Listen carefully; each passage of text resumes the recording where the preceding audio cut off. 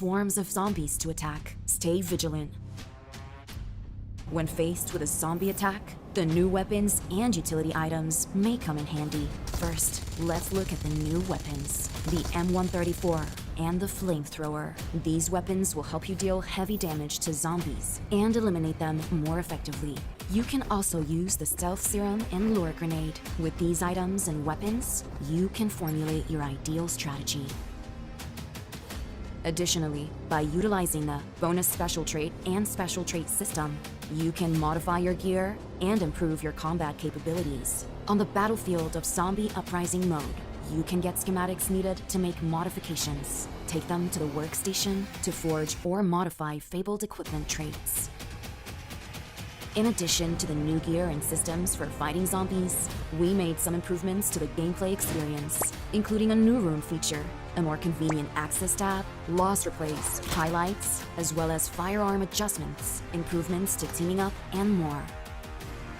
In terms of weapons, we added faction variants of the DDS and S12K, and existing faction weapons have been buffed.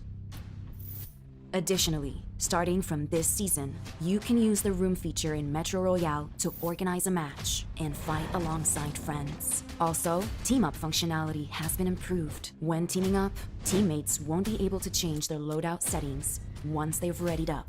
If the team leader enters the match with loadout settings that are too low, the whole team must confirm in order for the match to start as normal. When the match ends, you can view the match results screen to watch loss replays and highlights. By the way, a new, more convenient access tab can be used to enter Metro Royale. This season, Misty Port and Arctic Base feature Spirit Pearl crates that can be found and opened for supplies. Next, new collectibles will be available with the start of the season. Also, if it's your first time playing Metro Royale, the number of maps you'll need to download will be fewer than was needed in the past to begin playing. Frontline Confrontation and Old Blockade Zone maps will be downloaded by default. Based on your own preferences, you can later download the Misty Port and Arctic Base maps. Metro Royale Chapter 21 is about to begin. Survivors, get ready for combat. We wish you all successful evacuations and bountiful loot.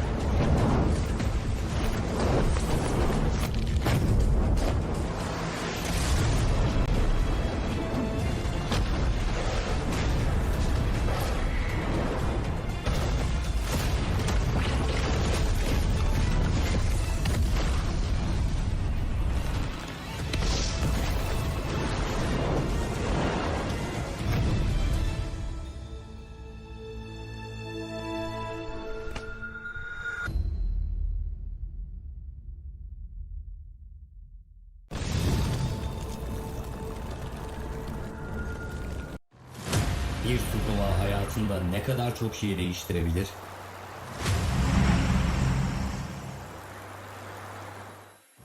Bir hayali kaç kişi aynı anda paylaşabilir? Peki kaç kişi yükselen yıldızlarda savaşmaya cesaret edebilir? Parlamaya ve e-spor sahnesine adım atmaya hazır ol. Senin sıran geldi. Şimdi sen de takım arkadaşlarını bul. Turnuva adresine git ve kaydını tamamla. Bu heyecana ortak ol.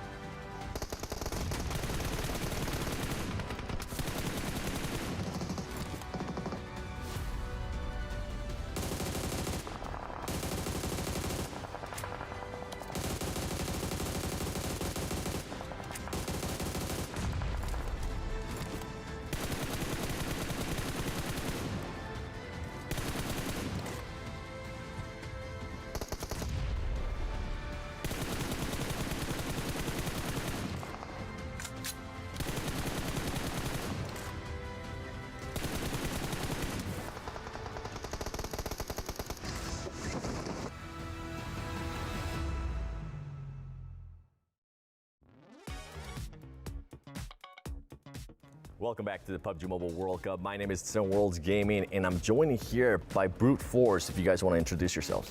My name is Hixie. I am the coach of the team. My name is News. I'm a supporter in the team. My name is Pripad, and I am IGL of Brute Force. Pripad, this is the second time I see you here in Saudi Arabia. How are you feeling this time around? I like this place. It's very amazing.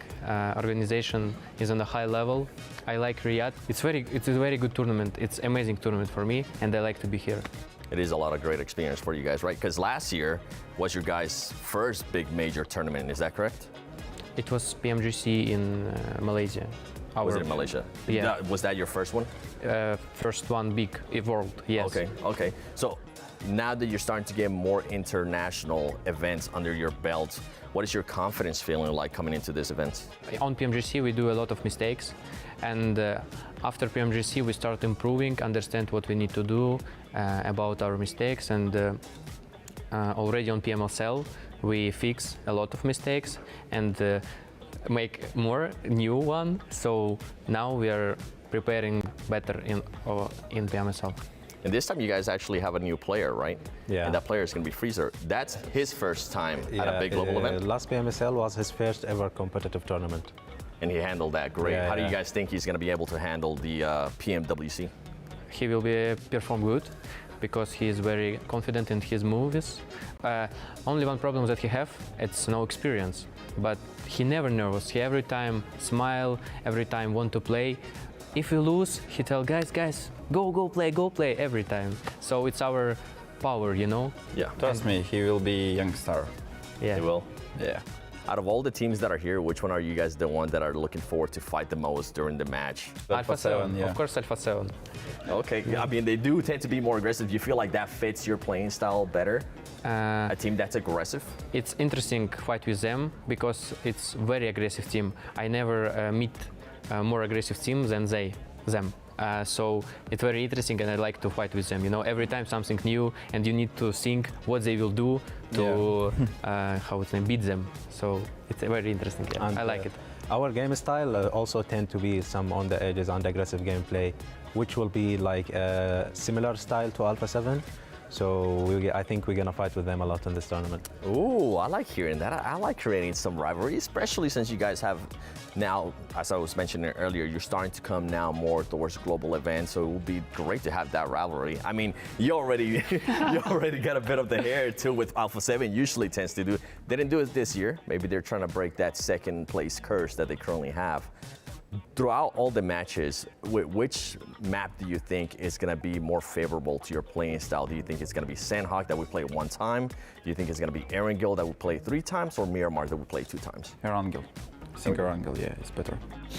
For my opinion, in every tournament, our best map is Miramar. Ooh. Every tournament. So, Okay. But on this tournament, we will fight with Alpha 7, I think, a lot. I think every map, but I'm not sure. And on the Erangels, first day we will not have fights, land fights, so it will be more stability results. What makes you think that you're going to be fighting more with Alpha 7 throughout the whole tournament?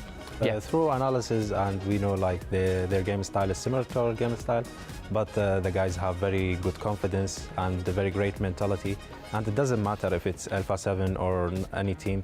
We have to do our way, we have to do our tactic, and just focus on whoever in front of us. I like that. I like that a lot, and I like that you said it doesn't really matter which team it's going to be, because you'll have some teams that are going to be aggressive, like Alpha 7, and then you'll have some teams that are going to be a little bit more passive. They're going to maybe play it slow it down a little bit more.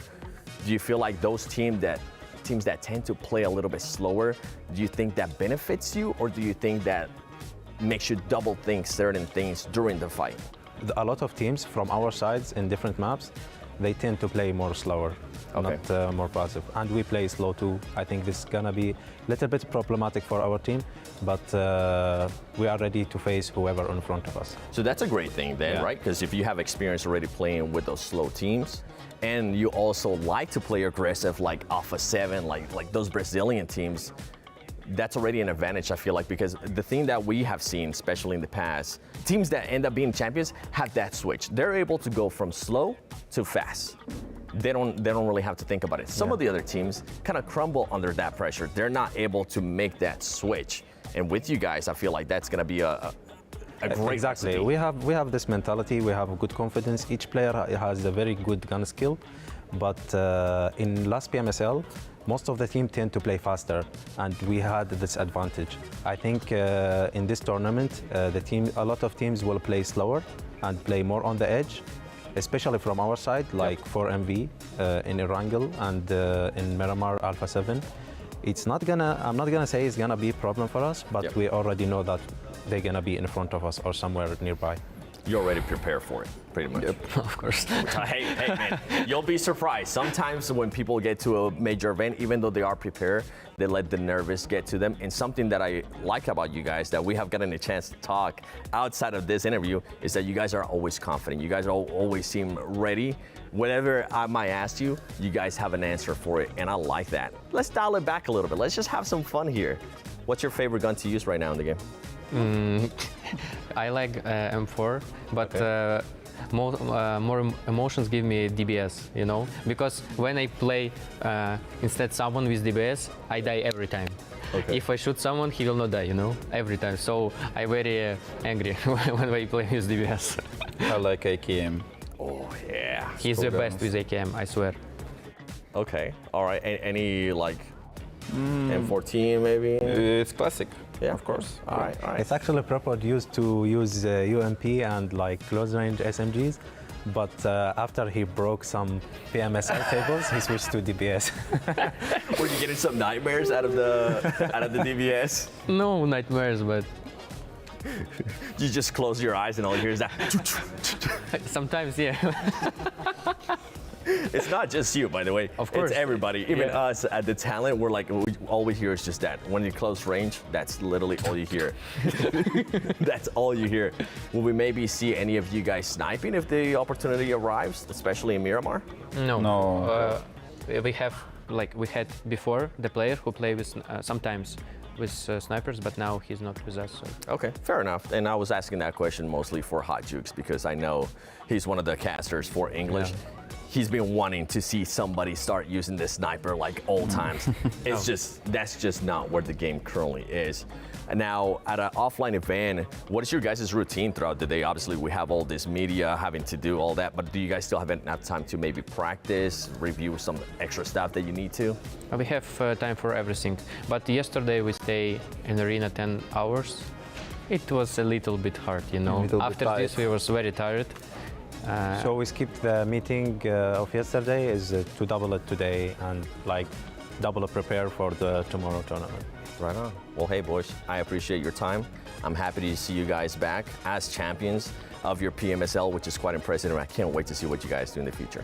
Thank you. Thank you very much. Thank you so much.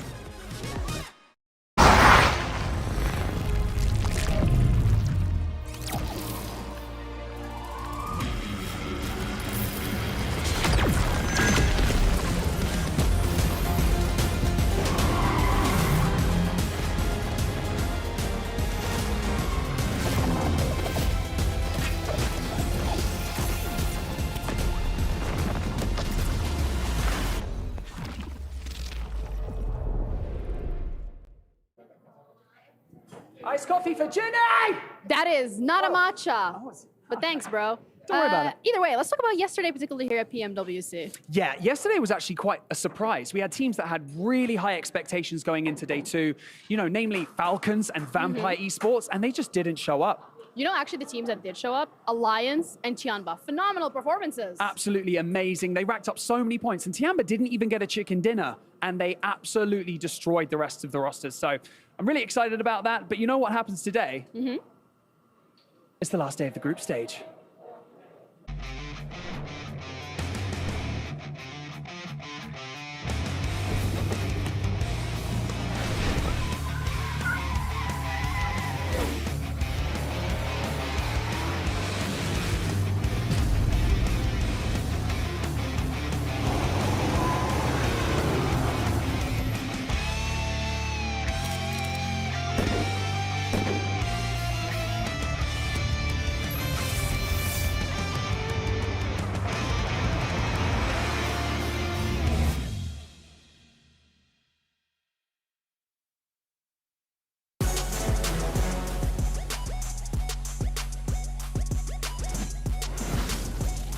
Well, the sun has set on Group Red, but they have to sit back and watch as their fate unfolds to see if they manage to qualify for the main tournament at the end of today, or if they'll have to play in the survival stage. I'm Jason Kappen, I'm your host, and today we have Group Green and Group Yellow going head-to-head to try to get themselves in to potentially win $400,000 for first place. But like always, I can never do this show alone. I have to bring in two gentlemen who carry me quite heavily through these shows, especially with them being short. It means they have great lower leg strength. And speaking of short, Seven, how you doing, man? I'm doing great, man. Carry you. I don't think I could carry you even if we tried. I mean, you carry Max, man, sometimes. You're on desk. Oh, speaking of, our special guest, Matt. No, it's sorry. If it was actually him coming through the portal, that would have been probably the best moment there. And it's like, oh, hey, it's me, Max Bad. But we've had a crazy day two. Got to hear Jeannie and Banks talk about it really quickly there. And we're coming down to the final day. And this is where things get really tense for Group Green, Yellow, and of course Red, who have to just sit there and just like, guys, stop scoring points. We want to hold on. I mean, you just mentioned it. The Group Red teams that are not going to be playing today, the ones that we thought maybe they didn't do good enough. We saw even in the intro some of the interviews there from Brute Force. They were coming in with so much hype. They were coming in with just so much certainty, but it didn't end up working out for them. And now they just have to hope that some of the other teams that are going to be coming in that are below them don't end up scoring as many points. And yesterday, a spectacular showing from Alliance, of course. It was basically a fan-gathering performance. They were able to show on the international stage just what they're made of, not only with the 2 wins that they actually got during the middle of the day, but then later on, more podiums to their name as well. I think eyes will be on Alliance to try and replicate that performance in the main tournament. It's going to be tough to do, but they are currently sitting in first place at the moment, which is honestly extremely hard to do. But you know what? As we are talking about Alliance, I'm curious, what were the reactions like? And luckily for us, we do have a video brought to you by Pepsi to show the reactions of the players from yesterday.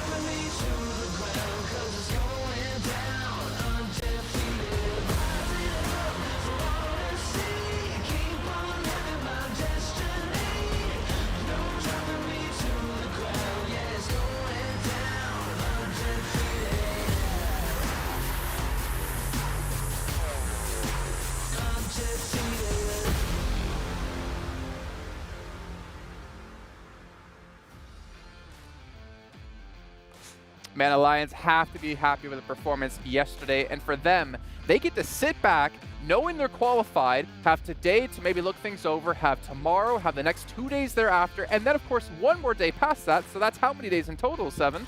Why are you looking at me? He talks to you, go on. Oh, yeah. Let me ask Max real quick.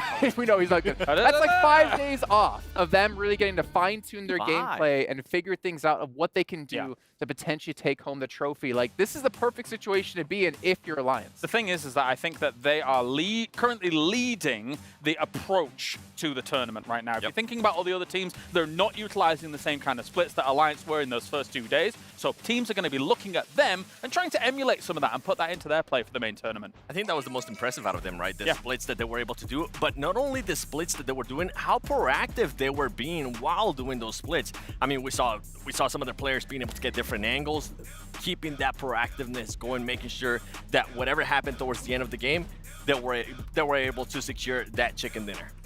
Yeah, and Klook taking our MVP spot yesterday too at the end of the day from Alliance. They pretty much went out all green, even though they're from Group Red. Catch what I get said there. But we have Group Yellow coming, as you can see here. We have Alpha 7, Boom, Kagasaka, DRX, Inko, IWNRX, Moneymakers, and Power. Now, a couple of teams out there we're kind of writing off. And there's a certain team in particular. We're not going to talk too much about them. But for your DRXs, made this an opportunity for you to try some things out, to look forward to what's coming up in the survival stage where things just get that much more difficult. Yeah, one of the things we need to focus on about our 1 through 8, of course, is the fact that there are some teams in the danger zone from Group Red, right? If you think about, I would say D plus Kia down. Even though D plus Kia was first place after that first day, it was a bit of a dramatic fall off from them. So D plus Kia, Besiktas Black, and Brute Force. For those guys, they're the ones that I'm fearful for, 7. For their watching for today, unfortunately, they just have to sit there and hope. Yeah, they're gonna be watching some of these teams that are gonna be coming in very, very scared. I'm with you though. I feel like Reject, they possibly done enough. In my mind, the cutoff is gonna be about 65 points with the way that some of these teams have been playing. And if we don't have any teams being able to dominate or be able to get back-to-back chicken dinners like Alliance was able to do yesterday, it is going to open up the door for some of those teams that are kind of towards the bottom that we're going to be seeing in the next couple pages. I'm talking about teams like Inko. That's a team that definitely surprised me with the poor performance that they had on day 1. I was expecting a little bit more out of them.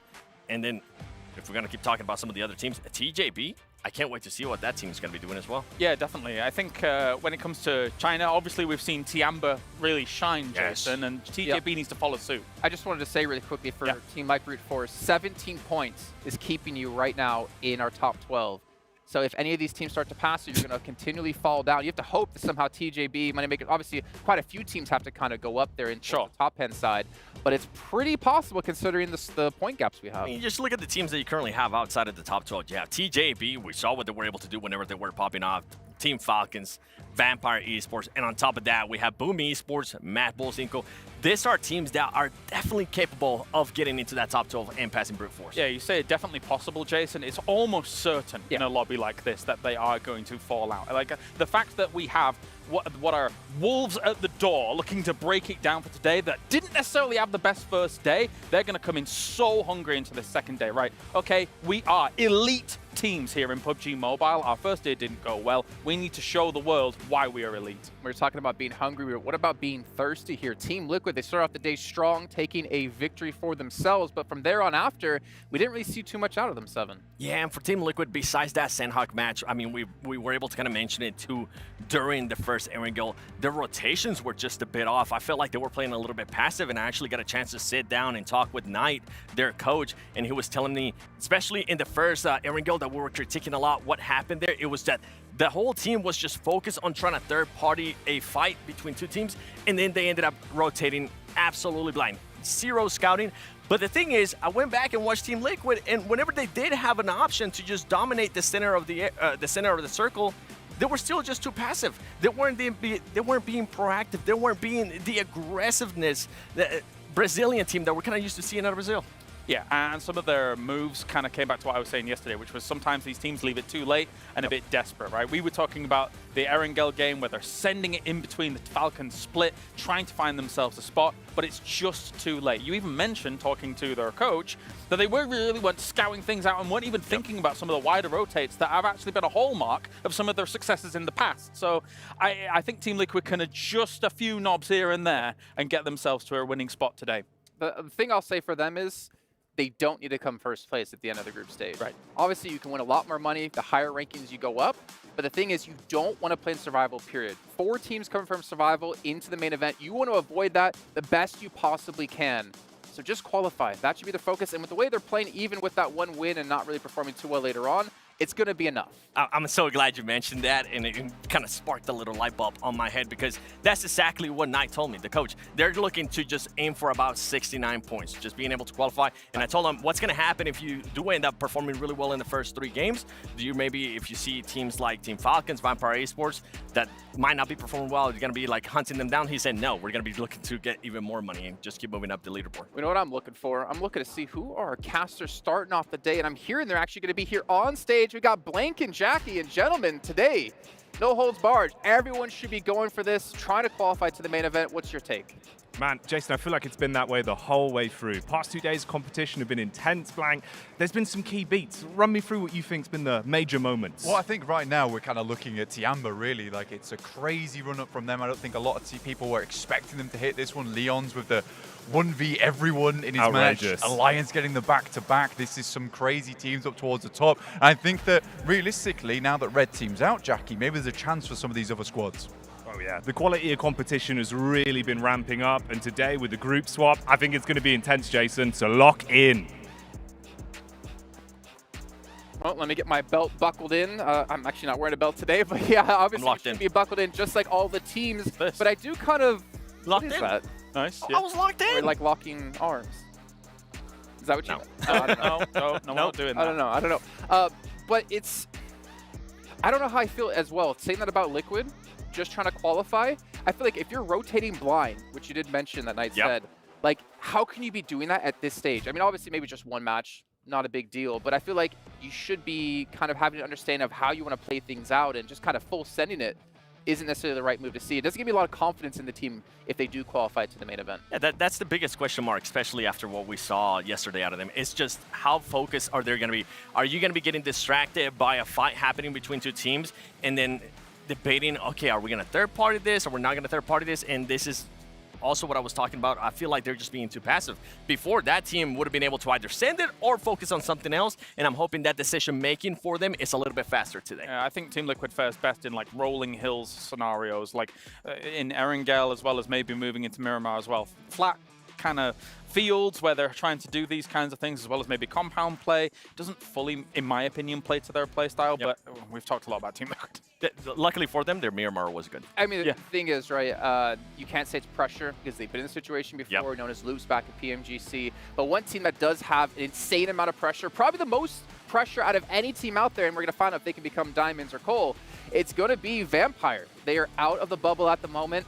And they're, I think, a little bit worried from what I saw from Sertani. Well, you can't reverse the process. You can't, well, I mean, you can. But anyway, we've got ourselves, a situation where yesterday looked kind of rough for them. They didn't really find themselves in a lot of situations where they can really hold on to their own. Tony K, of course, did have himself 5 limbs in one of those games, being able to push them a little bit further. But if you think about it, I mean, they got themselves only 1 elim on some of these games where we're used to Vampire really being huge fraggers. Not only for themselves to be able to get themselves elims on the board, but then also exerting pressure on the rest of the lobby and saying, hey, you can't come here. You cannot come into this zone. And we didn't see a lot from that from them yesterday. I need to see more of that. Their average survival time is actually not that bad. They were getting deep into some of these games, but again, not putting the influence on the battleground as much as they usually do. And I'm glad you brought up Tony K, because he did end up getting those 5 eliminations in that one match, and for the whole day, he only ended up with 7. So he was pretty much,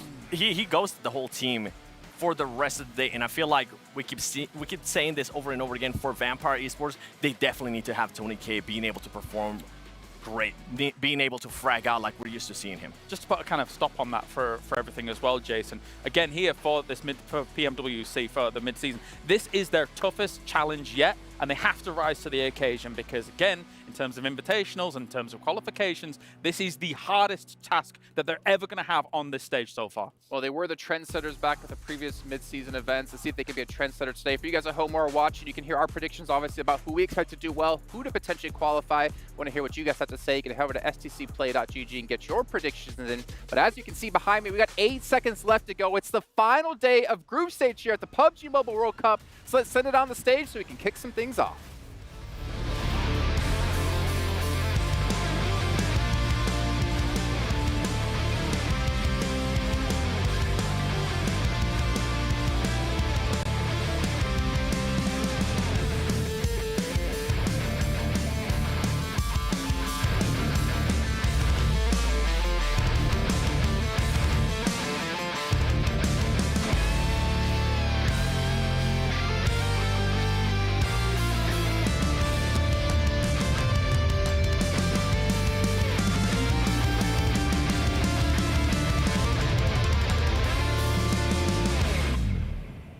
Whether you're at home or right here in the STC arena, remember one thing, every setback is a setup for a comeback.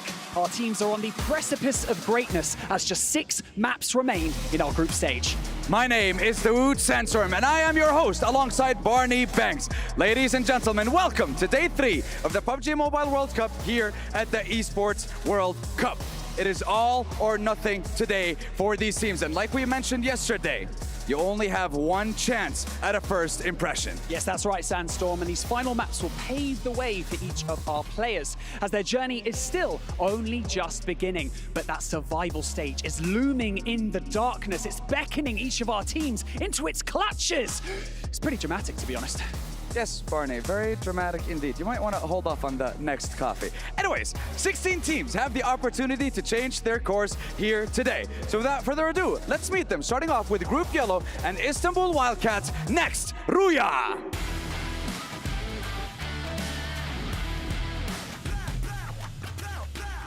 Power Esports. Boom Esports. Money Makers! DRX! Alpha 7 Esports! CAG Osaka! And finally, Inco Gaming!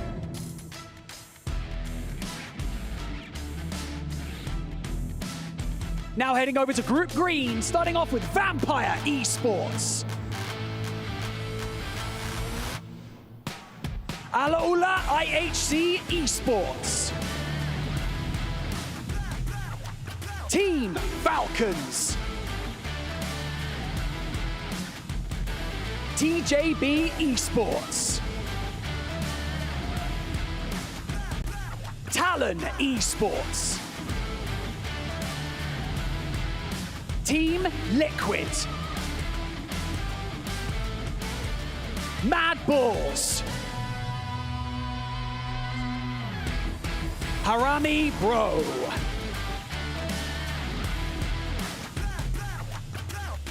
We have seen Titans fall and we've seen underdogs exceed expectations. So if there was ever a time to pull out all the stops and dominate this stage, that time is now. These teams have the luxury of knowing how many points they need in order to pass and qualify for the main tournament. The hard part is the 15 teams that currently stand in their way. Will they be able to cross that threshold and guarantee their spot in the main tournament? I think it's time to find out who will be able to make it to that next stage of the tournament. Casters, it's your time to take it over, and it's your time to get the game started.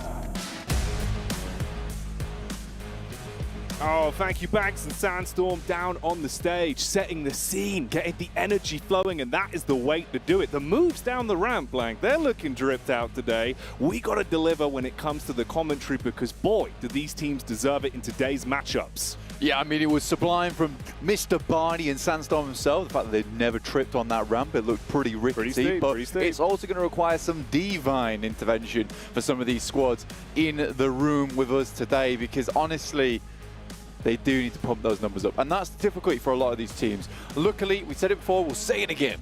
Group Red not playing today, so that's Brute Force, Tiamba, For Miracle Vibes, Reject, D Plus Kia, DX Xavier, Besiktas Black, and Alliance, the big one at the end there, who are not playing. So it'll be Group Green and Group Yellow going at it, but that does remove a lot of the big dogs from the lobby, which were gnawing a lot of the ankles of these other squads.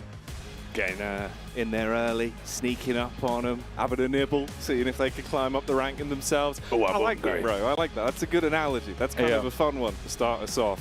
We always do bring out the animal facts, and hopefully we'll see some ferocity, Blank, because here's the thing. When you get a ferocious animal backed into a corner, you know what happens? Fights back. It becomes its most deadly by far. Yeah. By far, Blank. By far. Yeah. A mile and a half. Like a yardstick minimum. Yes. Minimum. Yes. So these teams, I think, again, we've spoke about it. I think the desk has spoke about it. You going down top 12 through to the main tournament and top 12 going through to the survival stage. You're working so hard, but the bar is also quite low here. Okay. 12th place to get into the main tournament. So I'm thinking there's going to be some absolute nutty plays just to try and get over that bar just slightly to get in towards that top 12, which sees you safe into that main tournament. That's what a lot of the teams here have played for to make it this far at the end of the day. So I'm excited to see what they can do here. They do go to the survival stage. It's rough and tumble.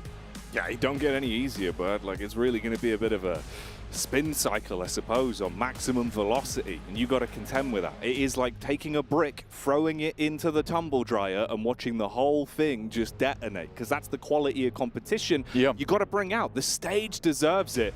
It's looking so damn beautiful today. You can see the team's keys in front of them as well. Constant reminder of what you're playing for. Your brand staring you in the face. All of the hours that you put into PUBG Mobile now culminating to try and get your hands on that trophy. Ponder the orb that sat on top, but also ponder your fate right now, which I think a lot of these teams are currently doing, because I'm seeing nerves in the building. Yeah. I'm seeing big nerves in the building at the moment from a lot of squads here. There's some smiles, some happiness, some teams that know that they're closer to that finish line than others. But it is a very, very scary task to mantle over and into the group stage and through to the main tournament. Vampire, the two-time champions. The actual two-time champions. The legit two-time. The legit two times. These guys looked unbelievable in the past. They've stayed together for quite some time. But can we see Tony K of old? The man, the myth, the legend. But it feels more like to me that Tony K is just not as strong as he used to be. And Freezer, more of that up-and-up player from Brute Force. Yeah. The addition that went crazy. I mean, you saw the way they were throwing out the Vampire V there on stage as well, giving me Wu-Tang vibes, bud. And much like they said, you've got to protect your necks. That works the same for Vampires, because if they see an opportunity to sink their teeth in and steal points, they will. But other squads have been making it far harder for them. Yeah. And we've seen the quality of competition. It's a tide that is rising all of our squads up. Yeah, I mean, the Vampires currently look like they've got no fangs right now, but plenty of fans at home cheering them on. See if they can make it through. They're a good team. They are a good team at the end of the day, but have just struggled a little bit.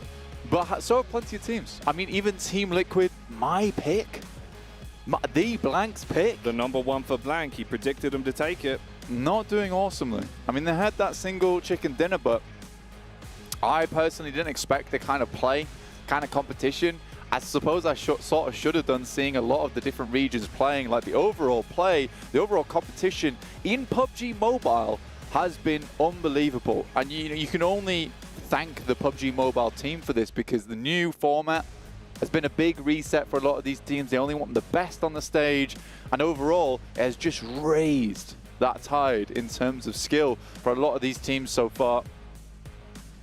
You know what they say with a boat analogy, smooth seas don't make strong sailors, Blank. So it's got to get bumpy out there. You've got to fight for your chance, for your opportunity to push further into the competition. Because if you're only just joining us today, you've arrived at the right time. We've still got so much more to work our way through to set the stage, build those storylines, and see who we're left with, who the top dogs are that can actually have a chance to not just look at the trophy, Blank, but genuinely maybe get their hands on it. And it's got to feel so damn good in this arena. Obviously getting everything set up today to kick us off. This is going to be game one that we're guiding you through. And look how pretty everything looks. This is outside the building right now for the STC arena that we've got going on. When the players were arriving a little bit earlier today, getting themselves set up and ready for the action that will be unfolding shortly. Yeah, it's just an awesome arena overall. The sights are beautiful. We've shown you a lot of the stage, and even the stage is just awesome, but the outside is just as impressive.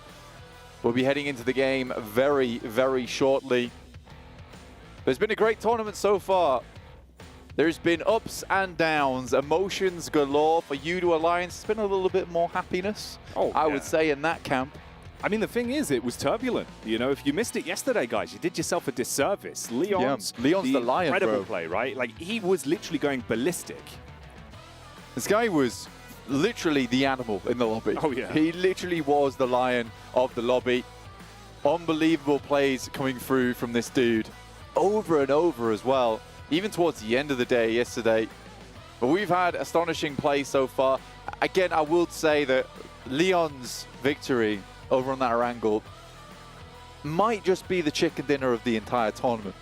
Right now, as things stand, from what we've seen, I would give it to him because it's just been so impressive, and it was also the bumpy nature of the flow of that game, where you saw them go down. You're thinking, Alliance's chance on this one, it's wiped out. I think at one point, Blank, you know, going into the solo position, they had 7 elims. They ended that game where single-handedly he was able to dismantle his way through 4 or 5 other players, obviously winning it out in the 1v1v1 towards the end, and playing it positionally smart, but hitting some disgusting shots. And you remember, at one point, off the back of the clip you just saw there, he takes a hit behind the rock, 1 point of health, man gets the healing, still clutches it out. Still clutches it out. It was unbelievable. Really, really nicely done. And I think, you know, when you're looking at a lot of these teams, specifically Alliance as well, Malaysia has produced some incredible talent throughout the entirety of the years, but hasn't got super close towards that title. And I think this year, with Alliance, Malaysia might just have on their hands a bit of a firecracker of a team. Oh, yeah.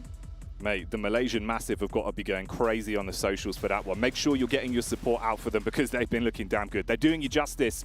And I hope we see more of it, bud. I really do. I hope we see more of it deep into the competition. So sort of nice for us as well because we get a change of pace today. Not doing the late shift as usual, but we'll be here early guiding you through. No, it hasn't been John Allen and Jukes guiding you through this one for the start, but they'll be on later, so you can be excited to listen to them as they take you through the finale at the end of the day. But we get to watch Sandhawk, which is nice. Favorite map. Yeah, bro, we've been starved of Sandhawk. You know, we've been coming in a little bit late. We started early. I'm living for it. Yeah, man, I like Sandhawk, very chaotic. I understand that it is a difficult map to play, though, and I feel for the players, but it's also sort of nice for them to get it out of the way. First match, right? Would have been cool for having it like in the middle of the day, but I think in terms of a tournament setting, it's good to have it at the start. You get rid of your most, let's say, statistically skewed map, right? Okay. Because it might be where you get into this one, you get unlucky, you go out, you lose your points. But you don't want that to be happening at the end of the day. You'd rather be that the first match, and then you can just reset off the back of that one. So I think most teams happy with the way this one's playing out. Into double Erangel after that. And then we'll see you flying into Erangel and then the dusty dunes of Miramar to finish this one out for the day. But I'm excited. I'm excited for this one, specifically because Group Red's not in. It's going to be a whole different lobby, essentially, to close today. Let's queue them up then, back at home, whilst we've got a few seconds blank. Big changes to look out for, notable squads that are coming in off the back of the group swap once we get into the playing path. So obviously yesterday we had Group Green in, but today we'll have Group Yellow rejoining us. So that's Boom, Kagasaka, DRX, IW, NRX, Alpha 7, which is the big one. That is the big one. It'll be the Brazilian boys versus one another in Team Liquid and Alpha 7, trying to challenge for who's on top on that side. And currently Alpha 7's looking fairly nice in terms of their point scoring of yesterday. Team Liquid not too far behind, but not quite as impressive at 37 points. Moneymakers back in.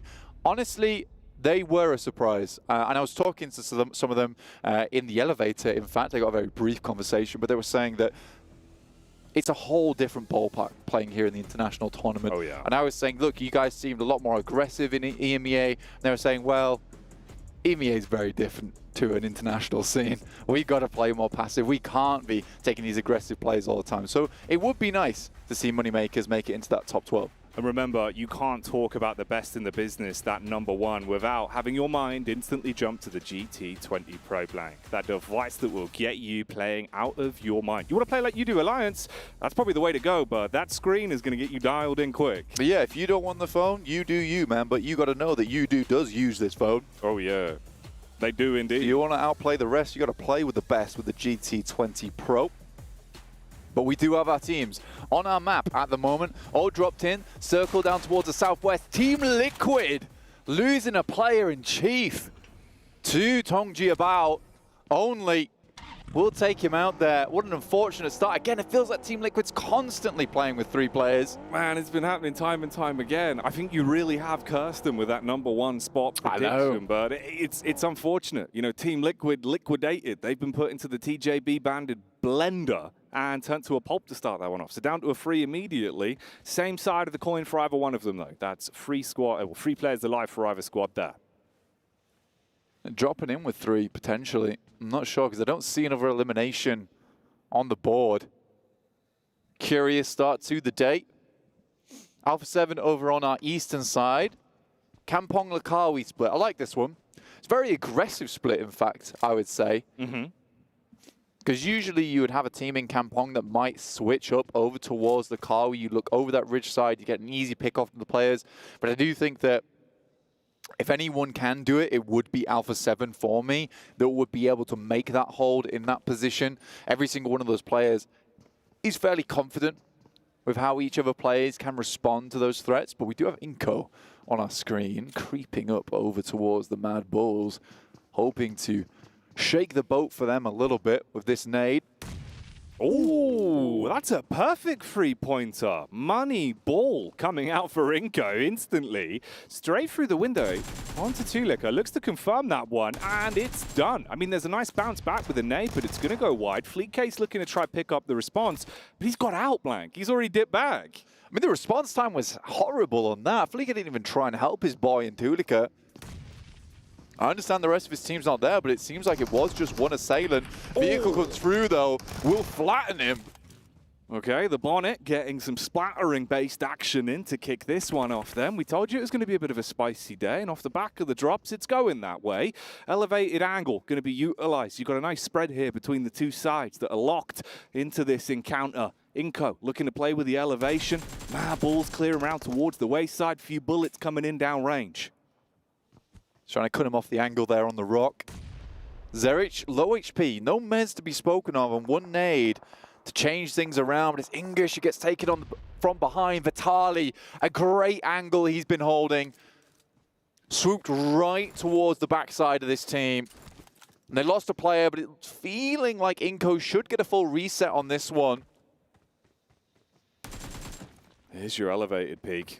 Up on top of the roof. He's putting bullets down, keeping him guessing. So you plant the seeds of doubt in his mind, allowing the rest of Inko to start to close the gap. But you've got to be thinking about going for that pickup as well. Bit of a bleed out occurring. So time is going to usher them slightly further forward. But they don't want to overcommit on the fight to Fleetcase. Throw any of the edge that they've got away here.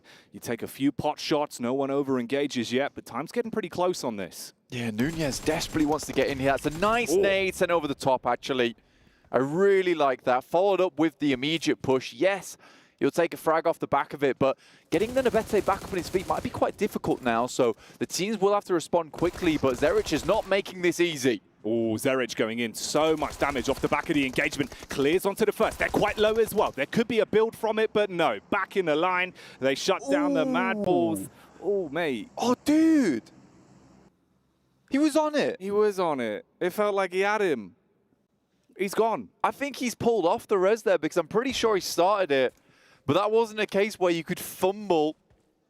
Oh, and then I bet he's got to be furious on that one. Oh, bro, that could have been the full reset. Fix things up just at the last second. Yeah, it was a really good fight from Inco as well to hold that one down. A lot of very smart plays too coming out there. Can see why this is an international lobby too. We got our circle over to that west side we talked about earlier, but not very decided on where this one's going to end up. Very much one of those annoying circles where could head northwest, southwest, or east, and every single one of those is cut in between by the rivers. That's where those bridges could be far more awkward, the choke points that will really force your hand in some of these engagements. That was a nice little opener, a little tipple to get us started, mate. Some aggression to kick things off, some encounters that potentially have benefits for others, whereas definitely negatives for some. Liquid will be frustrated with losing one man off the back of that opener. And Mad Balls, you just got to sit on the wayside now to kick off the day. So rather than getting the energy out there, warming up a bit, setting your pace of the day in terms of your play, you just got to watch, Blank. Yeah, I mean, Mad Balls coming off yesterday with 24 points was really not ideal. Some very unfortunate exchanges there.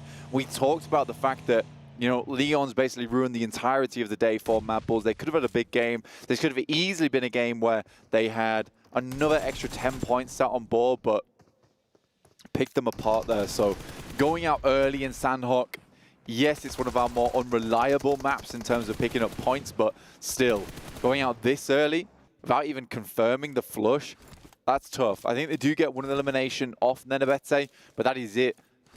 25 points is not where you want to be. It's Vampire Esports, though.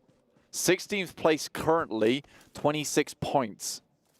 Now, if you all remember correctly, Vampire Esports are the comeback kings. Yeah. Let's be honest with you. PMGC, very much down and out. Satani goes to me. Yeah, we're not done. Probably at least a top 8 for us, actually. And they were very far down the tables. They finished that final day, 8th place. Ooh. I think that was a good result. Oh, you know, yeah, in the top 8, and I was pleased for them. I was very, very pleased for them. So I do think that we can't count Vampire Esports out just yet.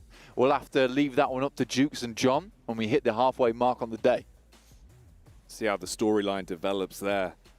6 beautiful games to rattle our way through today. Keep you guessing. Keep you seeing what the overall play is going to be. You can see the teams making their move down, though, towards the new zone. Blank making their move over and crossing those bridges. And it's a good shift for a lot of teams because before, as I was saying, wasn't really decided on where it wants to go, but with such a hard shift down towards the southwest side, we know this is going to be ending up around about Tambang Ruins, Nakam way, right? So I think for a lot of teams, they're happy with this one. Specifically, Inco, off the back of that fight with Mad Balls. Yes, they're down to 3 players, but they've carved out a huge amount of space. Like, the entirety of the western coast is sort of free here for them from Sami up to Tambang. So for Inco, they can play on this side and just wait for that massive amount of traffic jam over on the eastern edge to build up and teams fight it out. So they should have a pretty good guaranteed position towards the top side of the lobby.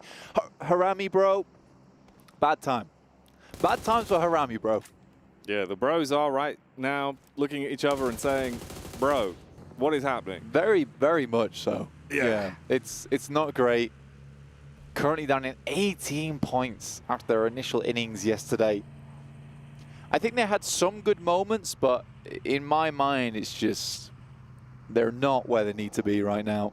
I think the issue we saw yesterday is that the misplays outweigh the benefit of when they did have those highlight moments, right? There was a few instances where they definitely could have set themselves up for late game, play off the circle, and they kind of got overzealous with their rotates, and it just came back to haunt them through and through. So yeah, you got to resolve those issues before you worry too much about anything else. But have a look at this, up on the hillside, Vampire Esports. They got that gold emblem, and they're looking to go bold when they push out on the engagement. Chip damage going across, you're getting the knocks in. Nades are soaring over the sky. It's a ridge angle to fight up as well. Trying to close the gap now, but you're just eating shrapnel as that one's going to land on Koa and start to thin the herd.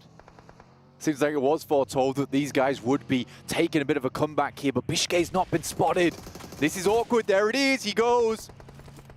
We'll be leaving behind the bark of the tree. I'm feeling the bark of the bullets there coming through from Newsy. Nice to see this guy in and performing. Always been a big fan of this dude. Vampire Esports should be picking themselves up 2 solid eliminations. And the Moneymakers, who are a big fan of this map as well, will be heading on with just 2 here. This is very far on the eastern side of the map, not quite out the blue just yet. No, you got a whole drive ahead of you to get back into that safety net.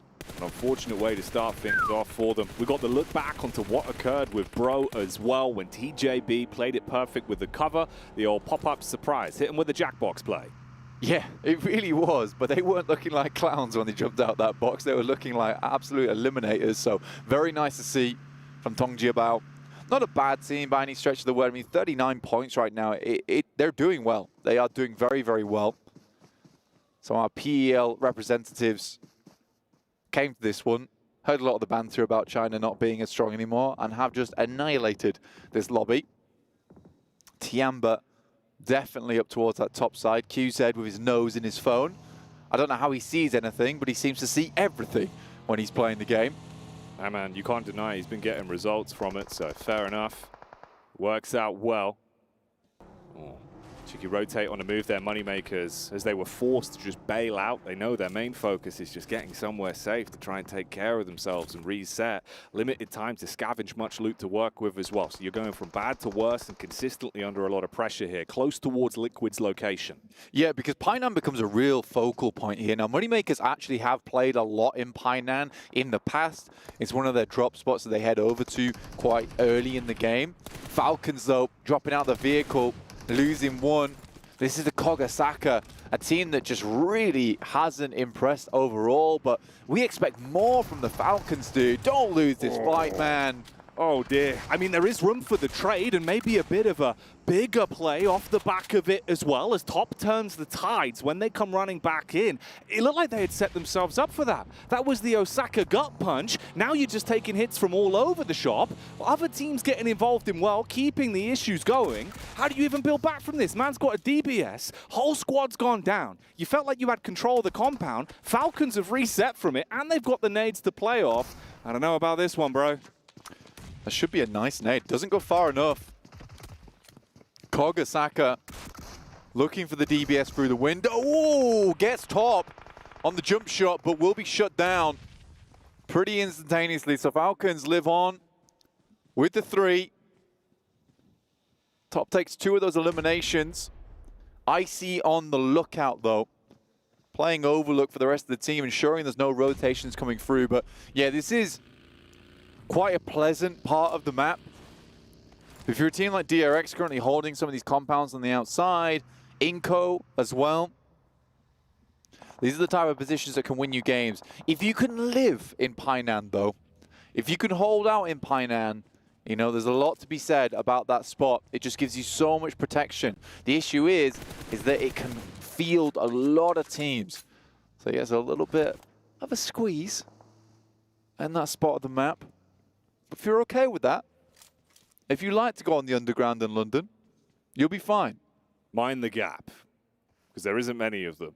You got to squeeze yourself in like sardines. And I suppose here's the benefit, right? You know, I feel like Falcons might have gone down in that engagement if Max Man was in the building, but there's no Max in the building. So there's no curses floating around. There's no curse. There's no curse. That's what I mean, bro. Maybe this is how they do find a bit of a way back in. You can slow it down. He's on his way, though. Is he? Yeah. Well, I hope they better win this game quick then.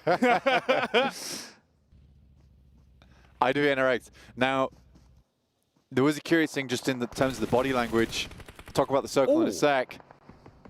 Hey, nice shot from nice Top shot there. Yeah, I mean, Top was one of the sickest players in the game for a long, long time. Looked like he could take on the whole lobby on his lonesome, but since PMGC, I think it's really hurt them in terms of not winning twice in a row where it felt like it should have been theirs. We predicted them every single time as well. Like, look, man, this should be your fight to win. But that's just what happens if you lose enough, where there's so much pressure on you that people are saying, I don't know how you lost, you should have won. It's getting a 2nd place and a 4th place, which is not bad. Yeah. In a tournament with prestige like PMGC, it's just rough. It is very, very rough.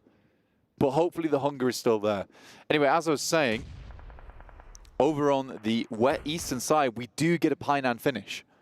This does become a huge point of contention. IWNRX, Swain hits one, doesn't win the second trade though.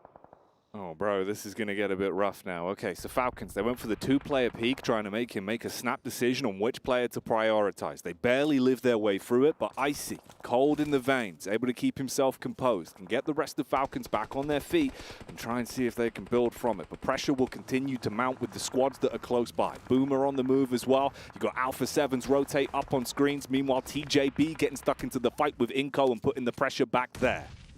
Yeah, Alpha 7 were very close to Inco for quite some time, and they sort of just let each other be at bay, essentially. And Alpha 7 rotates down towards that south side, picks himself up a compound. I don't mind it. Boom, though, up close and personal of IWNRX. There's still a player down, knocked. This is a tough fight. Zed-Wolf close, though. Oh, Boom. They want to bring the punch straight to him. The DBS is pulled back out, the clap on response though, and issues are being found. The bonnet action in response, clean crew action with the shotty as they make that one look relatively easy. They can still fix the issues of the damage done. Moving forward back into the zone now. Oh dear me, Alpha 7. This is classic behavior from this team. You rock up, the team's gone before you see it, flashes before your eyes. The Alphas back in action. Started on day one, but they're here to clean things out in day 3. Team Liquid, though, still holding on, and they have the outside track here. They're on the south side of Painan. They hold the crossing. They just need to hold strong. But again, so much more difficult without the sightlines. And you need those sightlines in Painan. Losing a player early might just be the thing that hurts them the most here. And this is a rough one for Talon. They saw Boom coming down the hill. They take the fight towards them. They try and dip back in for the hill, but Al Haji from Power had an angle to confirm onto that one. So Talon are now gone in their defensive maneuver. In the back line, it's IHC starting to move on up as well. They've spotted a way to peek around this rock. You've got a throw of nades coming back to try and blow away their pathway. Meanwhile, Alpha 7 still getting stuck into the fight as well from the side and keeping the pressure applied from all angles. There's no easy way out for them. This is becoming hellish. I mean, DRX getting rinsed like dirty dishes here from IHC. Quick switch back to the side. They spot Boom out in the distance. Tough rotation for a lot of teams on the northwest edge. I think Frenzy's just about done here. Yeah, Razy does go down. And IHC will remove Boom from the equation. Power, Falcons did make their rotate in towards this location. A 2-3-man team defending off against the world right now. Falcons, can they soar in this engagement? They're taking the initial shots. They're trying to keep that pressure on. Don't allow Power to peak and feel like they're comfortable. But look at this man, Al Haji, moving through the building, trying to lay low, see if he can crouch in and make the right play when he goes for the pounce. You got the shots round the corner from Nurzed. Icy with a follow-up nade as well. Top comes in on the DBS and starts to cause issues up close and personal. Power, they've been switched off. Cut the cable on that one. Falcons up to a staggering 8 eliminations on the match. Fielding Nurzed as well, which I like to see. Bringing the boy back in. He's an incredible player. And he's proving it right now with the rest of the squad. Saw them in some pretty heated discussions backstage, talking out their strategy. Looks like that's paid off now for the Falcons. Survival of the fittest, and they're looking strong at the minute, racking up some points and still keeping themselves in good standing with the overall split in the battle of attrition. But it's not about numbers, it's about the circle blank. Look at the shift we've got. That is a nasty shift for a lot of squads to play around with. Moving away from Painan, where that was basically the safety net for so many teams, they'll have to push out into fairly open ground. Now, most squads will want to try and pick up as many points from Painan before they leave because they know that crossing is going to be tough. Yes, they'll be moving out into forested zone, which might give them some cover. Nice shots from Mythic, but what is the movement? Oh. He's got the movement. Oh, mate, he's slipping all over the shop. Got the slippers on and really won't stop for anyone. Doesn't give a damn. Banana peel under the feet. He's easy with it. And that throws Liquid off, makes it uncomfortable in the fight. You get a few shots back into him. Take one down. Oh, here we go. Icy on the move, though. Falcons, they've been surviving on borrowed time for quite a while. They're trying to spread themselves out on the jump across, but top has no cover, and they're taking bullets from all sides. IHC are up on the hill as well, and they are just pumping shots towards them. Your Vampires as well chiming in, but there is some shot backs from Team Liquid. They've managed to bring this one back together as Cardozin hits the shot over towards Falcons, who are currently being harassed by IHC up the hill. And now they make their move out. But Godless already here, waiting for them. And this is such a tough push. Nade, though. That could be filthy. Oh, bounces off the bark of the tree, barely surviving there. Gonna give him a little bit of leeway. That one's clean, though. Half HP ripped off him. Molotov heating things up in this engagement as well. Look at the nade on Alpha 7. Oh, that's a huge one. Blows him out of commission, and the pressure is now being applied. Liquid look to close the gap. Alpha 7 up close with the shot. He clapped back instantly, but you've got a barrage of nades being thrown in. You've got to try and play medic, make the right decision on this one. See if the nades will buy enough time for it, but they're pushing up. They've got the side angle. That's a nice connection on the first as well. Drops him to half HP. He knows he can get in and go aggressive on it, Blank. Ayala's got to go crazy in this moment, playing around the smoke, being ethereal here. Cannot hit the S12K shots, runs out of ammo. Brazilian on Brazilian action here. And Alpha 7 goes down, quickly mopped up by the IHC crew. And now the battle between the rocks and the compound, which is sturdier.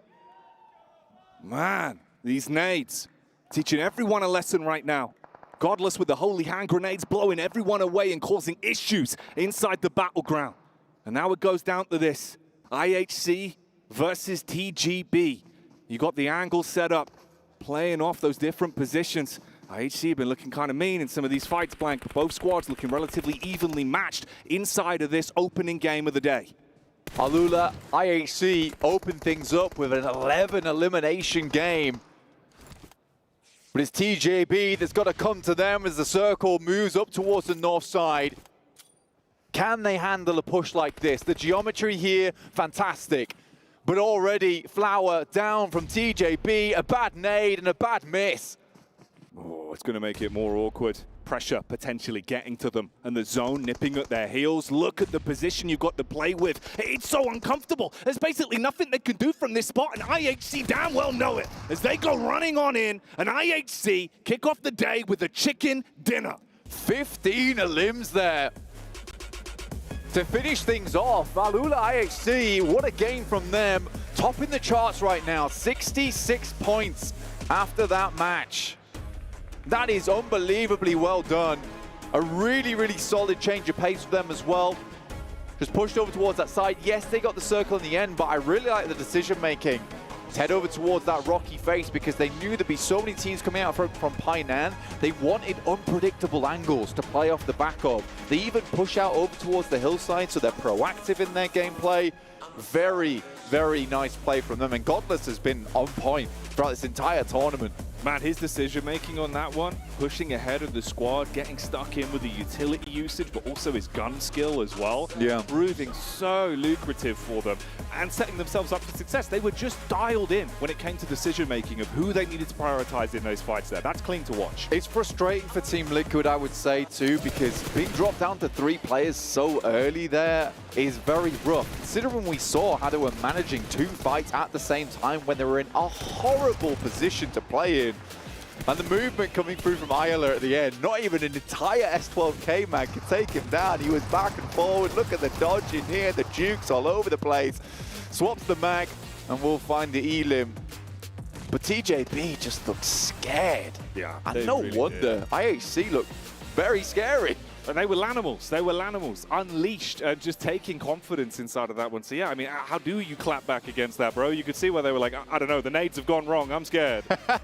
Absolutely. The fact that it bounced back off the side, I think that just throws you into disarray there because you can't even move around the side. In the meantime, we're going to move right to a break and we'll be back soon-ish.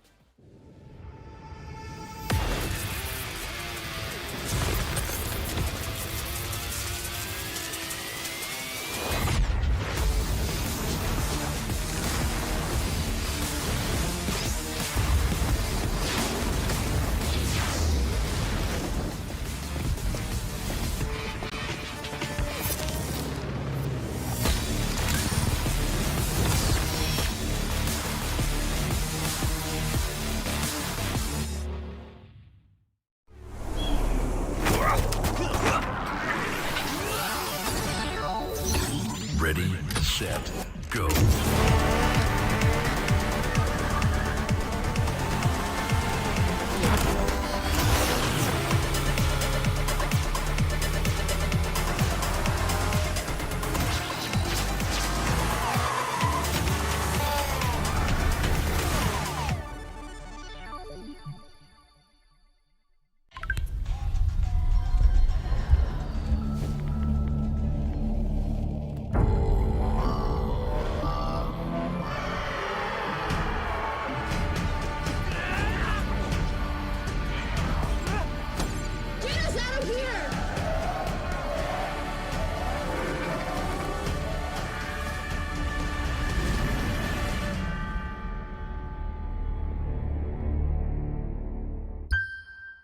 New adventures bring new challenges. Even as the heat rises, dandruff and grease won't stand a chance. With new Clear Men, powered by triple formula technology.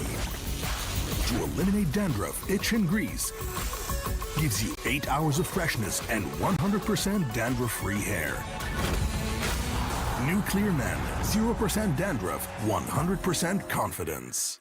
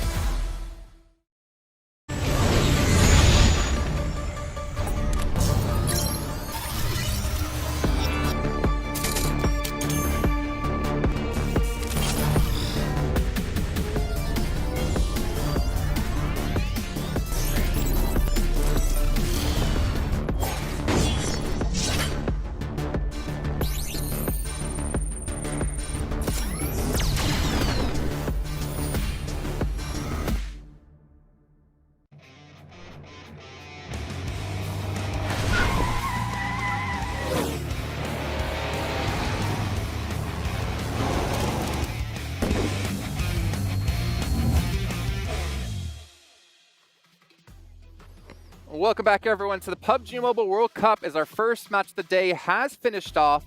Now, ULA IHC have been able to pick up the victory. But, gentlemen, come here a second. I got to bring you guys in real quick. Yep. DRX, on the leaderboard. If they wanted to have a chance to win, they have the prime position to do so. Laclaris, what happened? The side's perfect. The side's perfect. Me, Clarix. Hold on. Yes, keep it there, please. All right, Clarix, keep it there. Let's channel Evil Laris to go in on this play. Okay, when did I call it DRX had the best position? Zone 3, zone 4. Yeah. That spot is so good, especially if you're getting kind of like a focus on a Painan circle, and yet, unfortunately, they're not able to win out what is effectively a game-winning fight against Alula IHC as they came up and absolutely rinsed them. It's great in every single angle to be able to take a fight. You see those 3 rocks that they used to cover Alula IHC afterwards, but DRX just can't hold it down. It's really unfortunate because they needed to make a huge thing happen right now, did DRX, and they flubbed it, unfortunately. You guys can't see this at home, but right now, Clarus is frothing at the mouth a little bit, and the veins on his biceps are just pumping. But 22 points for Alula IHC. A fantastic game for them to pretty much almost solidify their place into the main event. TJB as well picked themselves up 11 points in total. And Alpha 7 getting some points on the board, but more importantly, Team Falcons having a pretty decent game. They did have a great game, considering what happened yesterday, and I'm glad to see that Top was able to get a lot of eliminations, because I feel like with what we were saying about Vampire Esports, how they need Tony K to be able to pull up those LMs, maybe carry the team a little bit whenever everybody else is not being able to frag out. I feel like that's what Tops needs to do for this team. And also, going back to what you were saying in regards to DRX, they weren't even trying to fight him. They were just laying down and fighting IHC. They weren't even trying to go for it. Tough. Also, Inko, did have an early fight, but we're not going to talk about Inca right now because we're taking a look at Falcons yesterday versus today, and they've already pretty much got up there in terms of their damage. If you look at averages, they would pretty much be way ahead. And this is what we want to see out of this team. One of the favorites. Max isn't here to curse them. Maybe that's why. Now he hasn't been here. Now I mention it, that it might come back. We'll have to wait and see, though. But for them to be able to put up already after one match half of the elims that they were able to put up yesterday, this could be the sign that we've been wanting to see out of Team Falcons. Yeah, it seems like fire's been under them here from day 1 to day 2. I mentioned in terms of yesterday was a little bit of a disappointing performance for Falcons, but coming in today here as well, now they find themselves in a position where they can try and lash out at the rest of the lobby. I mean, moving into Painan the way they did, there's not actually that many options else for them to be able to transition down into those later circles. So it's good to get the 8 limbs on the board here. Don't know why you're laughing. Look how good your biceps look. Good job. Is this every segment now? Well, if you would stop doing curls in between our segments while matches are happening, then it's lies. But is it a coincidence, Seven, that Max is feeling better as Falcons are improving? Oh, no. No, that's Dr. Suleiman Al-Habib. Will he be here? Him? I don't know. Personally, I don't know. But we did have Neymar here, actually. Or Neymar Jr. Guys, you want to talk about the game? It was a... yeah, we can talk about the game. Painan, we talked about Team Liquid as well. They were in Painan. They were just kind of holding on. Obviously, having a very tough time having to transition up the hill, up into the mountain. I don't know how, by the way, Revo, he had the drop on Team Liquid, but missed all of his shots somehow. I think this even might be near where it is. To be fair, I all missed quite a few shots as well. Can we talk about going back and forth, missing shots? By the way, with Team Liquid, they did have a tough way out of where they were because they had to fight IHC, Al-Ula IHC, and on top of that, they had to fight Alpha 7 too. But for Team Liquid to be able to put up some points after the big question marks that we had out of them, now it comes down to what are they going to be able to do in Erangel, because Erangel was by far their worst match yesterday. If you're in Painan and trying to go up that hill, it's a death sentence. Going up against where Al-Ula IHC was, they flex out as well, knowing that teams have to come out of there. They could have technically stayed by the rocks, which are eventually a guaranteed winning position against TJB. They get an unbelievable hard shift north, which they really didn't even need, to be perfectly honest, to get the win there. But I think one thing that's interesting is TJB, usually you don't see the sacking of an entire team to the blue towards the end. They think they might have a chance. But I was saying to you guys, you need about 7 million smokes to get up that hill to try and rival where Al-Ula IHC was. So there was no way they were going to make that work. Nice. Take a closer look here at the stats in this last match here for Al-Ula IHC. 2,100 damage done, 12 eliminations. And something I wanted to point out with this one, as we kind of brought up yesterday, Seven, is that one thing we heavily criticized this team on was just going for eliminations in PMGC. But the turnaround we've seen out of this team from yesterday and today is that they're definitely focusing more on placements now. And letting the limbs come in through that way. Yep, it does feel like that. It does feel like they are focusing a little bit more on placement, which is good out of this team because we know that they can definitely frag out. And for some of the other teams, I mean, we're looking at the performances that we saw yesterday at Tiamba. If for some reason today we start seeing a performance like this from Al-Ula IHC throughout the whole day, could we possibly end up with the new first place? I'm actually looking forward to it.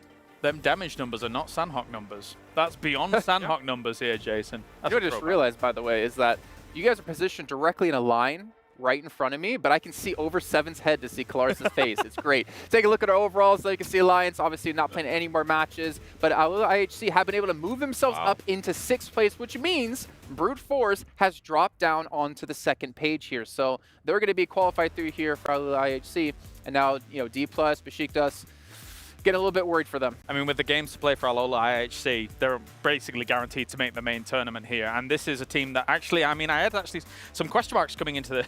I said that they weren't going to make the main tournament, which was my hot take, but they, sure as anything, shut me up. And that's great to see, because you want the world champion to be able to represent. You want the world champion to continue on kind of looking strong at these big tournaments. And that's what they've done, especially in this last game. It looked really, really good about when they were taking fights, how they were taking fights, and their knowledge of the terrain.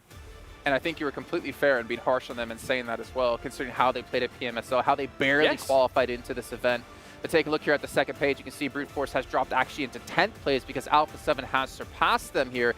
Team Liquid right on the bubble as well with TJB right ahead of them. And it's just a matter of time, unfortunately, I think, 7, for Brute Force to fall out of this top 12. Yeah, Brute Force is definitely not going to end up making it with the way some of the other teams are performing. And on top of that, you mentioned it too, Besiktas Black on top of that D+ after having such an amazing day one. It's going to be such a shame when they end up getting past, because boy, they had a horrible day yesterday. And right here, a team that I mentioned earlier that I kind of wanted to see what was going to happen in the first Sandhawk, Inco Gaming, continuing on the performance that we saw out of day one, and they ended up losing the fight to Alpha 7.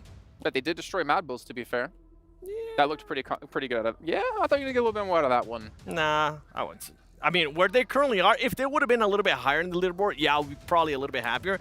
But where they currently are, they need to win fights with Alpha 7, against Alpha 7 as well. Yeah, one thing that was a bit wishy-washy about that fight at the beginning is everybody's coming in intravenously, one after another from Mad Bulls because of the separation. Right. Everyone's trying to kind of split loot. Oh no, we're suddenly in a fight. Okay, let's try and somehow recover this position. So it was a bit scrappy. Vitaly with the off angle, though, to finish things up was very nice. He just barely didn't get to one of the reses. Yep. So they could have been in an even better spot had they finished things up just a few moments quicker. What I will say is, it is Sandhawk, so not too worried about that as we do get into our triple Aaron Gills. But before we get to that, I'm going to remind you guys at home, our Violet Thunder set, our PMWC set, is out for you guys to pick up here, which incorporates aspects from the PMWC trophy. You can see the sweet little W's on the back of the jackets.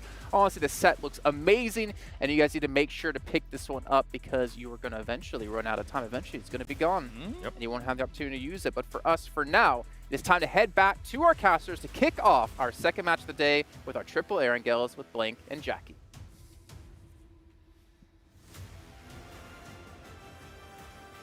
They're flexing, and the players certainly will be on the battleground as well, Blank. Because you've got to. You've got to get in there, get aggressive, play defense, use those big arms for both of the things, really, inside of the game. Yeah, just don't grip the phone too hard. No, don't break it. Don't break it. That would be silly. We know you're all super strong at the end of the day. The whole scene is. The whole scene is. Just everyone yoked out of their minds. But you will have to be definitely yoked out of your minds in these final matches of the day. Like I was saying from before, IHC looking really good to make it through to the main tournament here. If they continue that, I mean, they've got 5 more matches, just put up a couple more points to feel themselves in a very strong position. They've got that benchmark to play around with as well to get towards that 12th place. But this starts them off very strongly with the 14 elims, I believe it was, that they got on that last game. You know, that's more than enough to work this one through. You can see there's some more nerves than others on some teams as we make it through to our second match of the day with our GT20 pros taking us into this very nice and easily. Oh yeah. Outplay the rest, and we've certainly seen some outplays today, so you can see that tagline. It's got proof in the pudding. And mate, you're right though, there is such a stark contrast of differences, and you know, I love to look at the body language, the human element of competitive PUBG Mobile. Like, it is really interesting to see how teams contend with it. Like, if they stay in the flow state, if they're looking just straight into the phone, if they're looking at each other, that last minute bit of communication, it is a key point of seeing who's really going to be able to bring that out with the best mentality. Obviously, sometimes mentality only gets you so far, but it is a nice bit to dial in on, especially when we have everyone in such a beautiful arena. Hell yeah, I'm going to take those player cams. Yeah, dude, 100%. Love to see it on the screen. Well, a lot of teams dropping out towards the center of the playing path here. Bro Harami not having a good time at all. As a Power, I think Power would have to have an unbelievable performance. DRX, on the other hand, they're done. They're absolutely done. 7 matches, 8 points, a 1-point average per game is just brutal. So I think DRX is more than certainly heading through to a survival stage. Alpha 7 though, duking it out towards the top side, currently in that 9th place position. So our cutoff right now would be TJB with 47 points in 12th place. Behind them, probably reasonable for Boom Esports to lap at the moment. So we'll see what they can bring out, if they can show up again. I like what we saw from Boom, at least in the opening game of the day, man. I feel like there is definitely some innings that they can get some momentum going and be able to build back into it, bud. So, you know, it'd be cool to see as well. Like, they were playing with some Boom in that one. Yeah, they've got some legs on them, that's for sure. Power currently fielding without Satan in the games, who was their IGL, so curious change. We'll see how it pays off in their matches today. I think that last game, in terms of just decision-making, though, it looked kind of nice. Yeah. It just felt like, again, just some of those gunfights were a little bit difficult for him. Very hard shift on the circle over towards the western side. And the first shift as well, that's big. A lot of water in this one, cutting around about 40% of the circle out in terms of landmass. And there's not a huge amount of good areas to play in this side of the map. There is. It's just more a case of we headed over towards the eastern side around Mansion, Shelter. You have some very key positions. Here it's a lot of times a case of where can you get to that might see you safe enough the longest.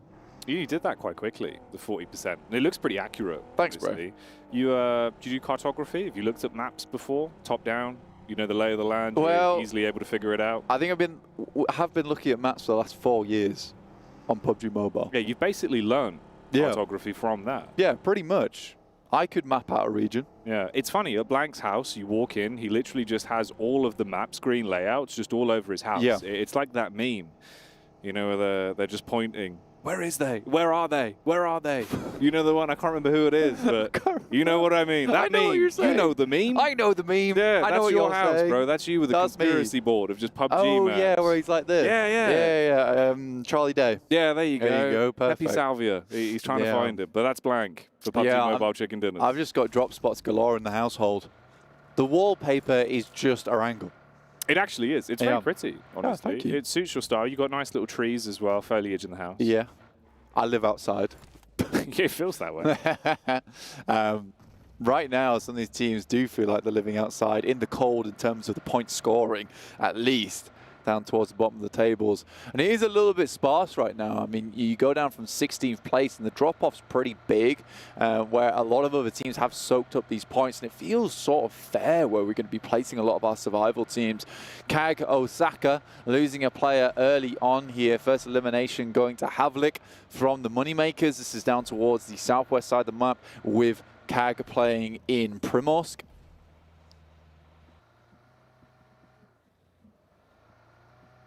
We'll be curious to see how this one pans out then as well, because we've had quite a different sort of tempo over the few days. Obviously, we've been on the later games, so everyone's sort of warming up a bit, and also you're a bit more antsy, because you know those opportunities to accumulate points are fewer and further between. So we've seen some snap-second decision-making, and for a few of these squads today, especially with the changes, it'll be interesting to see if that's something that could affect them a little bit, if that rationale you're trying to prioritize how you play it is a little bit maybe more jittery, I suppose, in terms of how you figure those moves out.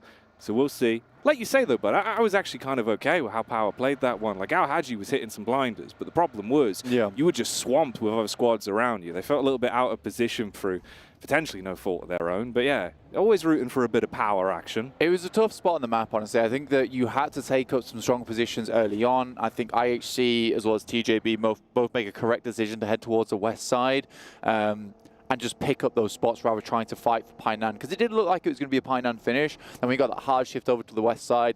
And it was just a case of where does that shift go on the circle and who's going to win off the back of it. I think IHC sets themselves up for a win really well, but it necessarily wasn't a game where they would have won without that shift. So I do respect a lot of the teams that tried to make it through. Their Team Liquid especially, I think they played out their retrieval of what could have been a bad situation quite easily.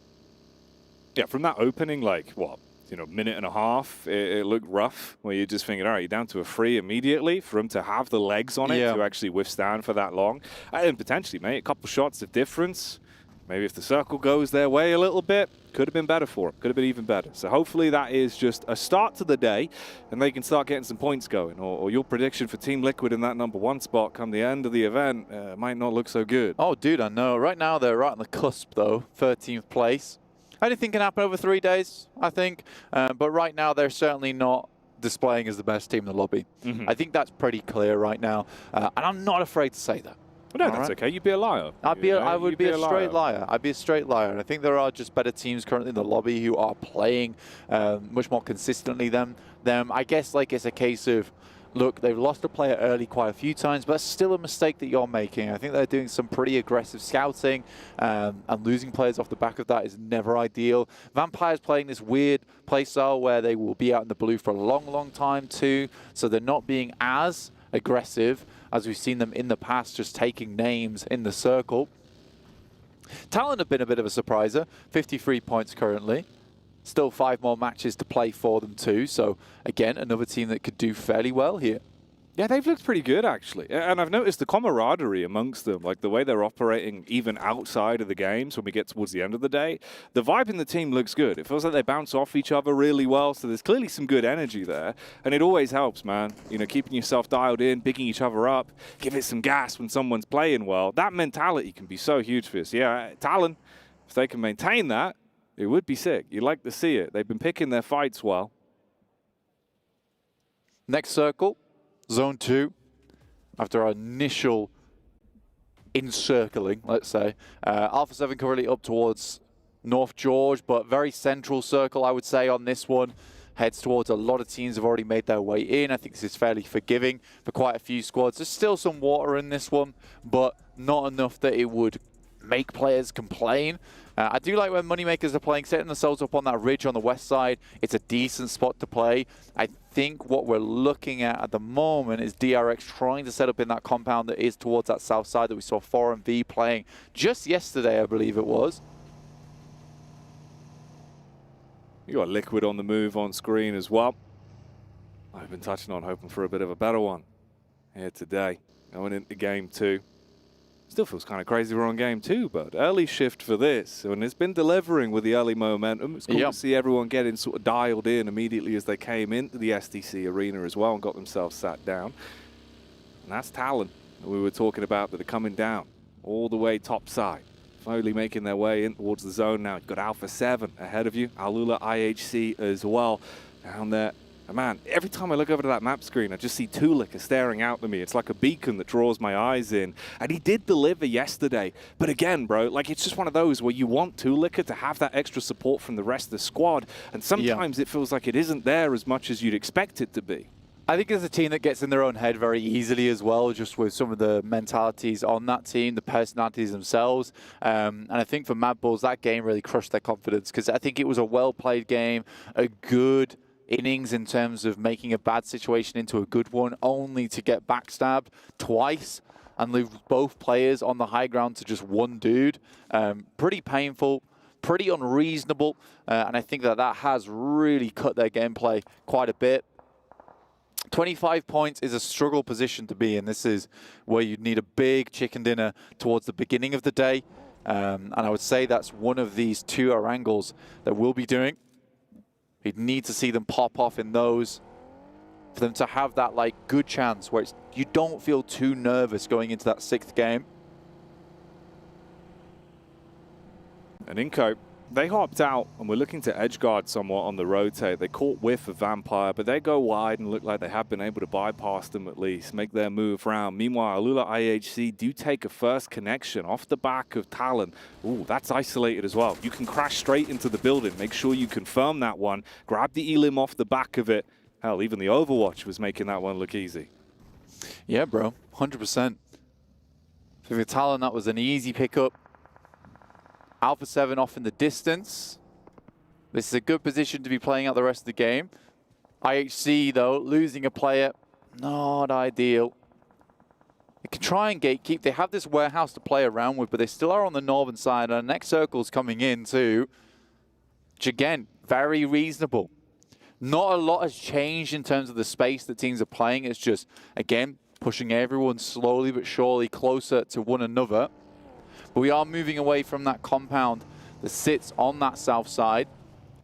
Just more of these compounds, I would say, that's on this road that snakes through the map in the center, which is going to be pretty big to move around with. And Mad Bull's already got a pretty strong one to play around with here. I like this position.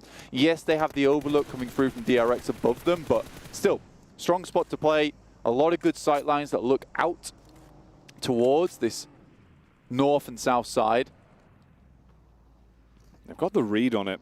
They know where the fight could be coming from. And Tulica, I said his name before, he saw the opportunity to get stuck in against TJB. And even DRX can take pot shots downhill from the elevated angle as well and apply more pressure onto them. And you see it with a map screen, how closely grouped everyone is, fighting over actually having viable cover to play off of. TJB in a slightly rougher situation, I would say. I mean, this compound's nice. It will keep them safe for a while, but it's not the most defensible of positions. Again, some of the teams are just going to be out in the open, so can only say so much about that. I mean, they have a roof over their heads. It could be worse. It could be worse. It could be worse.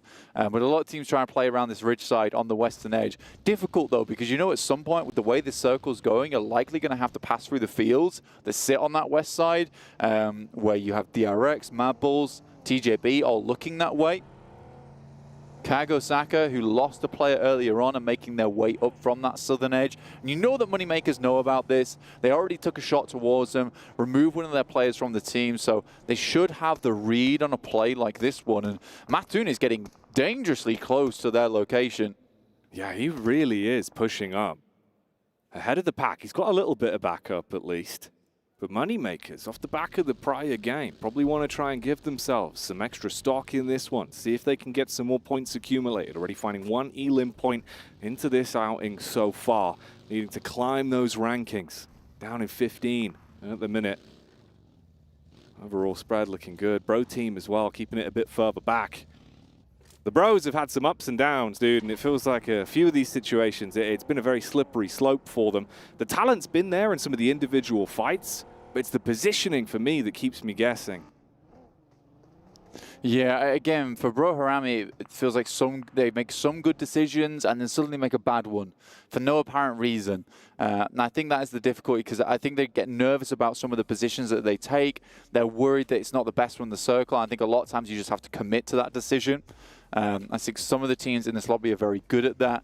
Tiamba, for instance, D plus Kia in a similar way. Yeah, okay. You know, they'll just pick a position and be like, look, this might be not ideal for the rest of the game, but we can certainly find some value off this one. Very hard northeast shift. And for Vampire, who were out in the blue for a long time, it's worked out for them really well. And they have this compound that sits just to the south side of Everest here to work with, and still some high ground that Stone's playing over towards the craggy rocks towards that top side. Talon, though, rocking up towards IHC, coming off the good game, but it's Axel to open this one up. Getting the pressure on. Nades being cast out as well. They know about the potential of the elevated angles. Players could be up tops. You got to contend with it. Drop down. Here we go. Haula IHC starting to clap back. See if they can build off this. Talon in the rear though, and the nades rattle on over. That's going to be a bit of a shutdown, and not in the direction you would have thought it was going. Haula IHC removed from the equation. You get the first chicken dinner, but you damn right ain't taking another one. Taking them out. Top side removed already. Lovely to see from them, honestly, which is good. But there's a lot of action all breaking out as Moneymakers, in fact, make their way over towards this position now. You've got the boys coming through. IC will find one here, Jackie. Here we go then, Moneymakers. They want to try and accumulate some wealth on this one. Running through the top spot, and Talon down and out. Moneymakers taking hits back though. Oh, and there's nades coming on over. This is Boom that are getting stuck in, bringing out not only the nades, but the shotgun to support it as well, as they're going to be able to fight their way through this. Missed shots up close, and boom. We were saying that they can bring a bit more punch to the game, Blank, and that's how they're going to show it. All right, we're not going to have that much downtime either. You got the nice establishing shot here, giving you the lay of the land. Team Liquid have already doubled further back. We get Falcons hopping in the vehicles and looking to advance.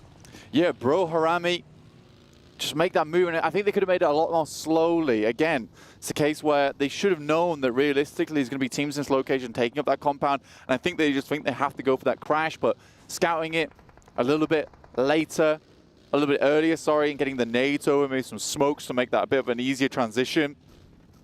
Just odd gameplay right now for this team. Falcons, though, from the back of not a terrible game for themselves over on Sandhawk, but they're dangerously close to IWNRX, who are sandwiching them between them and Team Liquid. Seeing if they can keep them penned in. Ooh. Bullets into the back line. Falcons saw that opportunity to take shots towards the vehicle, though. IWNRX, they have to hop straight back in, try and clear that line of sight and get into a good spot. Falcons will not give them that opportunity. That's the last second knock, as that one will be grabbed in the end. Kago Saka also on the move. And this is what you're going to be running into. You might get away from one squad, but there's another team on the other side. DRX tucked in behind the vehicles. That's only going to provide you cover for so long, as the bullets blow it straight up and remove that man down. Alpha 7 also take hits. Good explosion on the vehicle there, Jackie. We'll take down one. Chief goes down once again. Cardozen gets a good spray off. The team is almost alive, but a shot from the side will take down the rest of Falcons here. But Team Liquid looking brazen, fighting two teams at the same time. Mythic is able to make it happen. What a fight just occurred. Again, fighting on two fronts seems to be Team Liquid's mentality, but in comes Boom from the side. It just never stops for this team. Oh man, they're not giving them any opportunity to get the heals in. The constant pressure that's being applied, squad after squad. Although Liquid fight as hard as they can, they might have fallen at the final hurdle here.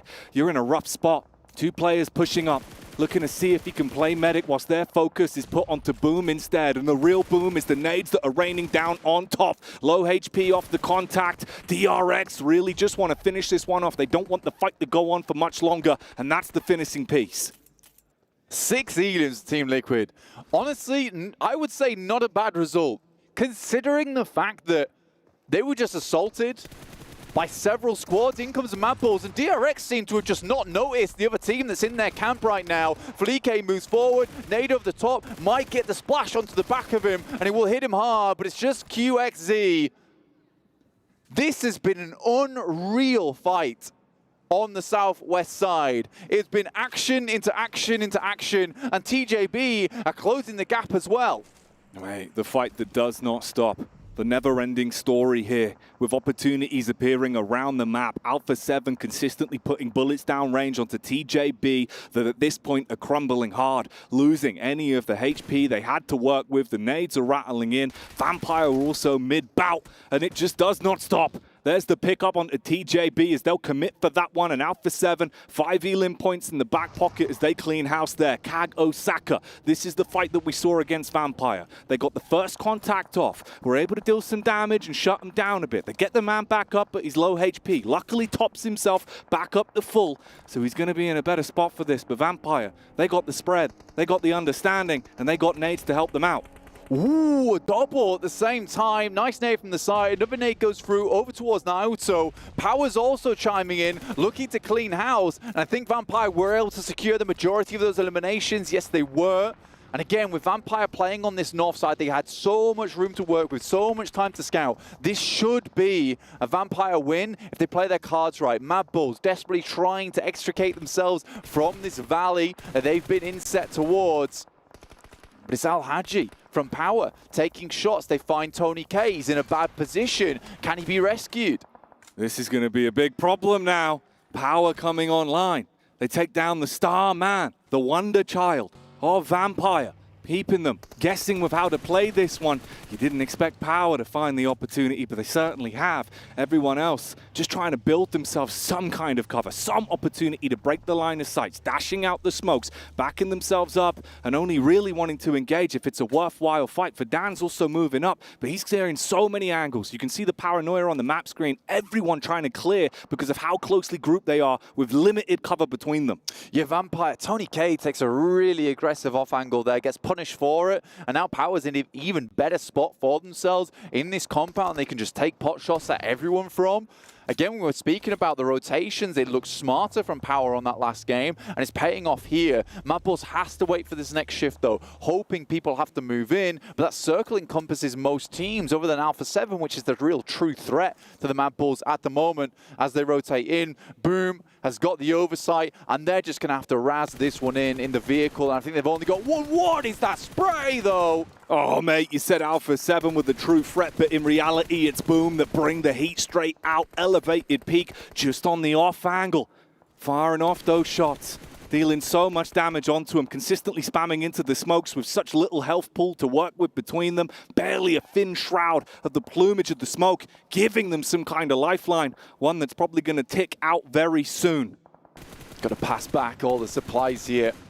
But I highly doubt English is getting out of this situation alive. The sprays look pretty on point. Yumi's got a good idea, just spraying across here, trying to catch a bullet onto the Rogue member still left in, and will get it just as we look away. Mad Bulls go out with 2 elims from what started out to be a pretty decent game. Alpha 7, 4 players alive on this northwest edge, taking shots over towards Power, looking to potentially move on in. They softened them up. Will that be enough? That's the big question. They've got nades to Archon out, and they seem to have expected the push-up from Vampire as well.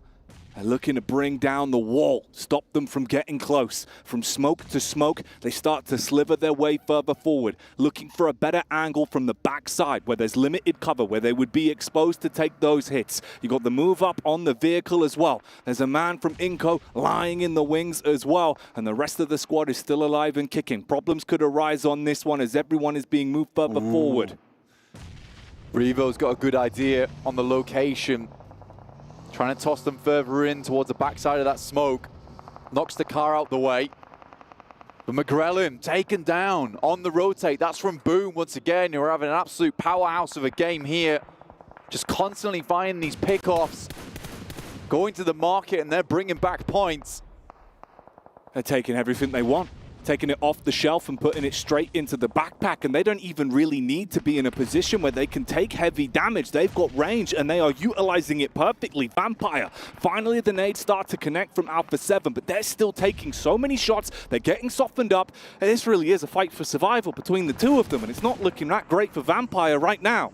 I respect that from Power as well, because they see that Alpha 7's taking some shots towards them. Suddenly they're popped up, engaged with another fight there, and Power is not going to let them get away with it for free. So as soon as they see McGrellin start to make that rotate, they're not going to play scared inside the building. They're going to start taking some pot shots towards them. Another nade comes through, not quite on McGrellin to flush him out. He's just trying to stay safe behind this rock, but Vampire back up to quite a few. They have a read on the location of Alpha 7, getting in the back of the buggy, attempting to get some information over the top, but Inco, Power, two teams that just constantly are rattling off shots. Every time you peak, your confidence is wiped away because you realize you're exposing yourself to so many other angles. And being forced to move eventually for Alpha 7, it could be a real detriment to their health. You would be exposed to Power, exposed to Boom. Inco realize they can just keep themselves sitting pretty right now and not get stuck into fights. Don't make yourself a target if you don't need to. And for Vampire, man, they really do need a vampiric burst in this one. Some kind of lifeline to get them back in. They've got to take fate by their own hands. Exactly, Jack. And I mean, the same could be said for Power. For Alpha 7, they're looking fairly happy up towards the top with 60 points right now, but it's Power who understand that this game means an awful lot to them. Same to Vampire, 37 points, getting some more points on this game. Pumping those numbers up would see them in a much better position towards the end of the day, but Power, on the other hand, 21st place currently. A game like this, a fair few eliminations would be huge. Alhaji, once again, is the main man himself, catches a hook as the vehicle comes through, and Boom's bruised. Heavy is the hand of Alhaji. Turns and does damage on entry. Boom thought they had everything in their basket. Staying back for so long and only taking opportune engagements. You can't do that when the zone moves against you. As they usher forward, they take heavy casualties and are now in a real rough spot for this one, just down to a solo to look to try and make issues arise. Alpha 7, 3 players in the squad. They find opportunities to take elims here and there, but it's been this elongated bout with no one really wanting to over-engage and make the mistake versus Vampire. Starting to run low on nades on a few of them as well because the constant cast out from either one of them. Molly's close. Stone feels the burn close to his face, singes the hair a little bit, but he'll get away. Another nade goes through. Both of them too short, too long. As Revo just sits on the cusp of this one. Vampire trying to stay alive here. Power, the Saudi Arabian representatives, just sitting pretty in their shack. It's going back and forth now. Here we go then, the fight's starting to kick off. Power stances pulled out from every one of them. Vampire finally sink the teeth in as they go aggro. Shots back on target from Alpha 7, causing problems, starting to get them down. Vampire realize they got to play medic, but they've been able to at least clean up on the real core of the issue. Alpha 7 down and out. We rattle off another squad and leave us with 4 remaining. We're going to test the fortitude here of Power now as they're assaulted on both sides with the solo from Boom behind. And Inco now coming in to claim a piece of the land here that Power has been having an overpowering presence over. So you get up towards the ridge side.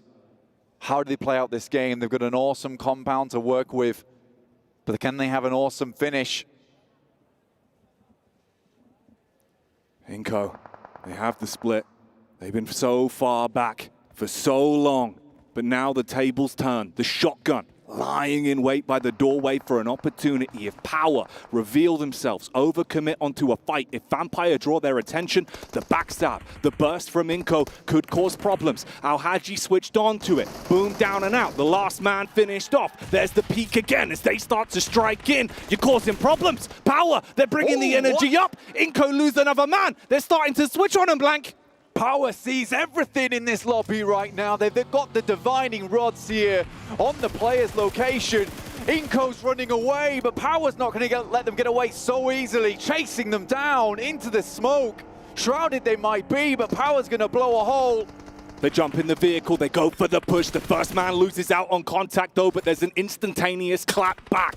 Inco, all on one, and the vital signs are plummeting. Power in a better position to close it, and that's what they're gonna do. Al-Haji with the final piece and a chicken dinner for Power. Looks so different from this team coming into the day. Straight onto a chicken dinner, great rotations, great calls. Amazing control of that final circle from the compound. So many places they could have been assaulted from as well on that ridge side. And unafraid at the end as well, Jackie. That's the big thing I like about that one. Inco starts to dash away, realizes they've made a grave mistake. And instead, Power shows them directly to their grave. It's mad. You thought maybe there was an opportunity there. They're sneaking up. The second you're like, right, they've got to deal with Vampire. What do? They deal with them. Instant turnaround, bullets on target, and they were not playing scared. They were playing with the utmost confidence, and the showmanship on the stage already comes out. Al-Haji waving to the fans, and that is a huge win for them. Yeah, Al-Hafi's back, definitely. That's a big game, one they desperately needed. That pumps them up to around about a 40-point average. Well, not a 40-point average, but a 40-point total, which is what they needed, right? Again, I said that for Vampire as well as Power, it needs to be something that happens early in the day to give them that chance of heading towards the top side of the table. I'm really happy for them, man. I'm a big fan of Power. Yeah, they do play with such an electric style of PUBG Mobile. And when it works so well. But the positioning was on point this time around. The circle works in their favor. And they knew they didn't have to overcommit, you know? So many fights that went on for minutes, Blank. Minutes, where they sat there biding their time, thinking about the big picture, the chicken dinner. That is the big picture, and at the end of the day, that's what you want to see. And even you saw there, in that final moment, some great smokes coming through. It's not all just that aggression, some good smokes to cover Al-Haji off, but don't go anywhere. So we've got a break coming up, and that's going to cover you for around about 2 minutes. 4,000 of years, my wrath has burned in the waters of the deep. Its power awakens me. The kingdom will fall once more. The sea will consume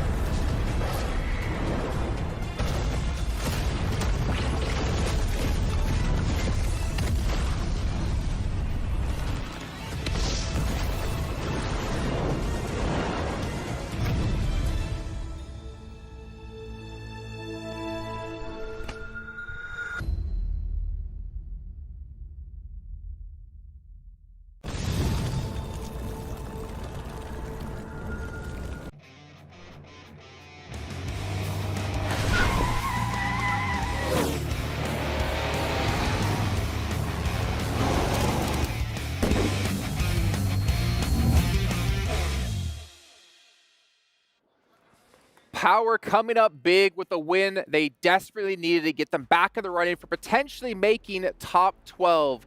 And in a way that was quite surprising. Honestly, we were kind of praising them. I know you in particular, Kalaris, talking about the dip that they took with Hidan, who was kind of the one to sit in alone, was very smart play. Yeah, very early on they took this trench line north of that road, and it is one of the power positions of a circle like that for quite a long time. See what he did there? That was actually not even intentional, but it just is. That's just the fact of it. And the fact that it was 3-1 is very important. The reason being is if you take that trench line as a full team, you are going to get naded. So having 3 in the compound across the way as well, very smart by them. A good split and good reactions to all the teams moving in around them. You don't have to be super aggressive on it. I feel like Inco a little bit threw that away towards the end. I mean, we can get to that later though. And we see here 20 points for Power Esports. Boom as well, a team that desperately needed points, getting themselves 14. Vampire get themselves 12. Alpha 7, 9. Like a lot of teams who need points, getting them. And teams like Brute Force hating it. I'm happy to see Boom there in second place in regards to total points, because they were able to third party a lot of fights. You saw Yummy being on top of a roof, taking shots, whether it was towards Team Falcons, whether it was towards Alpha 7 fight going on. It's good to see that proactiveness out of that team that definitely needs the points. And talking about Team Falcons, we saw them starting to push towards Team Liquid, and he ended up backfiring. Team Liquid was able to take on them. And on top of that, with that third party from Boom Esports as well. Also, with Inco, I'm surprised they got 0 elims, because yeah, you were talking about it too. They had such a compound for such a long time that they were not shooting at anything. They were just collecting information, and when it came down to actually making the final push towards Power, it seems like they just fell short.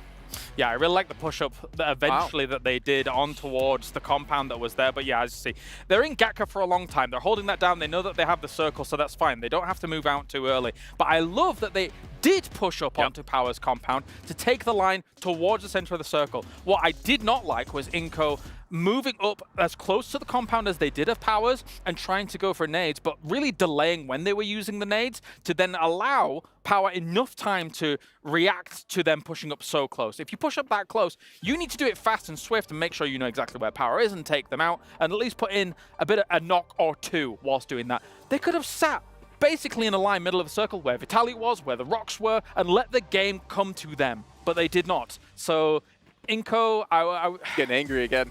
Starting to pop. Mean! I did want to say for Boom though, for Yumi in particular, like he obviously missed out on PMGO for them, which they had their coach ended up playing. This is his first big international event for him, and he was able to step up at the very end, and Boom doing a lot of damage from that Overwatch position on the Vampire Alpha 7 fight.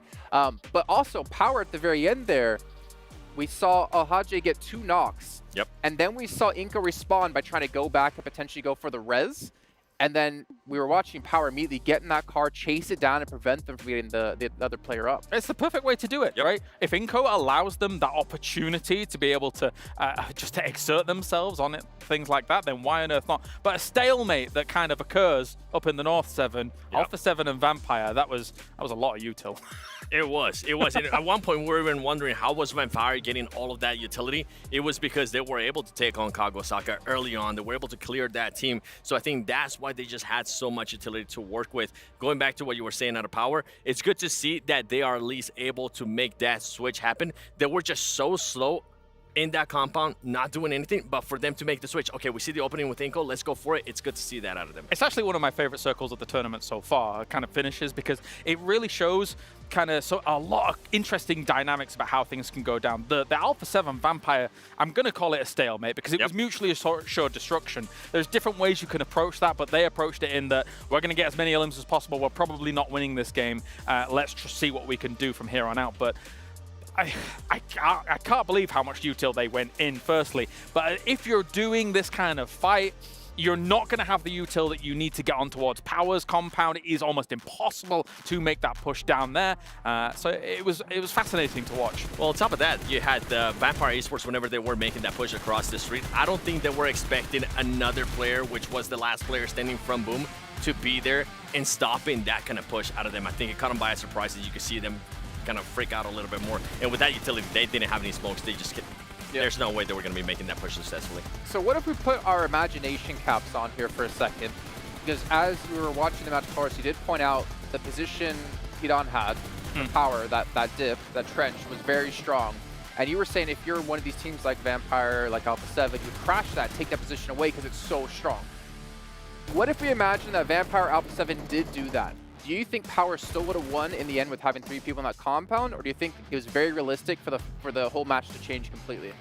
Oh, it's tough, right? Because if you are Vampire or Alpha 7, you take that trench and you're all there, you're getting naded down. Like, it's way too predictable for the other team, be it Vampire or Alpha 7, to just nade that down and then be able to roll on from there. Maybe then you have enough utility to actually make the push across eventually, but you know that you're going to lose if you take that too quick. I think if Alpha 7 or Vampire Esports, if they would have won the fight towards where Power was, I feel like they would have been a lot more proactive. They would have been proactive in just shooting at people, trying to engage on that fight. Like, Power wasn't even trying to engage on the fight happening between Alpha 7 and Vampire. Yeah, you could see one of the players going to scout it a little bit, but I don't even think they had an angle for it. In a perfect world scenario where everybody's playing the very highest level PUBG Mobile, if you're Alpha 7 and Vampire, you realize, okay, the only way we can possibly win this game is if both of us crash that compound at the same time. This is perfect world scenarios, though, Jason, where then in the chaos, maybe you can come out on top in that game. But it's not to be here. It's very difficult at this level to be saying, okay, are they going to do it? Are we going to do it? It's a real odd standoff. Sure. Especially with the situation we're in at the moment of just trying to get top 12 so you can make sure to qualify for the main event, which at the moment, Alpha 7 looking like they might be able to pull off here. 7, I believe you put the cutoff around 65 points. You're thinking Reject looking relatively safe, so Alula IHC and Alpha 7 should be, in theory, looking pretty comfortable, especially with 4 matches left to go. But I think for us, it's all about that second page and where the teams currently stand with 63 points for number 8, 59 for 9th place, and the cutoff at the moment is 52 points with Vampire, TJB, Boom, all knocking on that door, and Brute Force now, unfortunately, falling down to 11th place. And now even Besiktas going to be on the second page. And on top of that, D+ is just moving down more and more and more. Talon Esports, we really haven't seen much out of them today, but I'm sure at some point we're going to be talking about it, and they're pretty much just within points of being able to secure their spot. TJB, it's one of the teams that we were talking on earlier in the day. We kind of want to see a little bit more out of that team. We know they definitely have that fragging power, and I felt like with TJB, something that we ended up seeing is, especially yesterday when they ended up playing, is they couldn't really control a certain area. And I think, I can't remember if it was this match where you saw them in a compound and we're like, okay, what are they going to be able to do? Yeah. I was a little bit afraid for them, how they were going to be able to control that area. So we'll have to wait and see what happens with TJB. We'll have to wait and see what happens with Vampire Esports too. The good thing with Vampire is that they're winning those fights. We just saw them win that fight against Alpha 7. And we don't have to wait too much longer, but before we can head into our next match, we remind you guys at home to make sure to be voting for PUBG Mobile as the mobile esports game of the year. You can scan that QR code down below and make sure you get your vote in. And while you're voting for that, you can also vote for 7. For what, 7? For Esports Analyst Disc of the Year.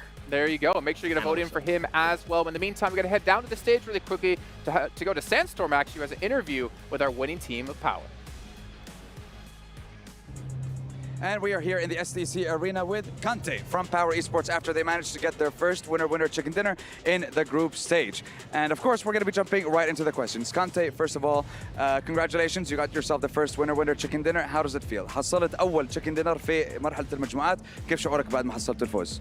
جميل صراحة، وكنا نحتاج الchicken dinner ذا عشان نرجع ننافس وإن شاء الله نتأهل إن شاء الله. Very happy with getting themselves the very first chicken dinner, and of course it gives them some very much needed points and makes it easier for them to get to the next step, which is top 12 and guaranteeing themselves in the next stage, of course, the main tournament. When it comes to points, how many points do you think you need to get yourself to top 12? كم نقطة بتحس انك هتحتاج عشان تقدر توصل لحاجز التوب 12؟ اتوقع بين 40 42 بالايام الجاية. يعني كمان 42 نقطة زيادة؟ Okay, so he's talking about maybe another 40, 42 points on top of what they have right now. So you're talking about maybe 70, 75 points at the end. Last question for you, Kante. How does it feel having a crowd supporting you in the arena? Does it add more pressure or does it boost your confidence? هل في تواجد جمهور معنا بالارينا بيزيد ثقتكم بنفسكم ولا هل بيزيد الضغط عليكم؟ لا والله بيزيد الثقة ويحمسك كذا تشوف العائلة الكريمة كلها حاضرة 500 كيلو كذا نمتعهم وتجيب أرقام حلوة. No, of course, it definitely boosts their confidence, you know, having their viewers basically standing or sitting right in front of them in the arena, and definitely helps them out in a very stressful environment when you're talking about the group stage for the PMWC. That's it. Shukran, thank you very much, Kante, for joining us, and we're going to head on over back to the studio and continue our journey for the group stage.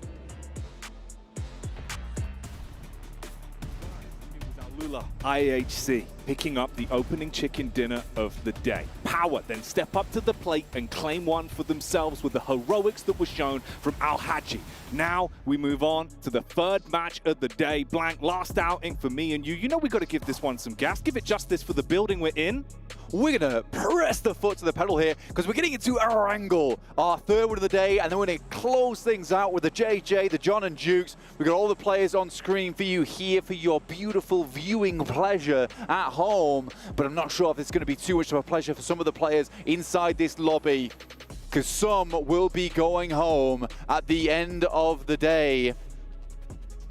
Survival stage, rough. Only 4 will make it through.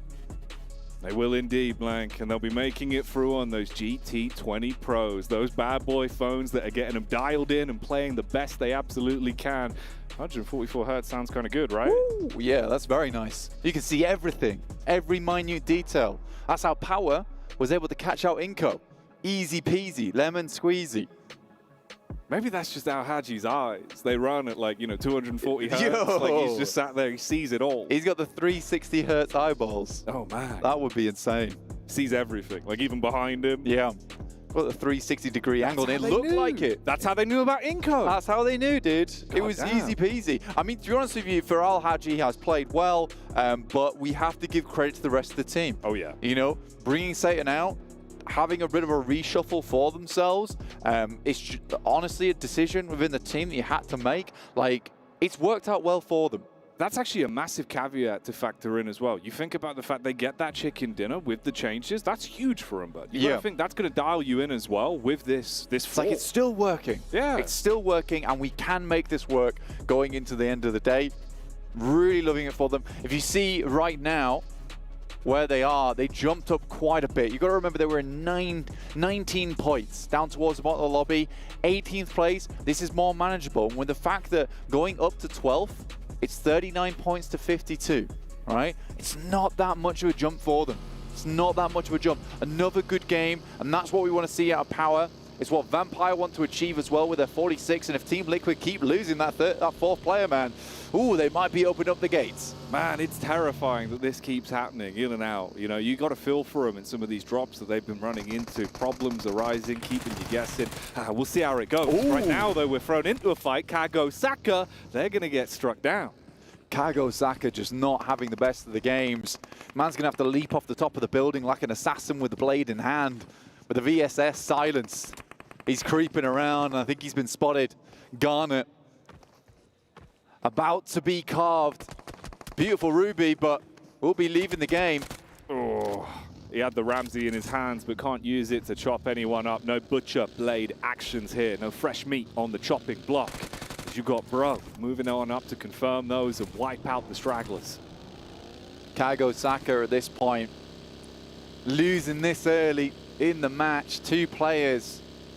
More than likely, without a miracle, we'll be seeing Kago Saka heading into the survival stage. We can start to clean out some of our teams. I think Inko is right on the edge with 31 points. Tough to get back in, doable, but you got to factor in your boys up on top. Talent, Team Liquid, still pumping those points. Obviously, there is teams in between them that we haven't talked about. There's going to be teams in between them there that will be holding on after they finish their day of play. That's flying. Oh, man. And he gets him. Yo! Hey, he's pulled it back around, Blank. You're thinking Nerzed's got the angle, he's got the timing. But no, the bunny hopping bounces out of the vehicle and claps straight back, and it's all gone south. Falcons, they had a pretty good hold against Tiamba, but Boom coming through with the modified vehicle, ejector seat action in the air. Will take out action. But the rest of his squad just top and action remaining now. The dynamic duo, see what they can get done. They're keeping the hopes alive for Falcons right now. 42 points on Sosnovka. Definitely a possibility here to just try and live this one out. Looking at the map, south shift on the circle, potentially could go north though, so teams got to be cautious about this, and I'm a little bit worried. Moneymakers being hedged in by Alpha 7. This was this amazing shot from behind the tree, behind the leaves. Oh man, that's the spirit of Maxman right there. The PP Bison. Yeah, dude. Making it look big. Through the trees. Dear me. That's kind of nutty, dude. Yeah. Wow. Nurzed, he must have been counting everything in that one, you know, sort of thinking that his eyes were a bit bigger than his belly. That looked like it would have been freebies for him. He's in a good off angle as well. How do you track that? I don't know, bro. How do you trace that? Misery, though, not going to be looking great for him. Feeling a lot of uncomfortable emotions here as TJB spotted an isolated man and they swoop on him. The problem with Talon right now is that, yeah, they're safe in 9th place, but they keep consistently not doing so hot towards the beginning of these games. I think they had some strong matches over on Miramar yesterday. Potentially that's where they'll bring their points back up again, but uncomfortable. An uncomfortable scenario. Trying to make it work in those last 2 matches. TJB hunting down Ayala. Does the curse continue, Jackie? Oh, they're on him, hot on his tail, putting pedal to the metal, telling them to trail him so the bullets can be fired out from the back line. They're trying to get the shots on target. Not a little bit of again. damage here and there, and that's the one that connects to knock him out. Not like this, Team Liquid. Come on, boys. This can't keep happening every single game. Team Liquid playing handicapped into these matches. Before playing with a trio was bad enough. Now it's just a duo that remains alive. And they know all they can do is think about what's yet to come. TJB, the direct competitors to them as well. Currently in 13th place. Just 2 points behind now of knocking them back down into that bottom 12. Tough scenario. IWNRX as well, another team that just has not had that same power. And I think that, you know, you look at that last match, the player cams from Zed Wolf, who is probably one of the most confident players in this tournament, just in teams have been able to, in terms of carrying his team, didn't look good, didn't look happy. I think IWNRX will have to battle it out with the boys on Team Spirit in the survival stage from EMEA. Alpha 7, they've nicked a boat. Hopped in the boat. But it's not a nice day of sailing out on the sea. It's a mission to try and get yourself into a better angle later on and funnel the whole way around. But look at the problem they could run into. Moneymakers waiting in the wings. If they get a clear line of sight on there, you're sitting ducks.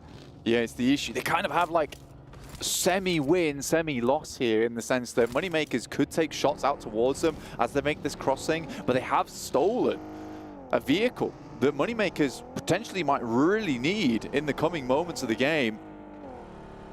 And even more so, they're sort of penning them in a bit. I think this might have to be a vehicle crossing on the bridge for the Moneymakers if they don't find another vehicle parked outside the warehouses for them in Primorsk. Ooh, a tough time ahead. Cardozin, Chief, they're going to swim this one. They know that they can't afford to go in with just the 2 in the boat. Desperation plays ahead for Team Liquid in the drink. Realizing they have to just keep their heads down. Don't bring unnecessary attention to the team. As like you say, you're at a major disadvantage in the battle of attrition. You wouldn't be able to contend in a toe-to-toe raw firefight.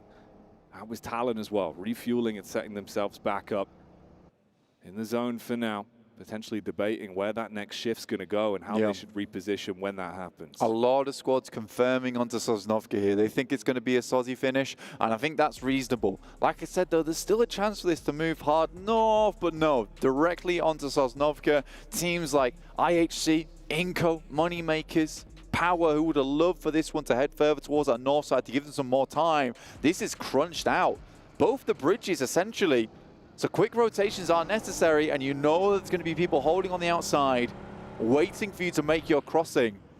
And you're hoping for the boom special, really. Jumping out of the vehicle and defending against a hold like that. How often does that happen? Those aren't repeatable. Those aren't sustainable plays. And they made it look good, and it was impressive in the engagement they were thrown into, but relying on that isn't something you can really expect There's close grouping here. TJB, they were the sore thumb that was sticking out in the rotation pathway for power. They don't need the bailout of the cars. They try and take shots on the move. Bit of a drive-by. Al-Haji going down. They want to deny a second back-to-back potential chicken dinner here for power, and they instantly put all of the punish into it. Kante on the off angle. He loves playing this one. Has a good read, but Al-Haji more than definitely donezo here. Maybe they're able to get a couple of points in terms of the eliminations versus TJB, and Kante's got a nice read onto them. Oh, he jumps out the vehicle too quick. Uh-oh, this he was has gone quite a bit low. wrong. Oh, mate, hang on a minute. Then actually Kante might be able to, like you just said, steal away a few points. You've broken your own legs. You've got to recover, see what you can do from it. Fidan and Kante playing hand in hand here. Do they know, though? You got Only coming over the top side. Good shot. What a spray down. Pops him out the side of the vehicle, opens the door. And another as well. This could be all over for the boys on TJB in a blink of an eye. In comes Fidan as well up the hill. He has a bleed onto them. Both players are up, but extremely low here. And that info goes both ways. Smoke's down to give themselves cover, sure, but this is going to give them the inkling of where their position is. The zone's moving in to make it even more uncomfortable. Shallow nade on the first. Kante gets a better angle from the elevated peak. He's got this opening. He sees the opportunity to try and get those shots in. He doesn't want to muck it up, though. Fidan makes the first move, strikes onto one. TJB, they thought they had this in the bag, but the longer it's gone on, the worse it's got by far. And I don't think you're in a great spot here. Just a vehicle blocking bullets. That's barely all they've got to work with. Fidan sends a nade. Beautiful airburst on that one. And we'll pop TJB out, and power is alive to see another day here in this match. Down to 2 players, but not out in terms of mentality. That's what power do. They fight back. It looked like it was dire straits for them. They withstand their first test, but more are surely coming. Inco are on the rotate down. You've got Ulula IHC as well on the cross over the bridge. Kago Saka have been biding their time, looking to guard the edge for so long. They've just got 2 players to do it, though. Have to be an incredible hold versus Ulula IHC. Depends if they can make it through. Inco also in Milta, getting looted up as much as possible. They know they need the meds here. Here's the initial roll in. Great shots out of the vehicle, honestly, from TJB over the top side. Almost the hold from power. It all goes wrong in a matter of an instant. Fidan, though, brings it all back together, and that was the crucial mistake.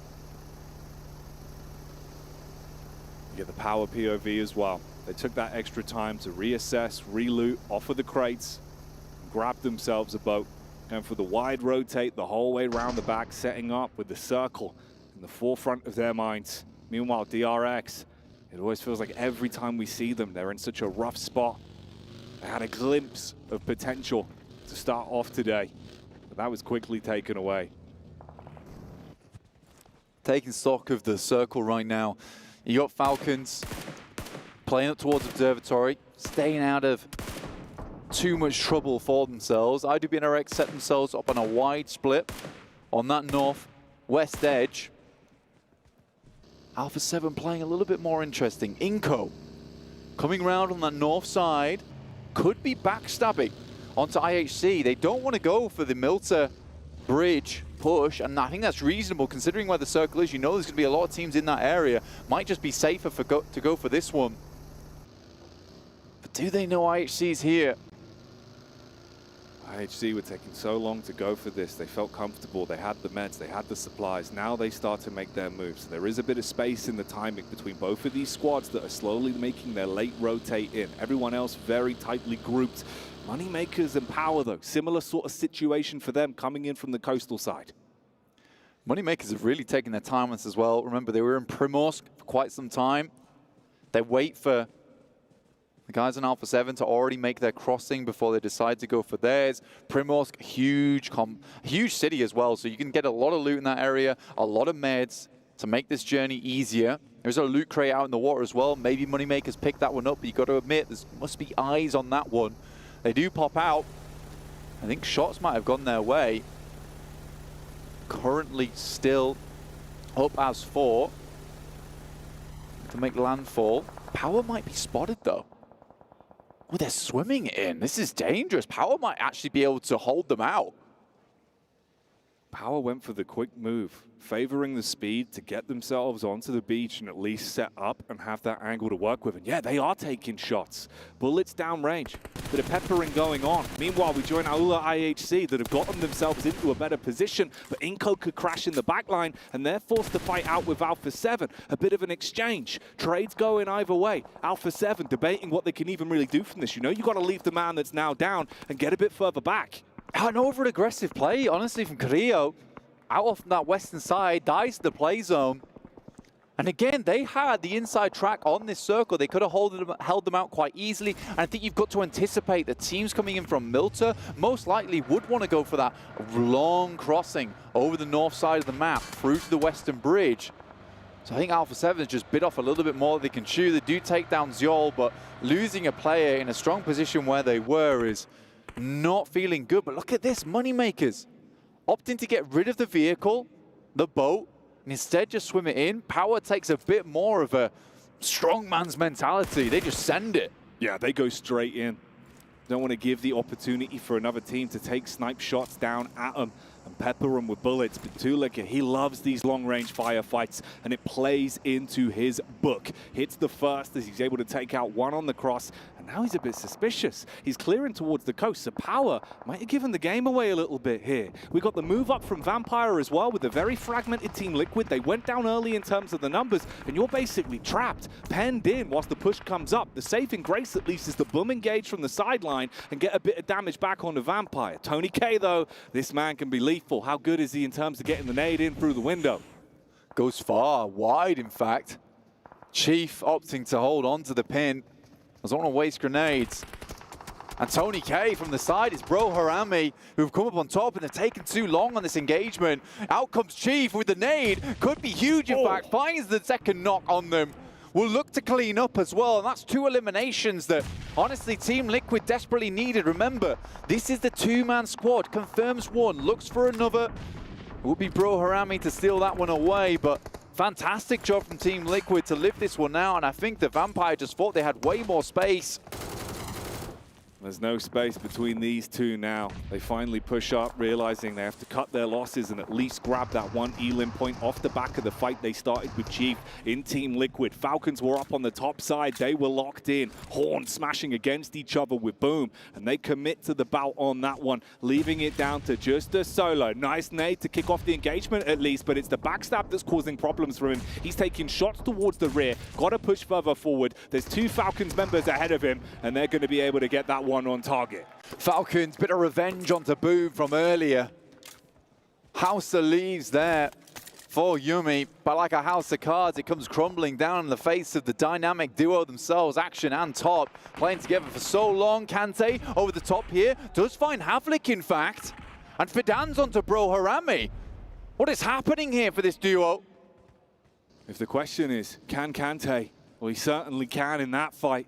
Hits the first, Alula IHC going down for good as well as they're taken out of the overall equation. And look at the map screen, bud. Everyone's so closely grouped in terms of these overall fights. This game's going to start reaching a fever pitch soon. We're starting to bring it up, Blank. We're getting that energy going for the third game.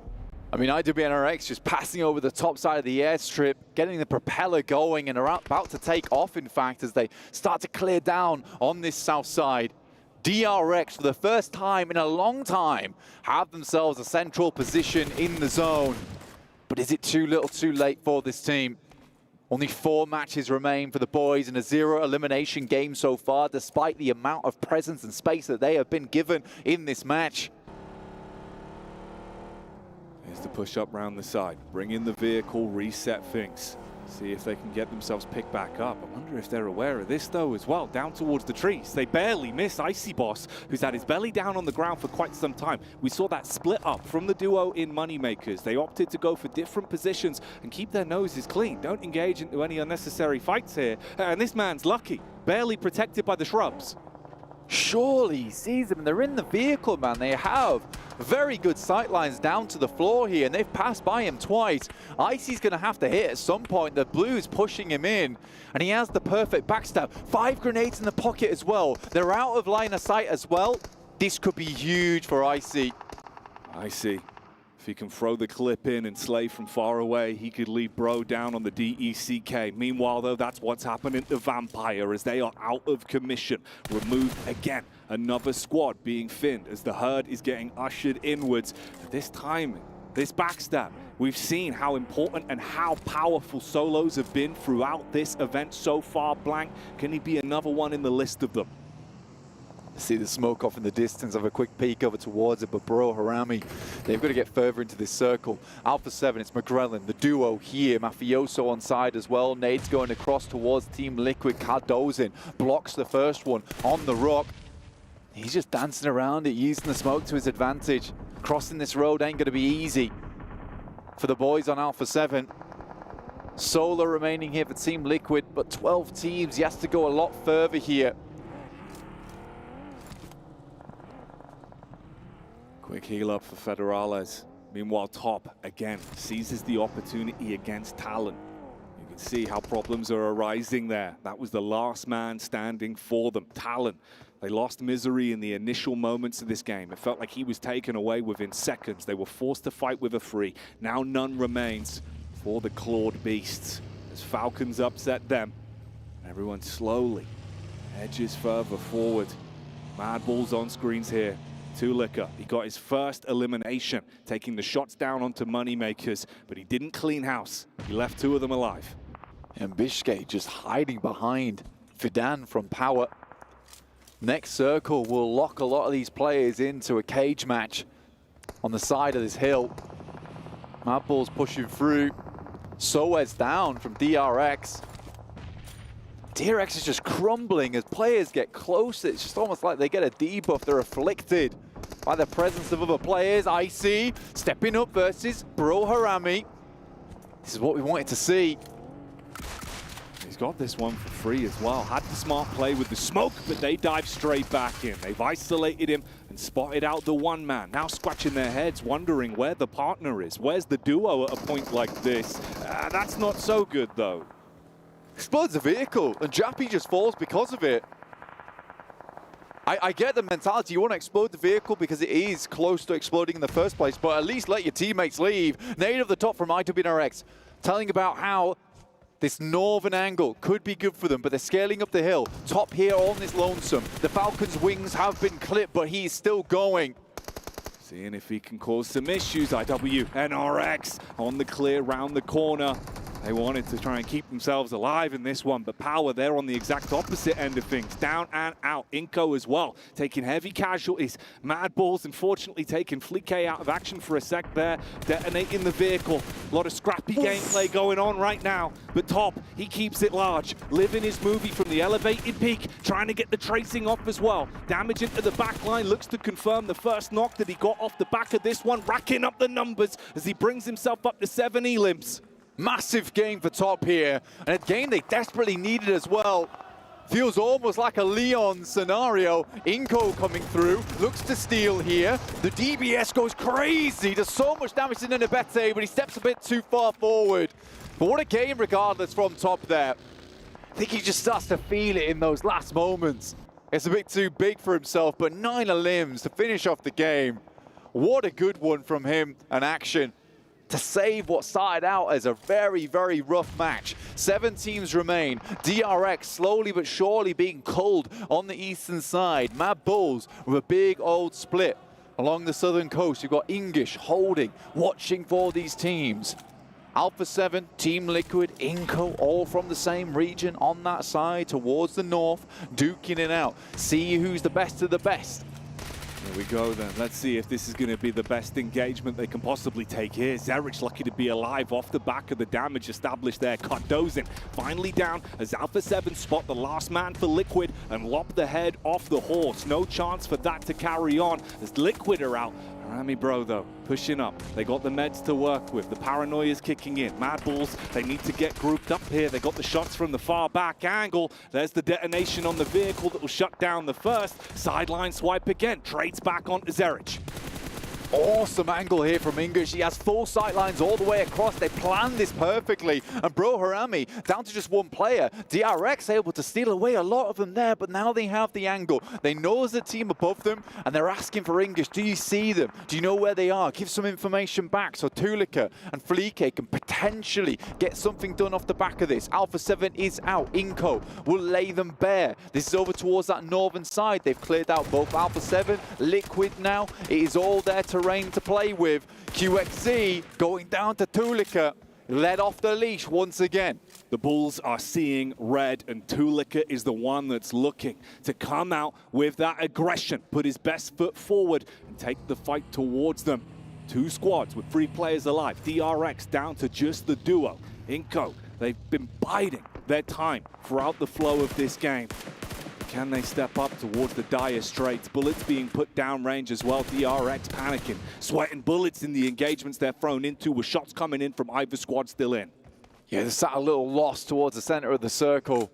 Not sure where to look at this point in time. And that's the difficulty with this circle itself, is that where DRX was playing, although it looked good, you're sort of setting yourself up for failure between the 2 angles on the north and the south side. You don't want to be sandwiched between those 2 positions. You've got to pick one or the other here. Now Inco with this ridge, looking to put on a little bit more of the pain towards DRX. Mad Bulls trying to regroup a little bit. They are outside the circle. They'll have to push further in. Can they get a side swipe potentially onto Inco? Go far west, rotate round the side. English has already opened up that position, but a nice shot there from Hugin. Take away the edge that they had. Remove the manpower. Focus fire back. Tulika dialed in as always, even suspecting the peek from the second man in the back and keeping his crosshair honed on target. Ooh. Nice tap. Slows them down. Removes the HP from them so they can't peek in, but the zone is going to force them to make a move, or you're out to the play zone anyway, and we rattle it down to just 2. Mad Bulls with the reset. 3 players alive versus Inco. Got a lot to do now. This chicken dinner in tough contention. Either one of these teams could take it. Crucial re-peak there coming through from Tulika to keep Fleeke alive. They desperately need the 3-man, and it's both ways on side of this valley. Who's going to take the top side? Who's going to be the lumberjack?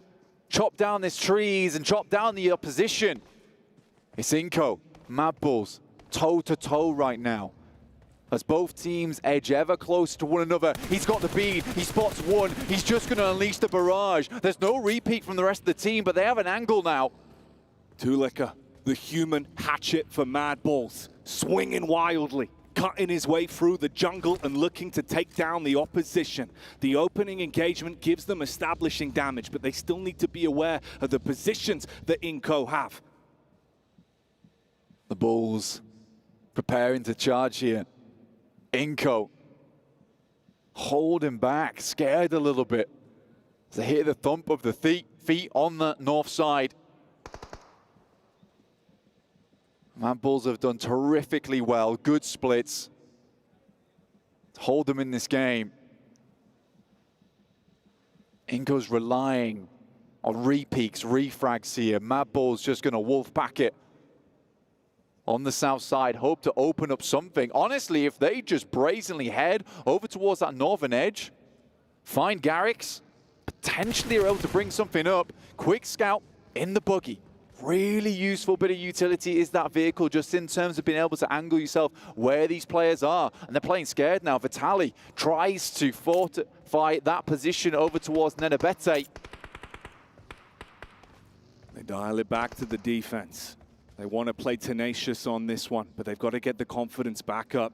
The scout in the vehicle for Tulika gives them the information and draws the fire onto him if they take shots. He does take one bullet to the side, cascades his way back in and tucks out for a second. There is nades to play with as well.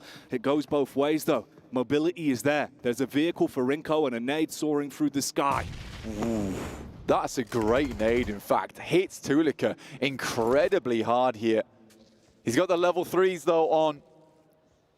Looking to take this to a level 7. Versus Inco. But Zone 9 is not going to favor Mad Bulls. They've been backed into a corner here. And they will have to literally bull rush it over towards Inco in the end game, because they've got all the space in the world to work with. At this point, They have to command respect from the spirit animal of the organization. The Mad Bulls have to rise up and storm the gates on contact. Inco playing with the lion's heart, further back, knowing how close they are to sinking their teeth into that chicken dinner. It just comes down to the decision making, making sure they can clean up on these fights. They're getting a little bit further forward now, realizing time's starting to tick, things are starting to heat up. Nades being primed as well. The utility usage has been keeping them further back for so long. They just need that clean nade. The best thing about this is that Nenebete's been so patient on the nade here, popping it away every single time. He knows he doesn't have too many in the back pocket. He can't afford to waste them. But this vehicle play, it psyched them out something horrid. It's baited out the face, low HP back, causing the rotate in, trying to double up, seeing if they can group together and focus fire. The nades could still be important, and that's the big one. Strikes first, Mad Bulls, the Lanimals, here on the stage. Are they about to crumble? Be silenced by Inco. You've got the edge now. Seize the initiative and push down. Ooh. There's the clap back. Tulika, we've said he can light them up something fierce, and that's what he does again. Vitali over the top side, might spot him. Tulika steps up, gets the frag onto him. Just one player left alive. Here we go then. It's all down to the Hell in the Cell. See if they can clean up from this point. Inco, you played a good game, but it might crumble away in the dire straits they're left in. Trapped behind the tree. Low HP on the two Mad Bulls. Just got to hit those clean shots. Paranoid to peek. Takes the first. Claps down as well. And Inco, the survival of the fittest as the Lions on the stage take the chicken dinner. Crazy game there from Inco, from control of all Brazil on that northern side versus Alpha 7 and Team Liquid. The Mad Bulls cannot get ahead. They're taken by the horns, thrown to the wayside, and Inco will pick themselves up a much needed win there in the end game. Respect to the Mad Bulls though, they're both so low HP. They pull out the bandies and they realize they're just gonna have to go for the duo push here. Swing wide on both sides, but it did not psych out the Lions at all. Your only win condition there, hope the crosshair is drawn off target. One of you can get the refrag and you close it down, but it doesn't happen. Inco playing passive, playing smart, and picking up a gigantic chicken dinner at the end of our third matchup of the day there, Blank. We told you there'd be some gas in this one. Dude, the thing is that you can start to see now a lot of these teams down towards the bottom side of the lobby, they're looking to try and bring themselves back up to speed. A lot of our teams towards the top side are crumbling because they think they're safe. But these teams, they've still got a lot left in them. They really do. Huge game overall. Man, that was a tasty one to kick us off. The Mad Bulls, again, so many times it feels like they get close. They're right at the finish line, and it's always ripped away. I know, dude, but I think that if you are Mad Bulls, you've got to be proud of that match, man. You've got to be absolutely proud of yourself on that match because they played so unbelievably well. I love the splits they took, and honestly, it's kind of uncharacteristic for those players. I think that they're a little bit not level-headed at times, but that game was pretty perfectly coordinated, and the difficulty is they just ran out of bandies. We're not going to run out of games for today, though. We're going to head back to a break, and we'll be back real soon to conclude the group stage.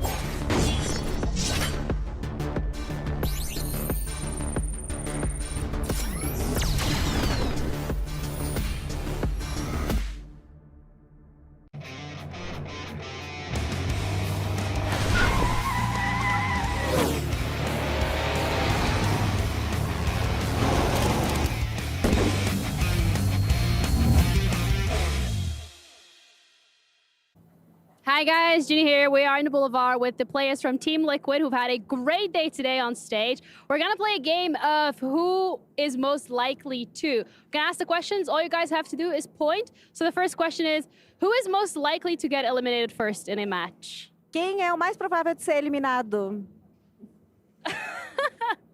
Okay, it's going smoothly. The second question is, who is most likely to get a grenade knock? Quem é o mais provável de levar uma granada? Eu também. Mano, eu sou muito azarado. Eu Cardoso. Okay, so you guys don't want to agree on this one. No point. Então vocês não concordam nesse, vocês não têm nenhum ponto. Eu voto em mim. Eu morro muito pra ganhar, mas o Cardoso muito eu tomo o H e cagada. I vote on myself. Okay, well, that's fair enough. Who is most likely to drop their phone during a match? Quem é mais provável de largar o telefone durante a partida? Tu? Acho que é o Ayala. O Ayala é mais chocado, óbvio. Ele joga o celular assim. É. Okay. Who's most likely to get the longest elimination in a match? Quem é mais provável de levar a eliminação mais longa? O Tiffzinho. De fazer eu, né? Sou bom. Okay. Last question is, who is most likely to clutch a 1v3? Quem é o mais provável de clutch uma vitória? De fazer uma vitória. Um miticão. É, eu acho que o Ai é os dois. Both? Who are we saying? The four of them? All four. It has to be one player. Tem que ser um só. Tem que ser um só. Aw. Mythic. Okay, well, thank you Mythical. guys so much for your time. I appreciate it. You know what? I like that game. Why don't we play a little bit of this? Seven Okay. Polaris. Who's more likely to nade the other on accident? Wait a minute, what? Where's Him, Max? for sure him. No. Okay, who's more likely to carry a match? Not you. It's not between me. It's you two, bro. I'm the host. I mean, me, obviously. Humble brag. Who's more likely to pick up the PMWC Violet Thunder set Nestoke? Because it's currently out for you guys at home to pick up for yourself. You guys can check it out in-game based off the design of Ailu and the PDPX Esports Outfit Design Contest. And Claris did say he'd be more likely to get it. Yeah. I know if Maxman was here, he would fight you for that and say no, it'd definitely be him. Yeah. Hey guys, are Yeah, he has if a he's lot healthy of enough to fight. No, he's not. Anyways, let's move on from here because obviously Inko did close out the match, and honestly, considering how the last match went, if they didn't clutch this one out, not even clutch this one out, they didn't confirm this one, I'd be quite disappointed in their performance. Yeah, and I mean, for a team that was towards the bottom of the leaderboard, a team that definitely needs those points, if they even want to be able to be in the top 12 and not go to the survival stage, you can see a much better improvement today in regards to what they've been able to do. The ilms are up, the damage up, and most importantly, the average survival time is up. But the big question mark was, are they going to throw this win? Are they not going to be able to close it out? And Kyle, luckily for us, luckily for Inko, they were able to actually close out the win. Yeah, I had my concerns after the previous game and how things went down against Power, but this time around not to be the case. Able to take out Mad Balls here with the opening on from the nade from Nenabete to get things rolling. But Mad Balls are kind of like put themselves in a very cordoned, close position to one another. So it makes it very easy for Inko to spread out a little bit, have good angles on them, and then from there take them out. To be fair, though, I'm actually even surprised that Inko came down to just one player of Inko with the position that they had. They allowed Mad Balls to get so close to them, but hey, if it works out for you, go for it. Well, at least for Inko's side, right, they had to actually fight their way in towards a position where Mad Balls were set up quite early on this match with it going over towards the military zone. But we can see again, Falcons top. I think he had 6 eliminations for himself, gets them up to 10 points in this match. Mad Bulls 15 points, and this is one of the teams that honestly I've been very disappointed in so far in this event because they were so impactful in PMSL CSA. It's nice to see them get 15 points, but they still have a lot of points to go if they want to build a break top 12. Something to mention too, even though they're more than likely not gonna and are gonna end up going to survival stage, Harami Bro and DRX in the past 2 matches, they have been able to put up good performances, taking away points from those teams that are trying to get there in the top 12. And when we're talking about top, I mean top has been popping off, being able to get those 8 ilms. Once again, being the last player alive for his team, But luckily for him, he was able to get more elims. But the frustration, you can see the frustration. As soon as he died, he slammed the table. Yeah, he's an all-star player. He's a star-studded player for sure. When it comes to PUBG Mobile esports and how he's able to play things out. What's wrong, Jason? If I got 8 elims at this level of play, I wouldn't be slamming the desk unless it was in happiness, man. Like 8 eliminations, like that's phenomenal. And considering how they performed yesterday, he should be extremely happy with that performance, but clearly wasn't happy about something. I feel like they're maybe just upset at the way that this circle played out. Once again, we get a circle in military towards the south of Military Island. It's their location, man. Yep, that's the thing. It's their location, and they keep losing. They did it yesterday. They lost 2 players early on by trying to have a bridge camp, and it absolutely backfired. It's quite an uncommon location to have a end game circle scenario occur on Military Island, though. So it does create some variance in how teams are going to approach it, where they're going to kind of move, etc. And that kind of causes some volatility in the play overall. But happy to see actually, now that I think about it, Mabbles once again getting to a second place in a similar position to where they were getting to late games on other Erangels here throughout the tournament. So don't know what it is about Mabbles with this kind of location, but they're not about it here. The thing that I actually liked about Mabbles' play throughout this whole match was how early they were able to rotate towards the south, and they kind of gave us some flashes of what Alliance have been able to do. They had some great splits. They were able to control that south area, and if anybody was able to come close to them, they made sure to make him back up with Alpha 7, and I think it was, I can't remember what was the other player, but there was one more player that was trying to challenge them. They were like, no, you're not gonna get anywhere near. Okay, well, you know what? It is the halfway point of the day, which means we have to switch our commentators in and maybe even check in as well here. We've got Hot Jukes and Johnny Allen joining us. Gentlemen, what's your thoughts on the first half of the day? Dude, everything I think we expected and more. You know, I was actually expecting a little bit more from Team Liquid here, but we still got 3 more matches left to go. Anything can happen. Absolutely. I think that's a good team to sort of be looking at towards the end of this one. Trying to push up over those 70s is going to be tricky. Are we still with these guys? I think so. They're still I here. mean, you're still with me. I don't know. I didn't expect to actually have John Allen and very Hot Jukes to be joining us, but you know, got to go with it. But yeah, gentlemen, it's been tough, right? And I'm assuming we'll see you guys a little bit later on. We got to cut you out of here. I thought we were going to talk to him a little bit more. That was good. Very Hot Jukes. Yeah. I mean, it is very warm here, but he's looking fly. I was ready. I like the shirt he had on. It was crazy. Yeah. I was happy to see he got his clothes finally. He lost his luggage, right? If only we could get our 3rd analyst here on the desk as well, which I think will happen. Maybe in like 2 days. Nah. No? Okay, we don't have to happen here. But yeah, so we're past the halfway point of the day, right? We'll be checking with overalls a little bit later on today, but teams, it's getting very tough. It's getting very difficult knowing you have 3 matches left to go to try to break through. And luckily for you, you still have that 1 Erangel left, and of course the double Miramar to follow up with. It's coming down to do or die time. This is like the moment that makes diamonds, Colaris. And you know I love that phrase. Does he? Yeah, he does. I want to be a diamond. Yeah? Yeah. That'd be nice. Too short.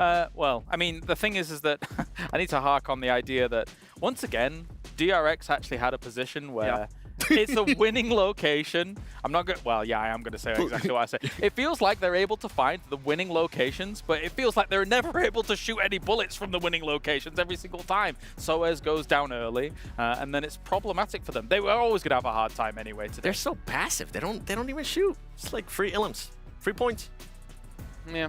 Well, you know what? Yeah. It is what it is sometimes. And so I think remember correctly, right, Colaris, you were actually more likely to take the PMWC Violet Thunder Set S12K, which is based off the design by Ailu and also incorporates elements from the PMWC trophy, which I have to say, by the way, I don't think I've actually said it on air yet, but that trophy is sick. I love the W inside the globe. It looks amazing. I kind of almost wish it was a snow globe as well, but I don't know. Let's head out on the stage here as we are at a halfway point with Barney.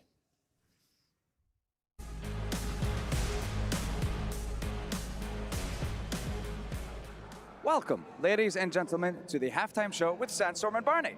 We are halfway through our 3rd and final day of the group stage for the PUBG Mobile World Cup here at the ESPORTS World Cup. Game 1 went to the reigning world champions Al Ula IHC, followed by Power getting their first winner chicken dinner in Game 2. And finally, we had Inco Gaming taking game number 3. With 3 games left, we will get it closer and closer to find out who will make it to the main tournament. But with 3 games left, we have 2 more on which map? You guessed it, it's going to be Miramar. Yeah, right, it's going to be Miramar, but at this point in time, all eyes on that 12th position, that cutoff point. So I'm going to give you a stat. Between 10th and 20th place right now is a mere 11 points. That's one good chicken dinner covered in gravy, because I'm British and we like to ruin food. But let's remember that this is a vital moment at this point, because only 12 teams will go through to the main tournament directly, and then the other 12 will go down into that survival stage where they will battle once again. It's going to get spicy, and one map can do it. So, who's it going to be? Casters, let's find out. Thank you very much, Barney. And I don't know what he's talking about with British ruining food. You know, beans on toast is a delicacy. Yeah, straight out of a can, right? What's not to like? I don't understand. You've got beans, you got toast. That's just a good time. Sounds delicious. I'll pass, but you know what? I'm not passing up on these next 3 matches, baby, because that is it. 3 more matches left to go, and $1 million are going to go into some of these players' bank accounts here. You know, the lion's share of that, I can't wait to see who is going to get it. We saw a great performance yesterday, and honestly, it's going to be really tough to catch Alliance, I think, which is just how well they did. Absolutely. It is indeed going to be pretty tricky. That 122-point mark, over 10 points average per map. Woo! Only just, okay, but still, making that metric work for you is always a very, very tall order. And it is, at the moment, leading the charge to get up there is XIHC, right? And even they are not quite up at that metric. It is a very, very big day needed. But as they were highlighting, it is all eyes on 12th place. That last team that's going to make it directly to those finals, not going to have to suffer the survival stage. Which teams are going to make it?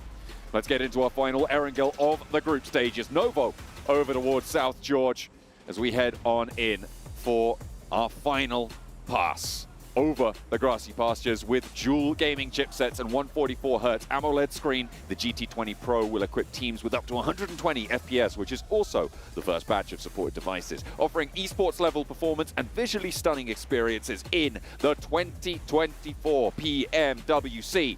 Let's kick it off. Let's kick it off. Let's get it going, folks, because right now it is do or die for so many of these squads. You got to remember, it is top 12 that are moving on to the finals. Bottom 12 are going to go to that survival stage, and that is a place you do not want to be. You got hungry squads that have been waiting for that moment. They're studying you time and time again, so you want to make sure you can do everything you possibly can. You got to put it all on the line right now, and there's a lot of squads that really need to do that starting right here, right now. Absolutely. They have got a lot of work to do. Out early over Milta Power. Vampire not going to be heading over to Primorsk this time. Playing over on the east side, close to Boom in Milta. Team Liquid down to C Block, down towards that military base on the south side. And we're not going to have any spicy military circles this time around, Hot Juice. We're keeping it chilled out now as things get a little bit more intense for our players. It's a circle that centers on Pachinki, which doesn't really give too much away. You could still go north of the river, you could still go to the military island, as unlikely as it is, but we're going to be allowing a lot of time for these teams to get things done. Yeah, I mean, they definitely need every single second they can get, but oh, it looks like we got a runner here. Power Esports on the run. Talon possibly looking to hunt him down here. Let's see if he's going to be able to get those shots. He has an AK. If you're going to use any weapon, that's the one to do it with. Damn. And they are definitely committing to this. Pop the spray, witness me, chrome on the teeth right now for Talon. They're trying to claw some points back to their tally.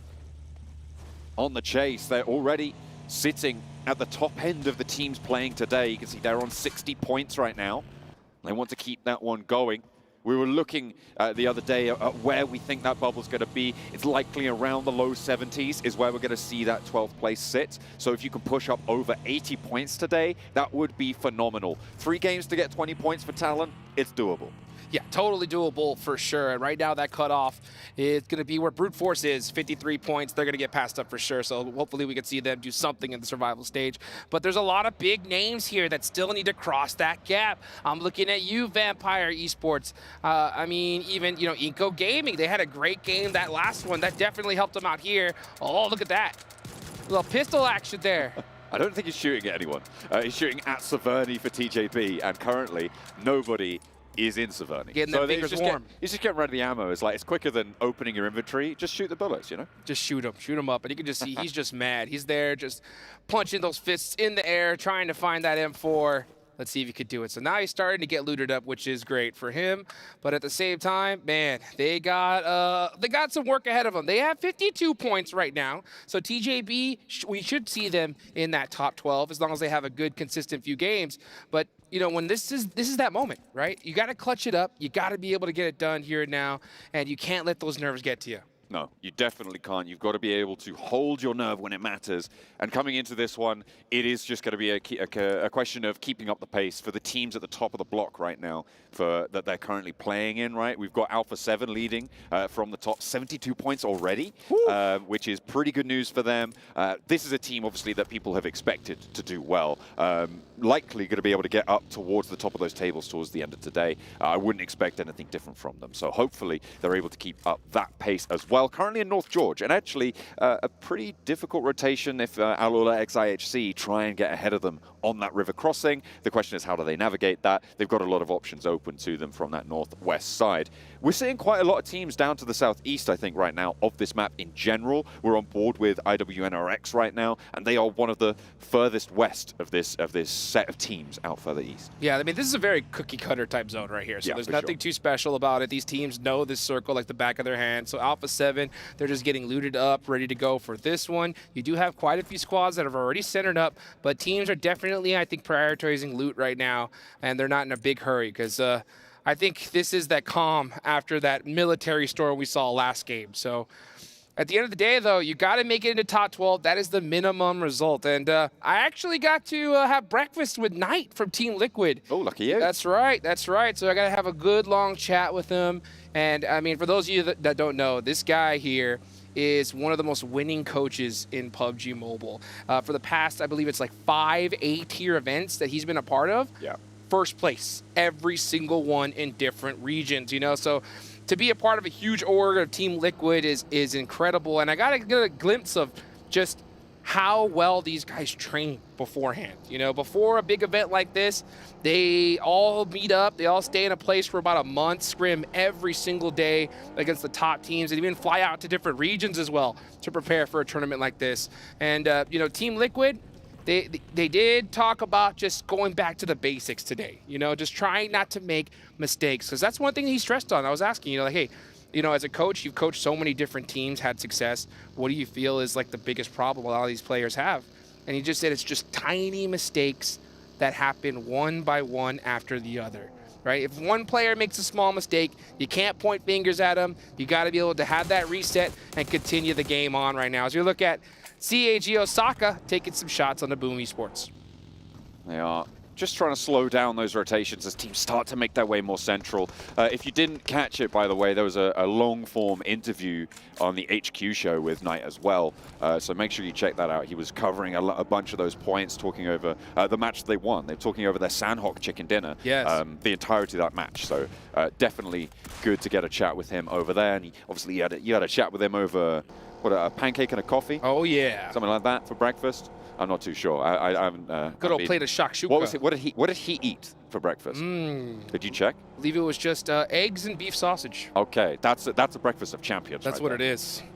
That's what it is. That's quite an English breakfast. And he was there right early in the morning because he was ready to put in some work today. And hell yeah. The pressure is definitely on his team for sure. But one thing that he definitely told me that he's really proud of his squad is he definitely feels like his team has that clutch factor. That when the going gets tough, they can still perform. And they proved it in PMSL Americas where, you know, Alpha 7, maybe those hands started to shake once again, and then they were able to, you know, finish second place. Team Liquid just surpassing them there. So we'll see what happens. Right now, there is a good, solid gap between Alpha 7 and Team Liquid points-wise. But you know what? Anything can happen here. That's true. Anything can and most often does happen. That's here for sure. In PUBG Mobile.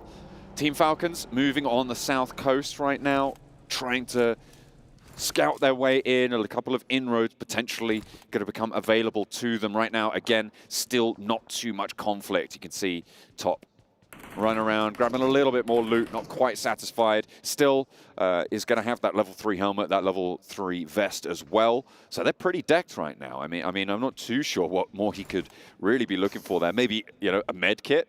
Yep. Seems like he's got plenty of nades, plenty of smokes. Well, these guys are set up. They're ready to go for sure. So looking at the leaderboards, you guys can see that right now as we're about to get into another zone here. This is pretty much do or die. This game right here for 4 teams in particular. Okay. I'm talking about Harami Bro, sure, CAG Osaka, excellent, DRX, True. and IWNRX. Those guys need a chicken dinner right here, right now, or they're not making it to top 12. This is the thing, right? I mean, IWNRX is particularly an interesting one, right? Coming from the EMEA region, obviously it was Brute Force who are the champions from that region, but throughout the majority of the tournament, IWNRX were the best. And that was predominantly off the performances coming through from Zedwolf. He was an incredible fragger back in the region. We thought it was going to be a breakout performance here coming into this tournament, but it just hasn't been. They have been nowhere to be seen. They've been so quiet so far over the 9 matches that they've played.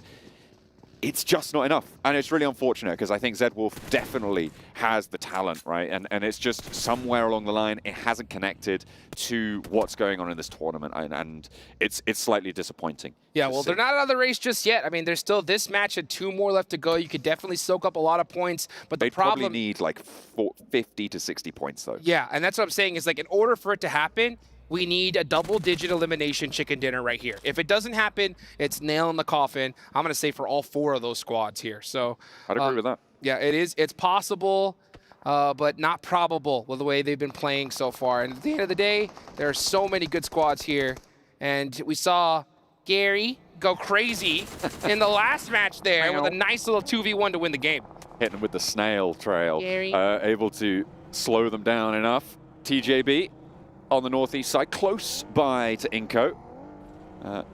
Looks like they are just going to divert, fall back a little bit, get away from the scrap. Yeah, this is the problem right here. When you get down to the last 3 matches, there are so many teams that desperately need points. And when that happens, everybody just starts turtling up, playing ultra passive. And when it comes to that aggression, they can flip that switch on at any moment's notice. So it's going to be more difficult to just get points here, especially like double-digit eliminations. You'd have to play absolutely insane because these are those championship rounds. So we'll see, you know, if we're going to see one of these teams on the bottom of the leaderboards be able to put a big performance up.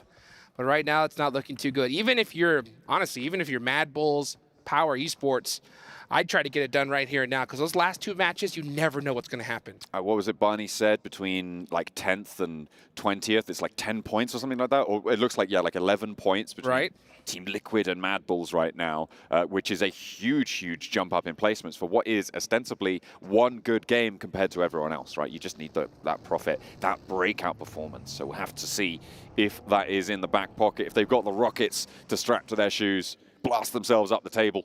See how fast they can go.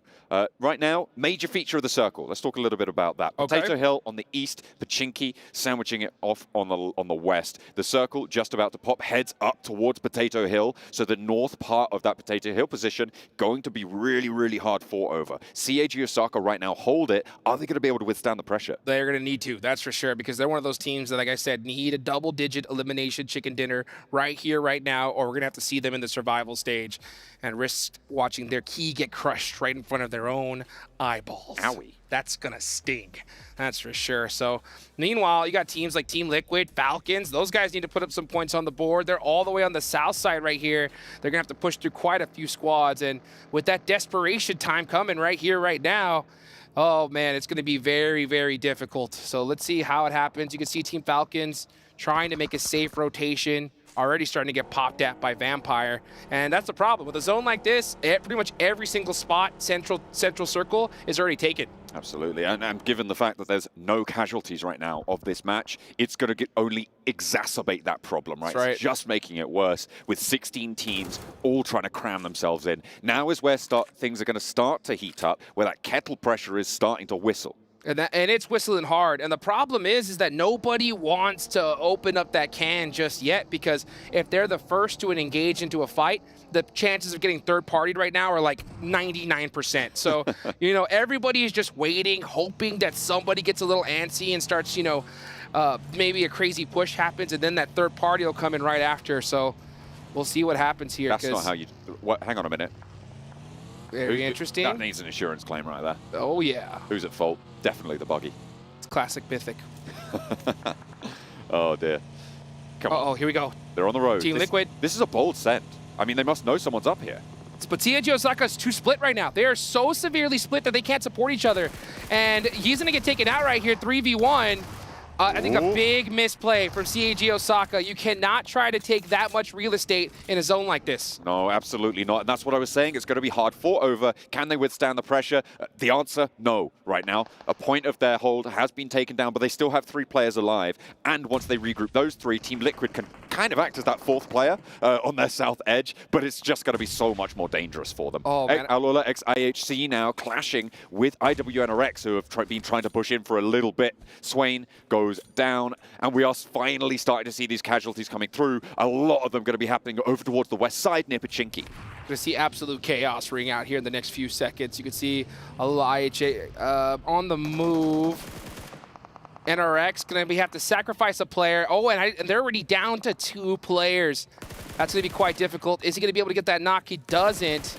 Goes for the confirm, so at least get 1 point.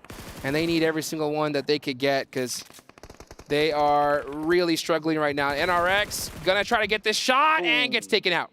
It's not going to be there for Kine, unfortunately. Demo now trying to go on the swivel against Frozen with the AUG. Low HP for Demo, low ammo as well, and IWNRX win out that trade and take down Alolex IHC, but Alpha 7 have managed to leapfrog them. In the meantime, Talon have pushed in on the north side of that position, and it's going to be so hard to extricate themselves from it with the remnants of this IWNRX roster. Let's see what happens. IWNRX need these points much more than IHC did, and they are down to the final couple players as Boom Esports getting taken apart. Everybody's on fire, and this is exactly what I was talking about. The second that fight rings out, you know there's going to be some more players coming. Boom Esports going to try to go for a reset here. 2 players down for Moneymakers. They're going to start throwing out some smokes, and I think, yeah, both these teams should be able to get a full reset. A lot of challenge on this south side, as well as a scrap going on. Harame Bro and Falcons clashing with one another. Falcons, they've taken a knock, but they can get the res. However, the zone is going to push them. It's going to push them hard. They're on the long side and need to flow on in past the positions from Boom and Moneymakers. Given that this fight is going on, that is the reason that Falcons can make this maneuver now. They're going to be able to have a route in towards the top of Potato Hill on the west side. The question is, how long are DRX and Madballs going to let them go for it? Let's see. Let's see. And if you're Boom, you need to get this fight done as soon as possible, because you don't want Falcons to be knocking at your door here. The nades are starting to ring out. They're throwing every single piece of utility here. Yummy's the first one to go down. So Moneymakers could turn this around right here with another knock. Trying to put the nades out through the window. The flush onto Yummy is there. Close range engagement, potential danger here as they push out, but it's dealt with handily. Koa leads the charge around the edge, and not a Moneymaker goes down.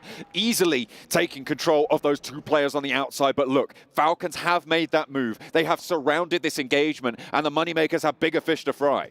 The Falcons are swooping on in, and here they are. Just a little bit late to the party, actually. They weren't able to catch that third party right on time, so now it is going to be a fair 4v4, and Moneymakers actually have that edge with that knock onto action. Uh-oh. Koa down to, he's really low. Yeah, runs immediately away, gets into the shack, and he should be able to get fully healed up. But now Vampire is coming in here as well. Thought that nade went in through the window. That one might do a lot more damage sent in. No, that one just bumps short. You're right, Vampire are here. Schwepp is going to be an outpost for them. They're not fully in. There's a nade. There's an opener towards Havlik as Schwepp continuing to keep that pressure on the back there.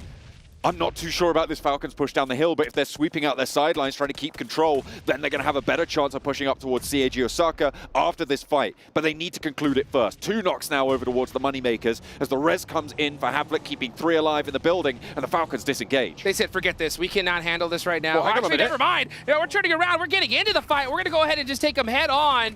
And Schweppes is right there around the corner as well. So let's see if Vampire swoops in, but Moneymakers desperately trying to take these players out to keep their tournament hopes alive. Top with the S12K. Brings out a few shots, but not able to get the knock, but that is it. Moneymakers are out of there. And Vampire are still here to play. Can Schwepp do more now? 4 players alive for them. The rest of the team nowhere to be seen. Falcons have got 3 players. They can get these reses, but Schwepp does not have any nades. That is what is stopping him from really going for more pressure on this. The circle's moved away. They don't need to go aggressive, but maybe they should have done. They needed to. They needed to. I'm so shocked that they didn't press this fight because Team Falcons are only separating them by 3 points prior to this match. So to take out the Team Falcons right now would be very advantageous for Vampire, but instead they say, you know what? Let's prioritize circle and see what happens. And it's a bold call. It's a bold call. Let's see if it ends up working out for them. Schwepp a little bit out of tune right now with the rest of Vampire. Stoned tries to put a leash on him, pull him back in. Or maybe he should have been the one being pulled over towards that. It's going to be interesting to see how the 3 players from Falcons now can impact Vampire's position. The difficulty right now for the position for Falcons, they can't really put too much pressure over towards Vampire because of the way that the terrain sits on the south side of that potato hill. Spray from Mythic, 1, 2, 3, and the rest go up in flames. That is a huge pickup for Team Liquid on the west side, and the Mad Bulls, they are sent down. See ya, Mythic shutting them down right there. 5 eliminations to his name. You can see that helmet right there. He found them real quick. That's how you get it done. So Team Liquid busting out some big eliminations right when they need them. And now they're starting to put some pressure onto the Brazilian brothers of Alpha 7. They're trying to close that gap. Another knock, another flush. That goes to Talon, but that still depletes the resources of Alpha 7. And the rest are up on the menu. Ayala He's dancing. wants the shots. He's adding the pepper. He's making it spicy. McGrellin goes down. And Team Liquid, 6 eliminations now. Looking so good right now. Very, very strong. Holding the edge of Potato Hill, and CAG Osaka are just playing this completely passive, so they're not applying any pressure from up the mountain. It's really up to Team Liquid to get it done here. Talon are trying to find a flank on in, and it looks like they are going to take that fight. Misery with a beautiful shot onto Ayala sparks this engagement. Ayala, where are you? Need to be a little bit more consistent with those sprays, but let's take a look at this third-party potential coming in from Alpha 7 if they go for this full-out scrap. Talon really can't, I think, fully engage onto this. They just need to keep the suppression on because Alpha 7 will move up whilst Team Liquid are busy holding their knocks back. Let's take a look at this replay. I mean, all 4 in a car. Oh, okay, look, you move all in a vehicle, and every time this happens, I always say it's just going to go badly for you. That's exactly why. Let's take a look at Carrillo. He's going to fall down, but Talon, they're having their toll extracted on them. Ayala's going to get rest, and Team Liquid still with 4. Team Liquid, this is the game that they needed right here. And I talked to Knight. He said that we're just going for top 12. We want to make sure we make it to that finals, but this is how you do it right here, right now. Meanwhile, Talon down to 3 players. They do not have any kind of hill priority at all, so they may just have to stick it. But now, look at this. The fight is now ringing out between Vampire and Team Falcons, but now Vampire loses the advantage that they had a little bit earlier. Oh, man, Vampire, that sucks so much. If there was a way that you could have gotten rid of Falcons, right? Right? Maybe you should have gone for that down to the southwest side, but not to be. Tony K dispatched on a knock, but should get rezzed up here with smoke cover. Stoned is the off angle. Potential third-party, weird sort of action from Power as they start to shift down on the east side. You can see actually Kante and Easy both moving in on the east. So potential backstab if Vampire want to push this. Don't think they can really go too aggressive now. With that knock onto Tony K, Falcons have moved further up, and CAG Osaka not making a peep. Not moving at all, but they're going to have to because this zone's going even further north, and all those teams are going to have to collapse onto CAG Osaka in the next few minutes. If you're Apollo, you need to start pushing up right here. You need to apply pressure on these squads while you have the blue zone working with you right now. But for the moment, Vampire and Falcons in a fair fight for now. Top, busting out the S12K through the smoke, gets knocked. That's long range. That's the backstop. Stoned able to put suppression over the ridgeline. Smoke clears. They get the flush. 2 players now left for Falcons to try and hold on. Nurzed with 2 eliminations, low HP, needs to try and get some healing action taken low, and they haven't got a knock to answer. There's the knock from Tony K. They push forwards, and Nurzed now, the only thing to stop Falcons from going out. Team Liquid have an off angle, and they will get cut down, falling before the feet of the Vampires. Vampire Esports, I cannot believe they were able to have this fight fair. I mean, there were so many teams right next to them, but they just allowed that to happen. CAG Osaka, a team that desperately needs so many elimination points, currently sitting with 0.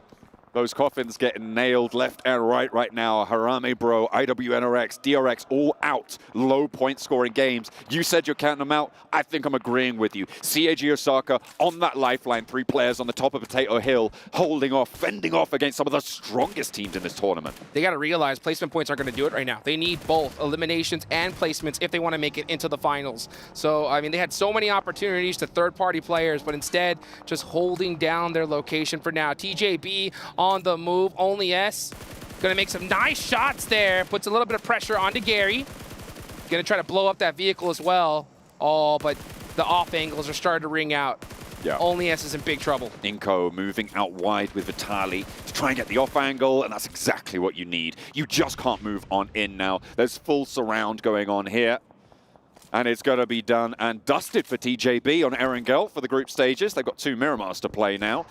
They'll have to focus on that. In the meantime, Team Liquid finally turning their attention to the remaining players on CAG Osaka. They're down to 1, and their tournament might just be dropping down to the survival stages in these next moments. But a nade keeps them alive for just a second more. Oh, but it's only just 1 player up. I mean, we have to see an absolute miracle run from Naoto. Let's see if he's going to be able to do it. But now the Molotov coming on in. He's burning. Is he going to burn down to nothing? Oh, barely survives. Wow. A big nade sent back over, and look, the Vampire with the third party.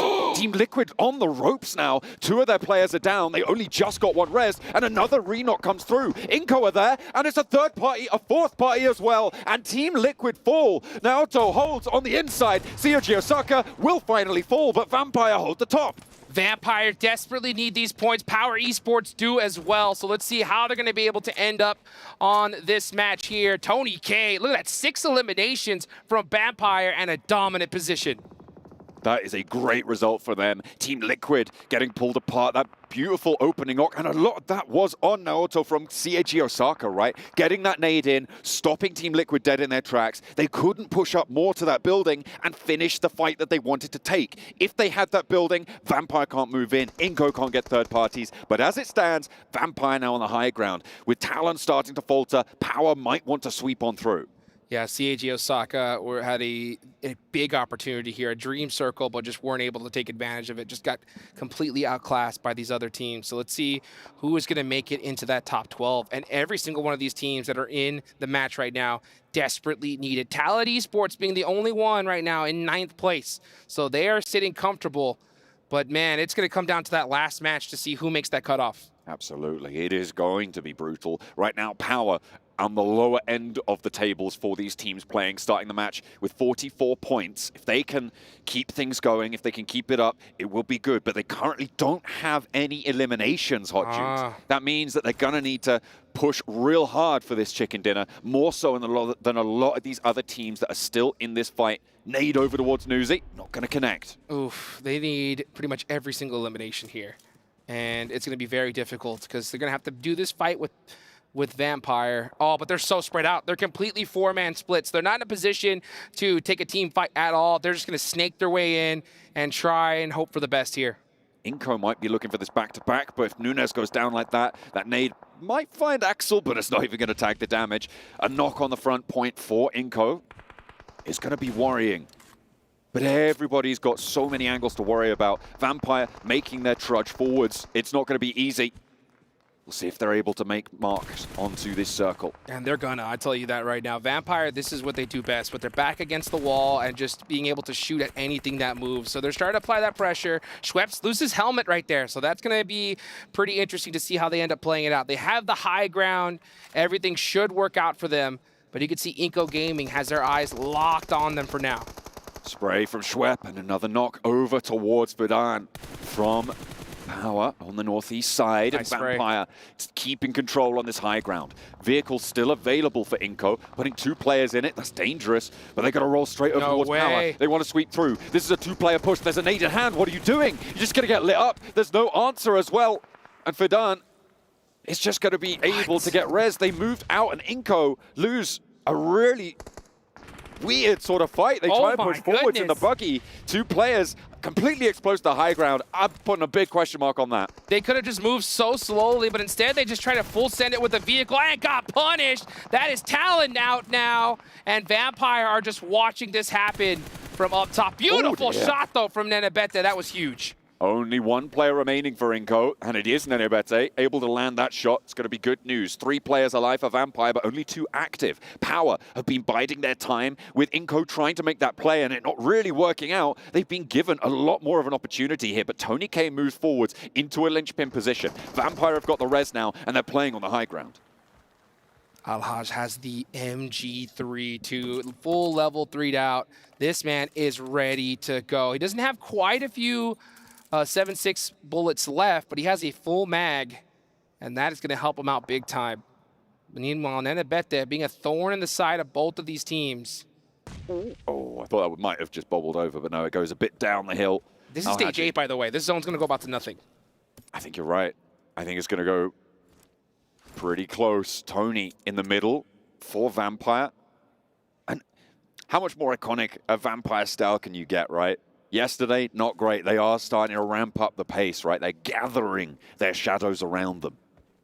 They are ascending from the shadows here right at the last moment, right when it counts. And here comes Papa Blue, folks. This is it. The zone is now going to go all the way to the middle, and that is Inco out. We're down to the final 2 teams. Power have the low ground, but they have an extra player. And 2 knocks. That is how you get it done. Vampire are in trouble. 1 versus 4 for Tony K. He is pretty good, but I don't know if he's that good. Needs to start out strong with 1, but that's all he'll get. Tony K goes down, and Power clutch it out with a chicken dinner. Held on the northeast side, stopped anyone from moving around, and able to clinch it in their home ground. Oh, the crowd goes wild. You couldn't ask for a more clutch moment because this team desperately needed every single point that they could get to make it into the finals and into that top 12. And they just did it right here, right now. 2 more matches left to go. And in the last matches, we don't know what's going to happen. So, I mean, you said that word clutch, and I cannot agree anymore. That's how you do it. Second chicken dinner today for Power. Their day 1. We're not even going to think about that anymore. We're looking at today's games, and they are burning bright right now. This is a team that has surprised us before. It looks like they're trying to do it again. Absolutely, man. What a performance right there. Beating Vampire on the low ground, not an easy task at all. They hit those shots and got it done right here. So, I mean, a performance like that, we should hopefully see them in the finals. There's still 2 more matches left to go, and like I said earlier, it's going to come down to the last one. I think it might just do that with the proximity on these tables, with the 12-match set that each of these teams are going to be only playing 12 matches. It increases that volatility so much, and everything can change on 1 play. Well, speaking of volatility, right? Now I'm gonna claim it, right? Nail in the coffin for the bottom 4 squads right now. We're gonna see them in the survival stage. I know it, and I think they know it as well. Here comes the problem, though. You know you're making it to the survival stage. You know you're not going to make it to the finals. Maybe you decide to say, hey, this team annoyed us. They're the reason why we're here. Let's go hunt them down. On the flip side, maybe you want to allow the teams that you think are better to qualify, right? So that in the survival stage, you're not facing off against stronger opponents. That's right? a good point. So therefore, you go against weaker teams that are around that bubble, and you try and elect which teams you want to go for, right? So there is that sort of dichotomy depending on how you want to play it, right? And even then, you don't even have to make that call. You could just play for your points, just play for as much as you can. There are still ladder up bonuses, right, for getting higher placements on the group stages. A couple of grand can be the difference between that bottom spot and a couple of points higher. So still a lot to play for. We're going to be heading to Miramar after the break.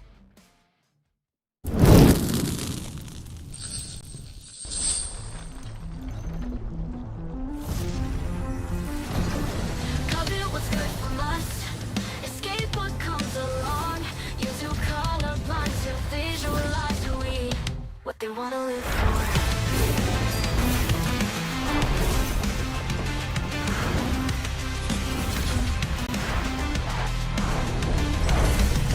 Careless, no less,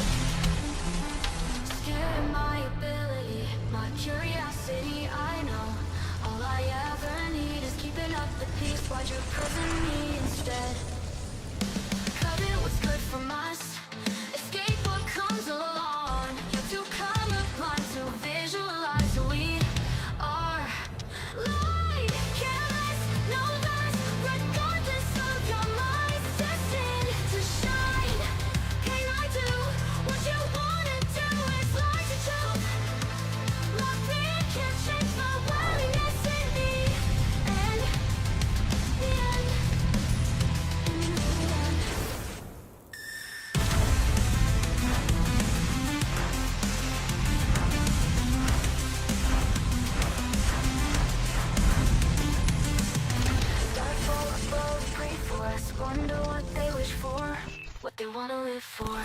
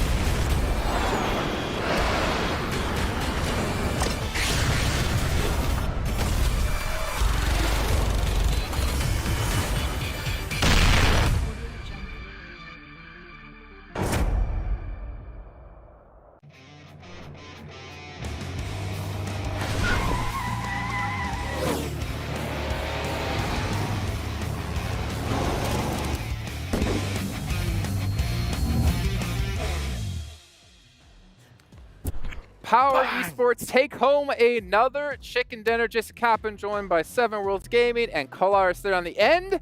And honestly, it's looking like Power, with their 2 wins today, might be able to pull this off. They might be able to qualify. They may. They have the power. I had to go for it. I'm sorry. We have got ourselves 2 wins in 3 games.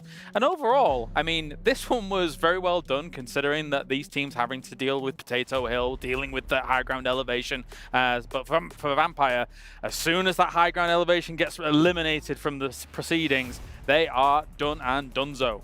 That was the big question mark for Vampire. How were they going to be able to react whenever the circle didn't go their way? Because they were going to be overexposing themselves.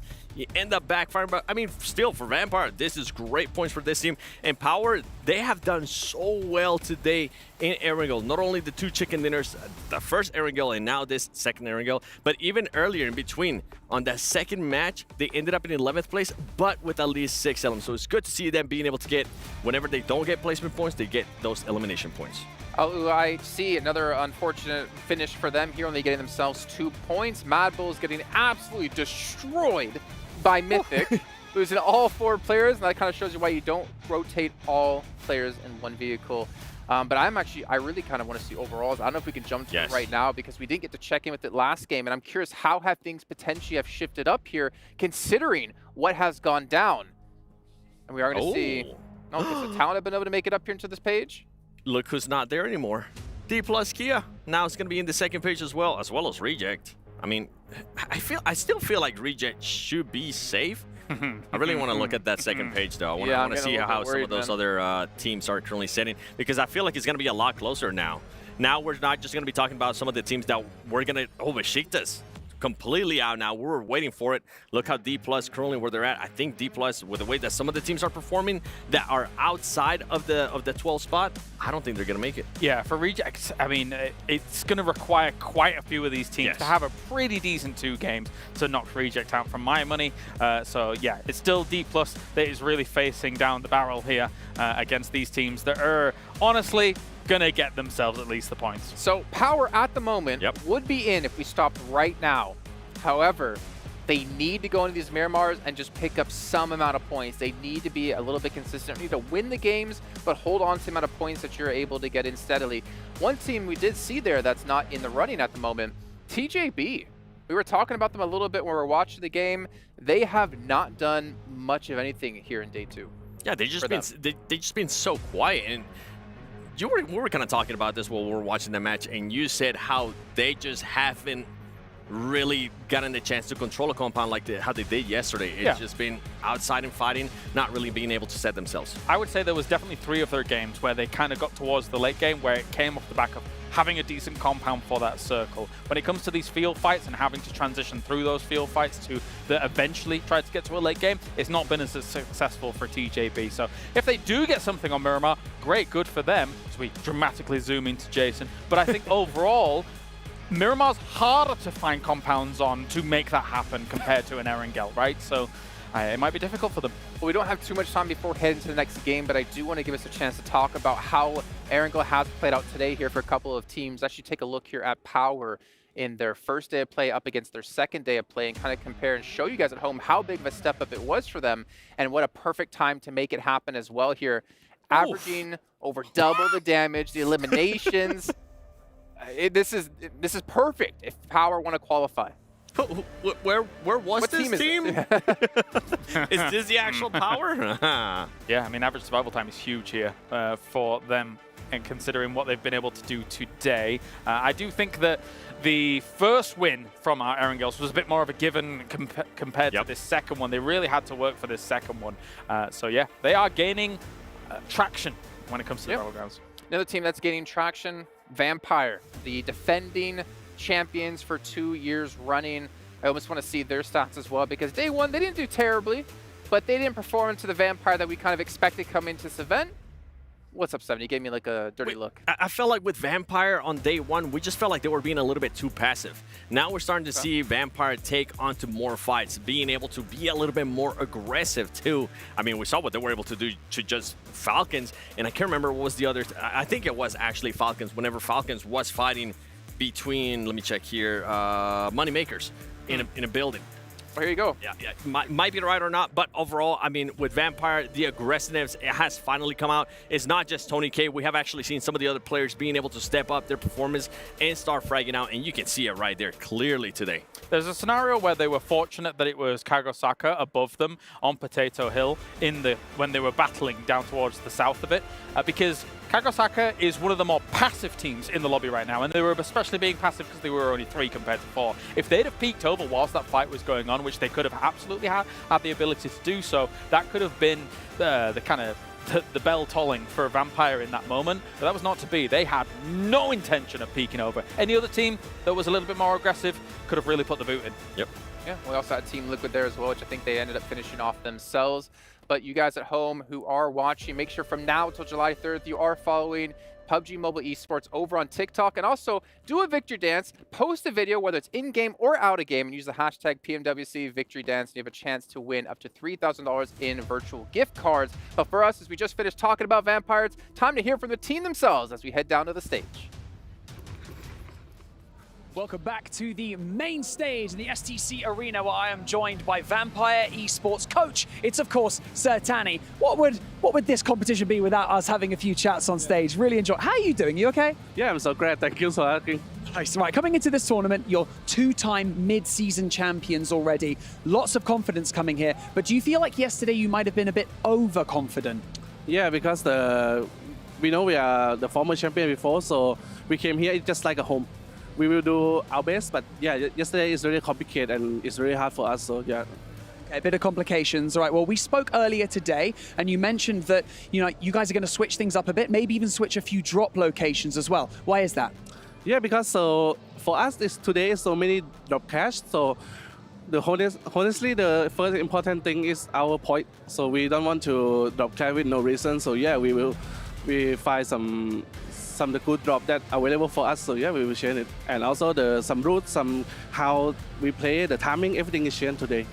Okay, well, speaking of today, speaking of points, you managed to secure high points in that final Erangel map. Finally, you can rest a little bit. You're currently in 11th place with 62 points, okay? You're still not quite safe. You're only 1 point ahead of Power Esports right now. 2 more maps remain on Miramar. Do you feel like you can do it? Yeah, I feel like we can do it, but just only the maintain and the consistency, because as you say, we are not really safe much, but I expect to focus for more like a 75 point, yeah. 75 points, that's what you're aiming for, Sir Tanny. It's always amazing to speak with you. Thank you so much for joining me on the main stage. Best of luck to Vampire Esports for the rest of today. Hopefully we'll see you in that main tournament. But for now, let's go back to the studio to continue day 3 of the group stage.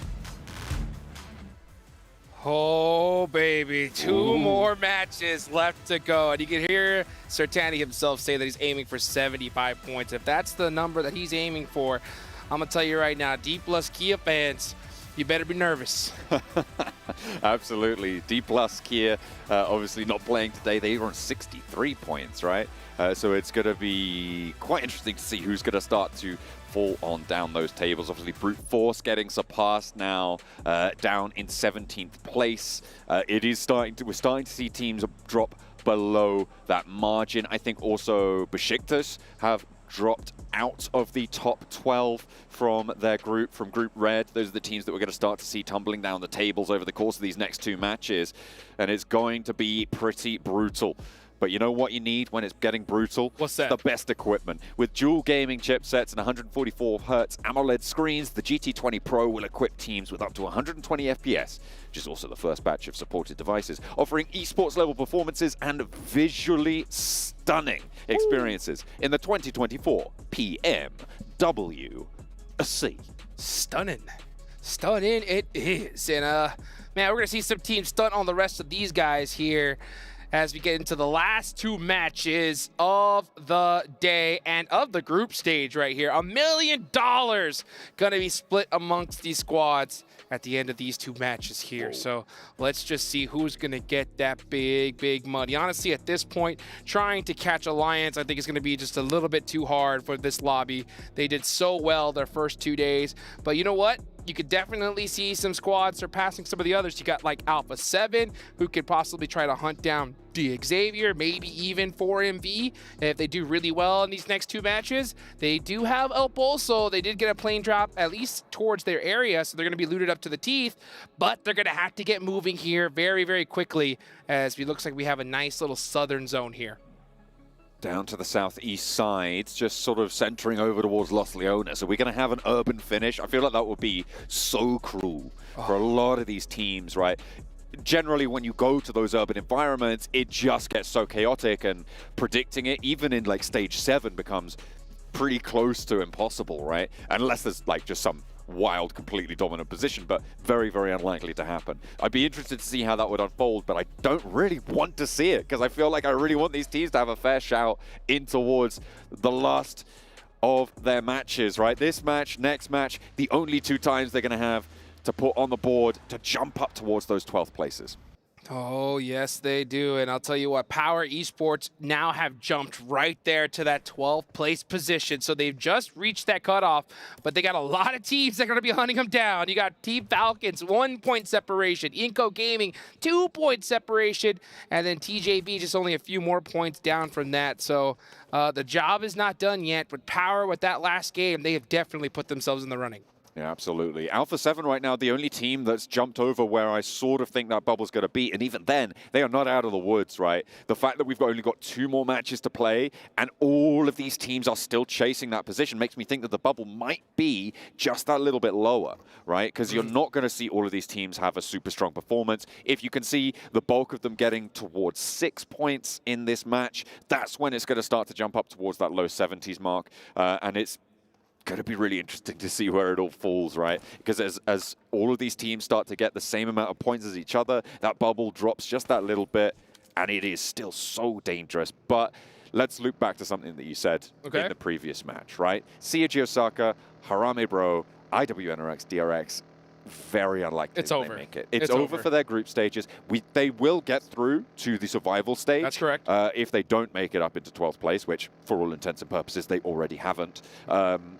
We are going to have to see what they can pull out the bag in those next stages, right? We're going to be starting to cut teams down for Boom, for Mad Bulls, for Moneymakers as well. This is, again, that same situation that you were talking about last time, where this match could cut them out of the running. Yeah, definitely could. And you know what? For those 4 bottom teams, you know, you never know what they're going to do right here now. And sometimes when they're at this stage, a lot of squads start going crazy because there's no more nerves, right? They know that, hey, there's no chance we have of making it. They finally start playing their game and start disrupting all the teams above them. So, you know, it's always good to keep an eye on those squads for sure. But I do agree, you know, Boom Esports, Mad Bulls, even Moneymakers, it's do or die this game for them if they want to make it into that top 12. So let's do a little theory crafting since we have some time here and teams are playing so carefully at this point.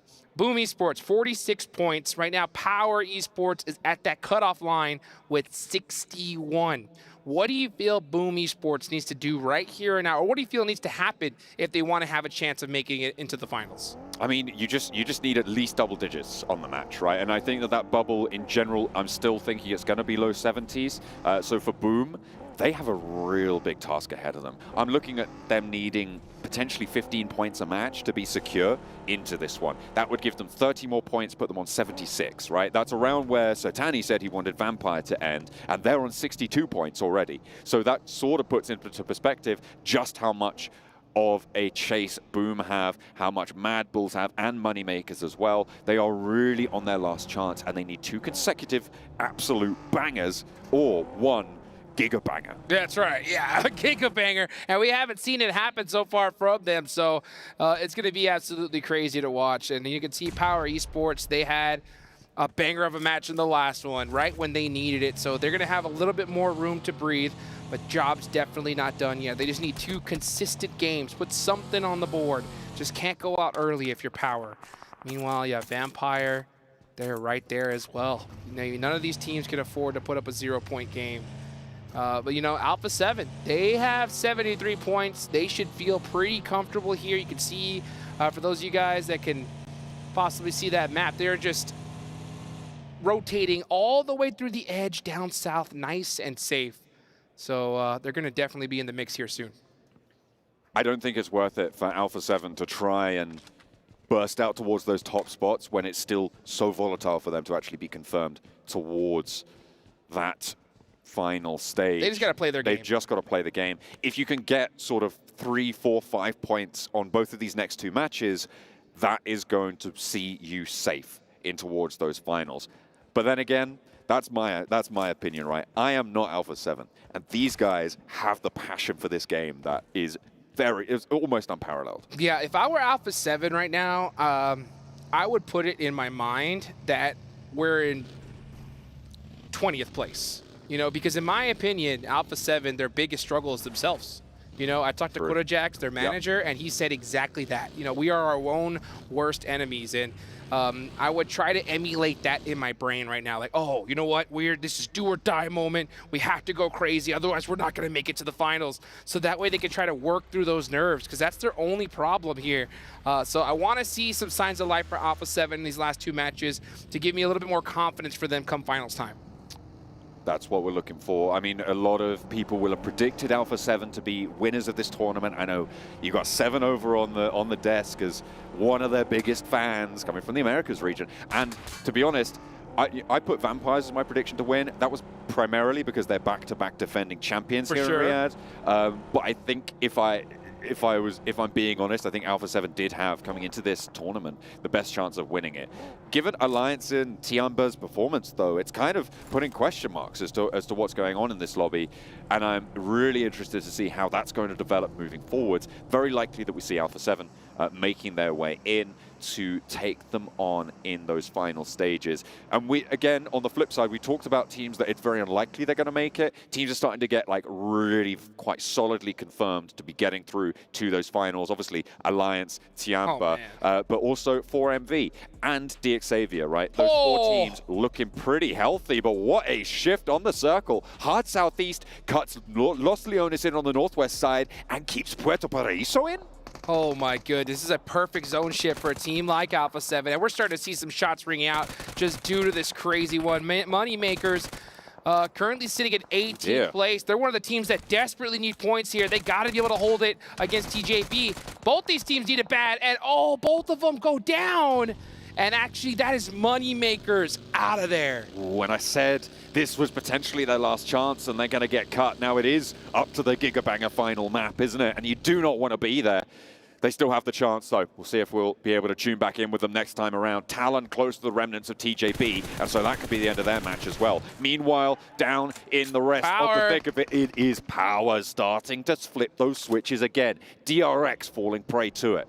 I could already hear the crowd starting to go nuts as soon as they saw that knock from their hometown heroes.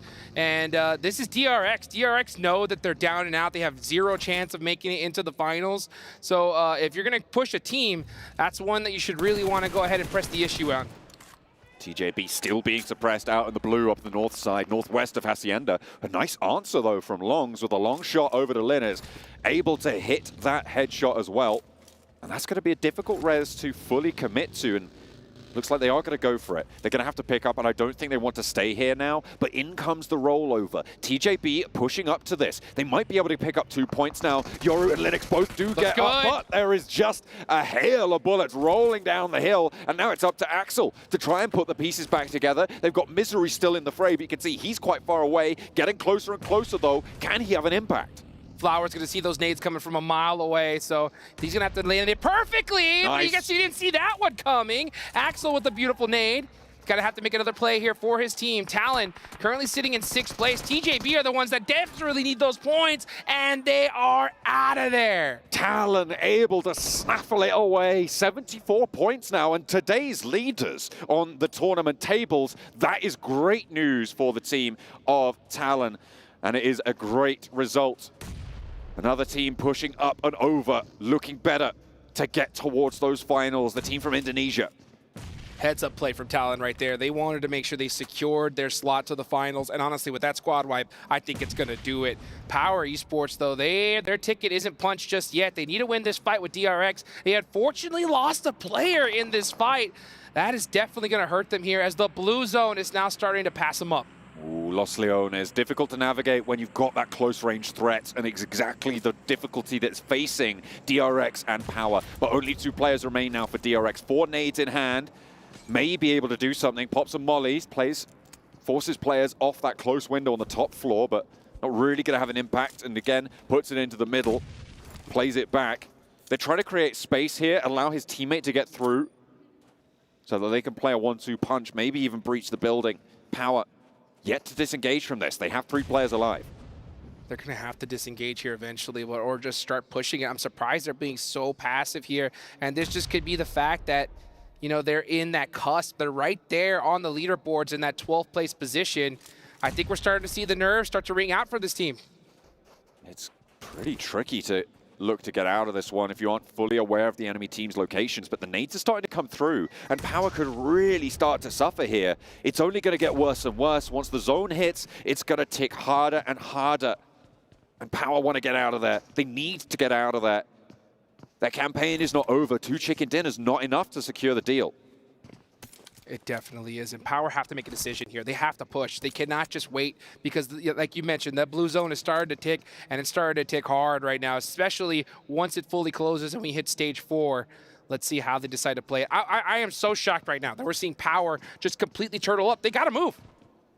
They've got to get out of there, but instead, over they go. Pops the shot, and that's going to give the game away. They're in the building, steps out, and that's the first knock going over. Huge. Easy, able to pick it up, and that is indeed huge. Power might just be able to win this fight off the back of it. They should know that the players upstairs, and DRX sat at the bottom of the table, sat on the top floor above Power.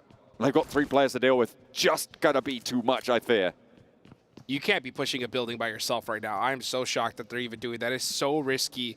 If you get knocked, you're getting thirsted 100%. So the entire Power squad need to just full send it onto this last player. Get every single person, run in and take them out. You got to get moving here, because this zone is starting to really chunk away at you, and there's hardly any spots available.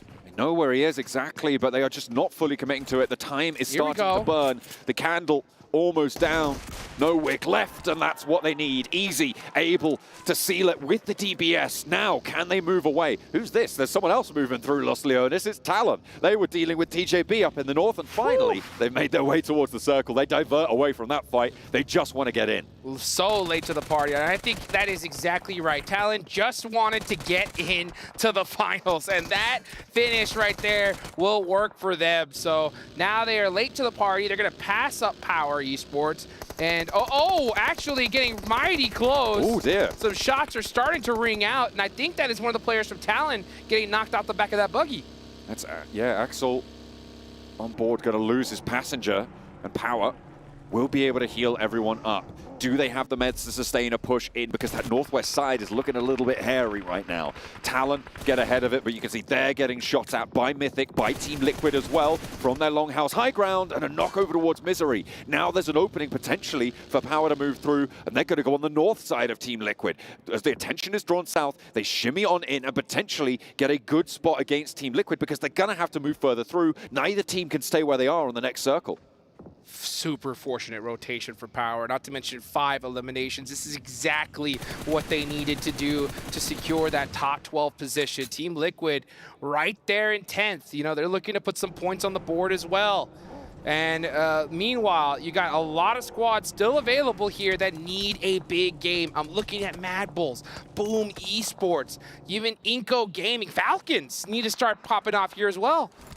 It is all about those inches to add to your tally, right? It is all about getting those single eliminations. Right. Crawling your way through this quagmire that is the group stage. Oh, every inch counts, John. Absolutely. Every inch counts, and every point counts right here, and it's going to be so close here. There's only one match remaining. Mafioso busting out the mini, looking to try and pass up some of these teams on the leaderboards. Team Falcons starting to move as well. Top just trying to get a little bit of information. You can see him on that buggy circling around. These players got to stay calm here. I know there's a lot of pressure.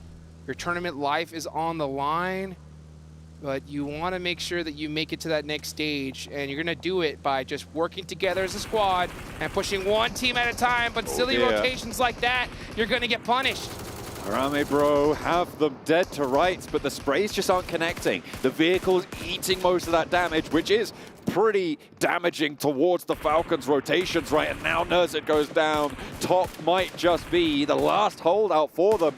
And the Falcons on one player. They're right on the northern side. It's not even like they managed to get dead central, but he's not going to give up without a fight now. Top has the nade. Looking to cook it up towards Jappy. As over behind the vehicle, he's got cover. The smoke is there to stop Top from getting sprayed down from the high ground, but that's only going to last so long. Spray's coming in. I think that's from Boom across the way. It's a third party. Jappy going for the trade, but Top able to do it. Pushes forwards. Is going to be able to fall back. The teammates there. And with the front bumper, they bust his lip, and it's Falcons to fall. He was able to get at least 1 point, but now you got Boom Esports on the other side starting to pressure Harame Bro here. Shots are ringing out from all over the place. Man, a little bit of a lazy rotation there from Falcons, and they got punished for it. It's going to come down to the last match for them. They're going to have to pull out a miracle game if they want to make it to the finals. Meanwhile, Harame Bro in 21st place with only 30 points. They need a monster game, and 2 eliminations so far, 1 player down. It's not looking good. Not a happy couple of bunnies, those lot. Unfortunately, Team Liquid looking to continue their chase. Keep up the pace, 67 points right now. And they're in a pretty solid spot. Again, very few teams actually confirmed to be in on this one. Axel getting knocked there. Alula IHC, Demo. He's going to go ahead and start off with a nice elimination. Oh, but here comes Boom Esports starting to put that pressure onto Harame Bro. I believe it's only 1 up left for them. A great push by Boom to get some very necessary points, and that's going to be 6 to their total. Excellent start to their second to last game right now. Their Miramar campaign going well. That puts them up at 52 points. They still have more to do. A lot more. Looking at the circle, it's a hard northwest shift. Vampire right now in a really strong spot. The compound on that southwest corner of the flat that sits on their north side is going to be a lifeline. Tony K up on the high ground that sits to the northwest of it. They need to control Inco, but once they do, it is great news for them. Very few positions stronger than that. Power Esports, you can see they're currently sitting in 10th place with those 5 eliminations. Looking really good here, but they still need to do a little bit more. Vampire Esports need to start putting that pressure because they're right there on that cutoff. They're sitting in 12th right now. No eliminations. You can see them playing this very calculated. Absolutely. And so Tani said 75 points their goal, right? If they're going to split that between the 2 games and they need 8 points to be able to get... Is that right? No, they need more than that. You know what? I think they'll take 8 and 5. They need 13 points, right? So you split it, 7 and 6. Which is this going to be? You want to get as many of them in this match right now. When you have a central position, when you have a stronghold, controlling Inco was always the thing that was going to ruin them. But if they can do it, they have a beautiful position on this northwest side. They can control from that high ground. Everything looks pretty downhill from where they sit. Meanwhile, Team Liquid are now starting to feel that pressure. Mythic is knocked. Alula IHC on the gun. Oh, but Chief with a nice little stiff arm there on the Godless. He's going to get that confirmation. He's going to have to start hitting the deck, though. Actually, I might be looking for a vehicle and get on the move here. Alolex IHC from the south edge right now. 73 points, another team looking to try and jump up towards that 80-point barrier that sees you fairly safe into those finals already. They have a lot more to do, and defending their global dominance from PMGC is what they are thinking about right now.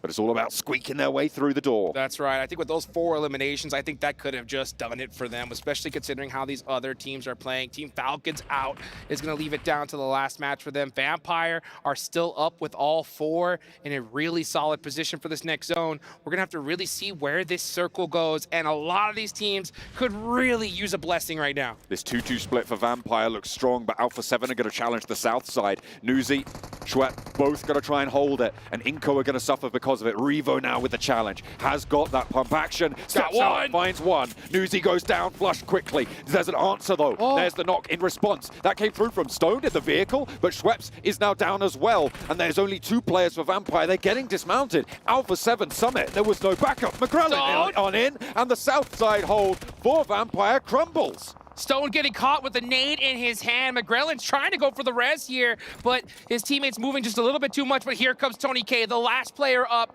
for Vampire Esports. They need this fight to win. Alpha 7 pretty much confirmed here to make it to the finals. Vampire, not so much. And they are allowing this reset. That nade helps give them just a couple more precious seconds to last in this match. Unlikely Stone gets out of this, though. Alpha 7 going to res, going to get McGrellin back to his feet. Tony K has bigger fish to fry, as well as Inco. Step around. 2 players to handle. If anyone can, it's Tony K. Nade over towards Schweppes to get the flush. Inco's still that point away, but they still have Tony K to deal with. Alpha 7 potential to third party, but power in the meantime. Dead center on the junction. A nice ridgeline to play around. Tony K so desperate right now, just trying to make it happen for his squad. He jumps out with the pre-fire, jumping back in, using his best parkour tactics here. He's pulling out every strategy he has. He has to win this 1v2. He hears the footsteps. Nenebete is in the building. He tries to pre-fire it. He's trying to time this perfectly. But now Alpha 7's going to be pressing up in here anyway. Tony K's got to make something happen here. Steps in, Nenebete across the way. Tony K out of the building, trying to find them on the back foot there. Spraying, pre-firing. Alpha 7 now descend. Moving on in for the third party on this one. I think they've only sent the 1 player up to the north side, but he's just going to put ordnance in. Nenebete going to be forced away to the sidelines. There's the backup from the Molotovs. They are starting to stretch out on this line on the west. Dangerous to expose themselves to the south side, but there's a lot going on the east that we'll have to tune in with later. This fight continues. The pressure is cooking. Tony K's got to, his heart's got to be beating a mile a minute at this point, because he's fully boosted now. He's going to have a little bit of that run speed advantage from that full boost, and he needs it for sure. He is just biding his time. He's very happy to just stay in that building as long as he possibly can here, and hopefully maybe sneak even a single placement point. But right now, there's still 10 teams remaining. You go out, it is an absolute donut. Alpha 7 fighting on 2 fronts, keeping Alolex IHC at bay. Let's see a Osaka go down to Boom on the north side. In the meantime, Vitali goes down, and the burn is there. The burn out, and Tony K survives. So Vampire go 1 step further towards those placement points to add to their tally. They'll take what they can get at this stage. What more can they do? The answer is nothing, because there is just more nades in the pocket for Alpha 7. They really want to seal the deal for themselves. Maybe they want to try and chase it as well, because from this western side of the circle, they have the potential to move through this match. Tony K trying the Jurassic Park strategies, as if I don't move, they can't see me, but unfortunately, Alpha 7 have evolved to another level right here. Clever girls. Revo just had that 5th sense, able to get that knock. And that is going to push those guys over the edge. Alpha 7 crushing it.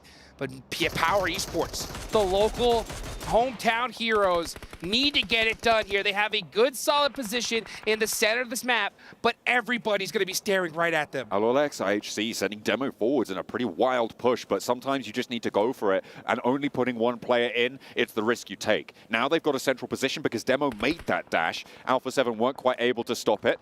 Mad Bulls on the east side against IWNRX, both going to be vying for that eastern edge. This is a really tricky spot for the Boom. Control the north side of the road. They have such great terrain right there. They're going to be forced off of it in a moment, but Mad Bulls find an opening onto their flank, so potential to sweep through, but IWNRX still in the way. Look at that ridgeline that Boom have. What can you do if you're IWNRX when they're there?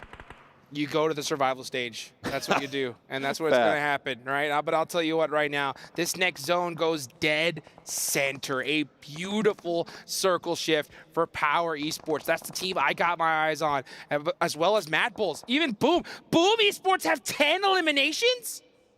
Where did that come from? The north side, I'm telling you, man, that high ground position across the road acts like a river. There is nothing that you can do when Boom are moving forwards. This is the chase that they were looking for. We've been talking about teams that need strong games, and this is how you do it for Boom. 10 eliminations puts them on 56 right now, and they need more, but they are going about it the right way. A strong hold on the north side might be what they need. They needed this so bad. 10 elimination points. Oh, that nade looks good. Boom, baby. How about one more? That was an eviction notice, and that is how you do it. IWNRX getting punished. The red label on the door slapped up, and Boom put another one in the dirt. Swain falls down, and it's only the team's MVP himself, Zedwolf, who can stand between Boom and holding this northern side of the road to themselves. Another nade goes high. Yummy wants to put the final nail in. Another one just goes short, just not quite tickling on, and Zedwolf might get the res, but they are still trapped. That one looks quite good, and again, it bobbles down short.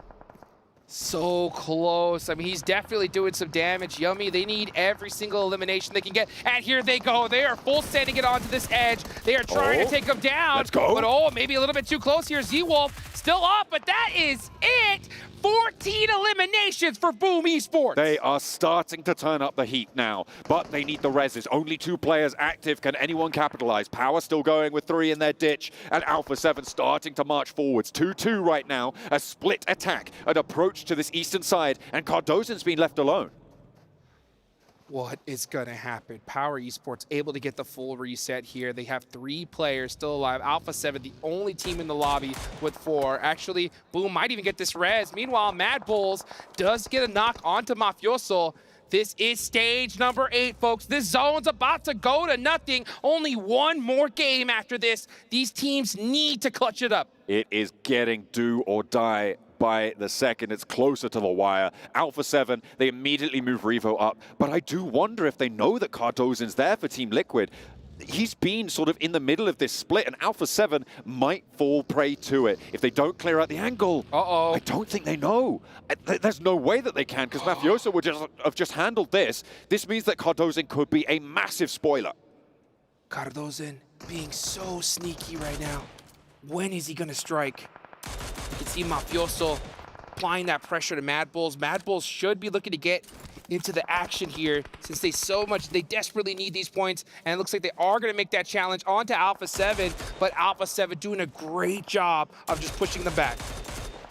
Shots from Mafioso, keeping Boom at bay, getting across this road, their major challenge, but that south duo is going to give them a little bit of a foothold. They need to get across and challenge Power on this northwest point. Cardozen still chilling right now for Team Liquid. He's got ice in the veins, this man.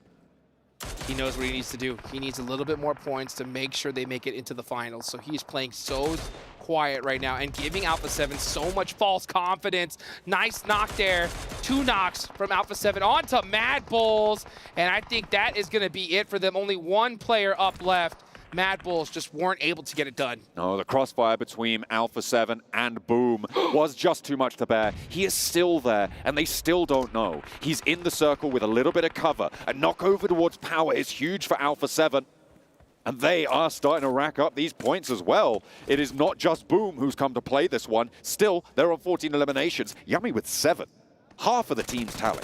Oh, there it is. It finally pops up, gets the knock and flush onto Revo. Here comes the drive on in. Is he able to get that second knock? He doesn't. And Carrillo finally takes him down. That's a 12 eliminations right there. A huge game for Alpha 7. Up to 69 points, and add those 3 at 72. Power now with a chance. 3 players alive. Getting a knock over towards Carrillo means 2 players for Alpha 7. Boom, looking to insert themselves into this one. A big game necessary. Rezi over over and into safety as well. Behind that buggy, has to fall back. Pondbit spotted by Vidan, finds the spray, finds the flush. A nade over the top might just be enough to find two. A double knock comes through from Razy, and that is huge news for Boom. More on the tally. 18 eliminations. They're looking to break records. 18 eliminations so far. There's 2 more to go. Can we see a 20 elimination game? That is a 30-point swing if they get it done. And Alpha 7 are on the back foot. It's looking too good for Boom Esports. Here comes the pressure. The nades, the Molotovs, the zone is starting to close. Alpha 7 know they're hurt. They have to hit an incredible shot if they want to make this happen. Mafioso down. Now it's McGrellin. The only thing that's going to stand between them and Boom rolling over the circle. It is bombastic. It is loud. The north side of the road rolls on down, and Boom's hopes stay alive. Boom goes the dynamite, baby. 20 eliminations and the chicken dinner? Are you kidding me? These guys are gonna fly up the leaderboards. That is an absolutely incredible result. What a beautiful way to start your campaign into the final game. Indonesia very happy with their team right now. Boom have put so much on the board. 30 points. Starting the match on 46 puts them at 76 points. That is where they want to be. Anything now is looking to be gravy in the final match. Whew, Boom Esport fans, get on your feet, mark your calendars, because I think you're going to be seeing these guys in the finals after a game like that. Are you kidding me? We talked about, having a good game, right? Oh, yeah. That wasn't even just a great game. That was an insane match from them. And so many other squads as well that desperately needed those points were able to get them right then and there.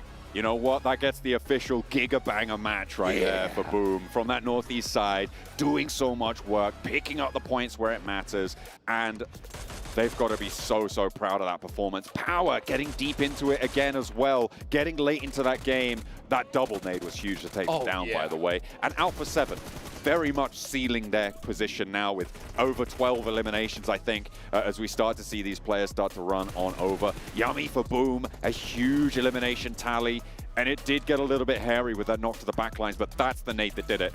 Double knock, there's nothing you can do. Beautiful nade right there, so clutch. And I mean, look at that, Yummy had 7 eliminations at that point. That is just absolutely insane. And the hardest thing when it comes to playing as a PUBG Mobile player at this level is that clutch factor. You can't, you can't train for it, right? You just have to be able to have it or you don't. And Boom Esports, after that game, they definitely got it. Certainly is, but they've almost, they got 46 points in the rest of the tournament. They just got 30 points in that one match. They almost doubled it. So, that's crazy. I mean, sure, you need that clutch factor, but what you also need is the backup, and that's what I'm looking for them for next match, right? That is what I'm going to be looking forward to. Oh, man, guys. One more match left to go. You guys know what to do. Don't go anywhere. We're going to be right back. Boom.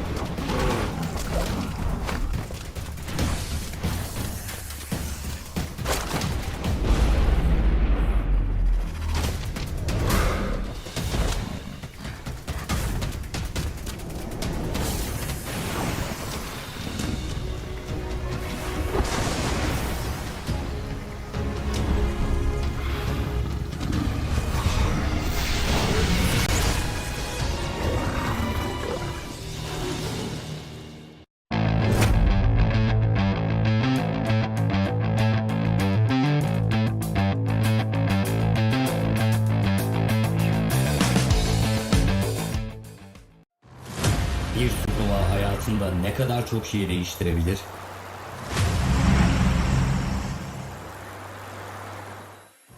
Bir hayali kaç kişi aynı anda paylaşabilir? Peki kaç kişi yükselen yıldızlarda savaşmaya cesaret edebilir? Parlamaya ve e-spor sahnesine adım atmaya hazır ol. Senin sıran geldi. Şimdi sen de takım arkadaşlarını bul. Turnuva adresine git ve kaydını tamamla. Bu heyecana ortak ol.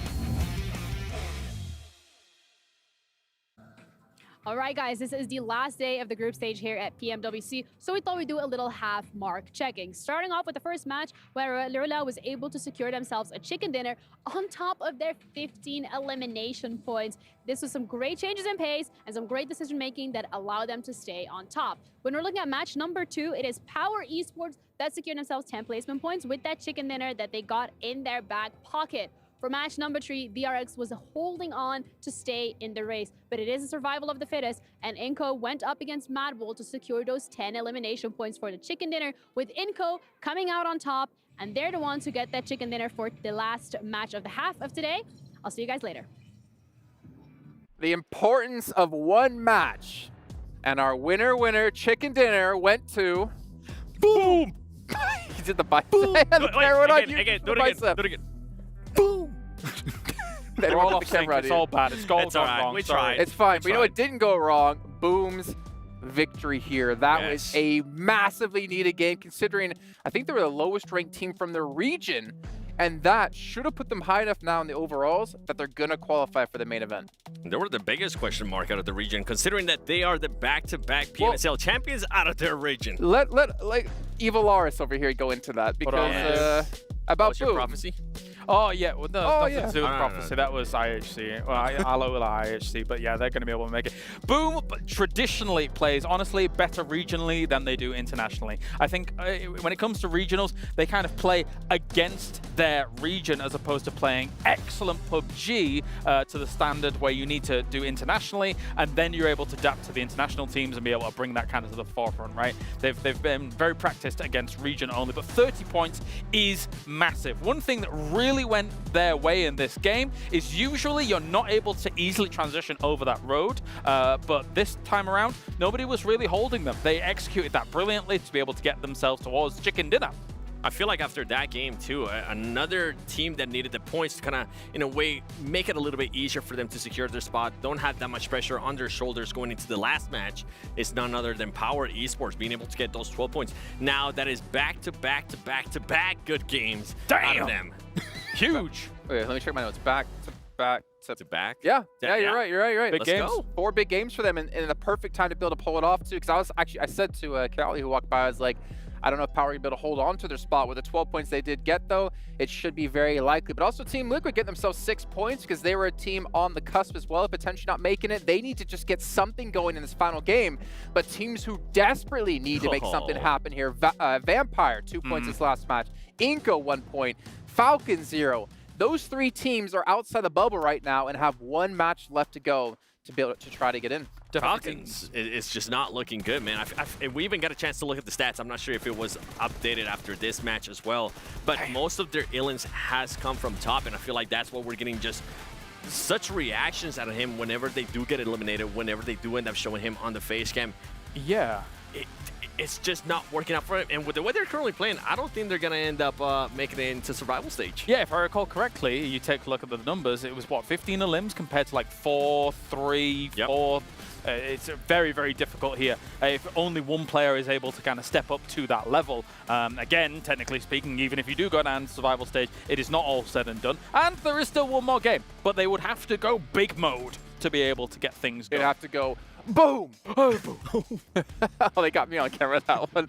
I don't know, I got the muscles for it. The thing is, even if they do go in big mode, even if they do perform well, they have to hope that some of the teams that are above them, that are already secure it within the top 12. they have to hope that they don't perform well, which is very unlikely with the way some of these teams are currently performing. I mean, the fact is as well that one team we haven't mentioned just yet, and it's still technically unlikely to happen, but still possible, is Reject. Yes. Currently at 69 points.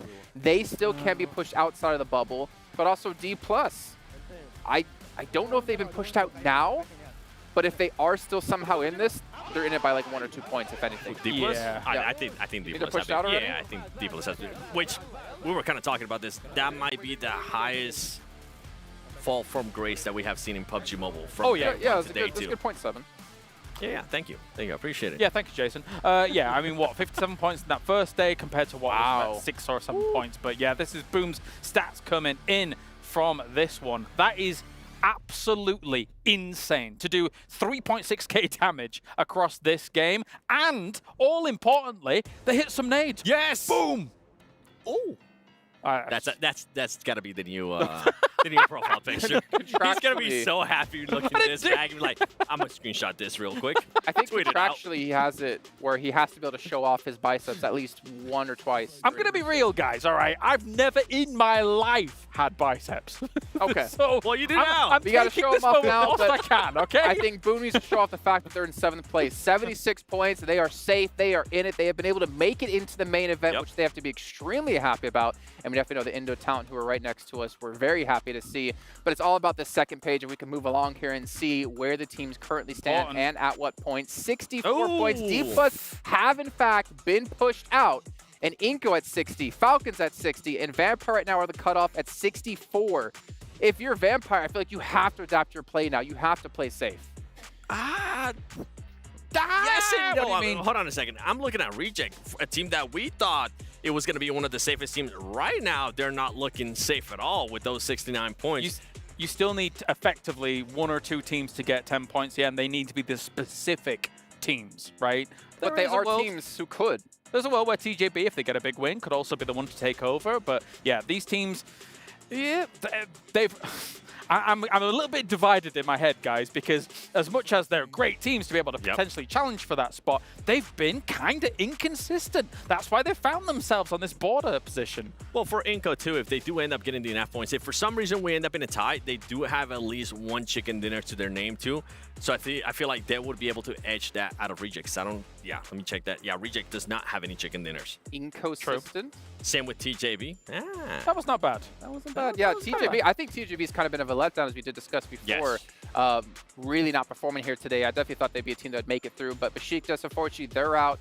Brute Force, well, I say out, right? They're in the survival stage. Let me clarify that for you guys at home. When we do say out, it means making it directly to the main event right now, but they still have survival. Technically speaking, if Mad Bulls had a massive game, 50 points, like up to what, I mean, hey, we just saw a 30-point game. Yeah. Like, there is technically a world. Again, in terms of the inconsistency, I don't think it's tried, true, and proven. And 7, that also does mean DRX. If they have a big game, they still, unfortunately, would not qualify here into the main event. They still have to play survival. But we're going to head over to our commentators as the final game of the group stage is ready. John Allen and Hot Jukes, take it away. Let's go. Boom. Boom.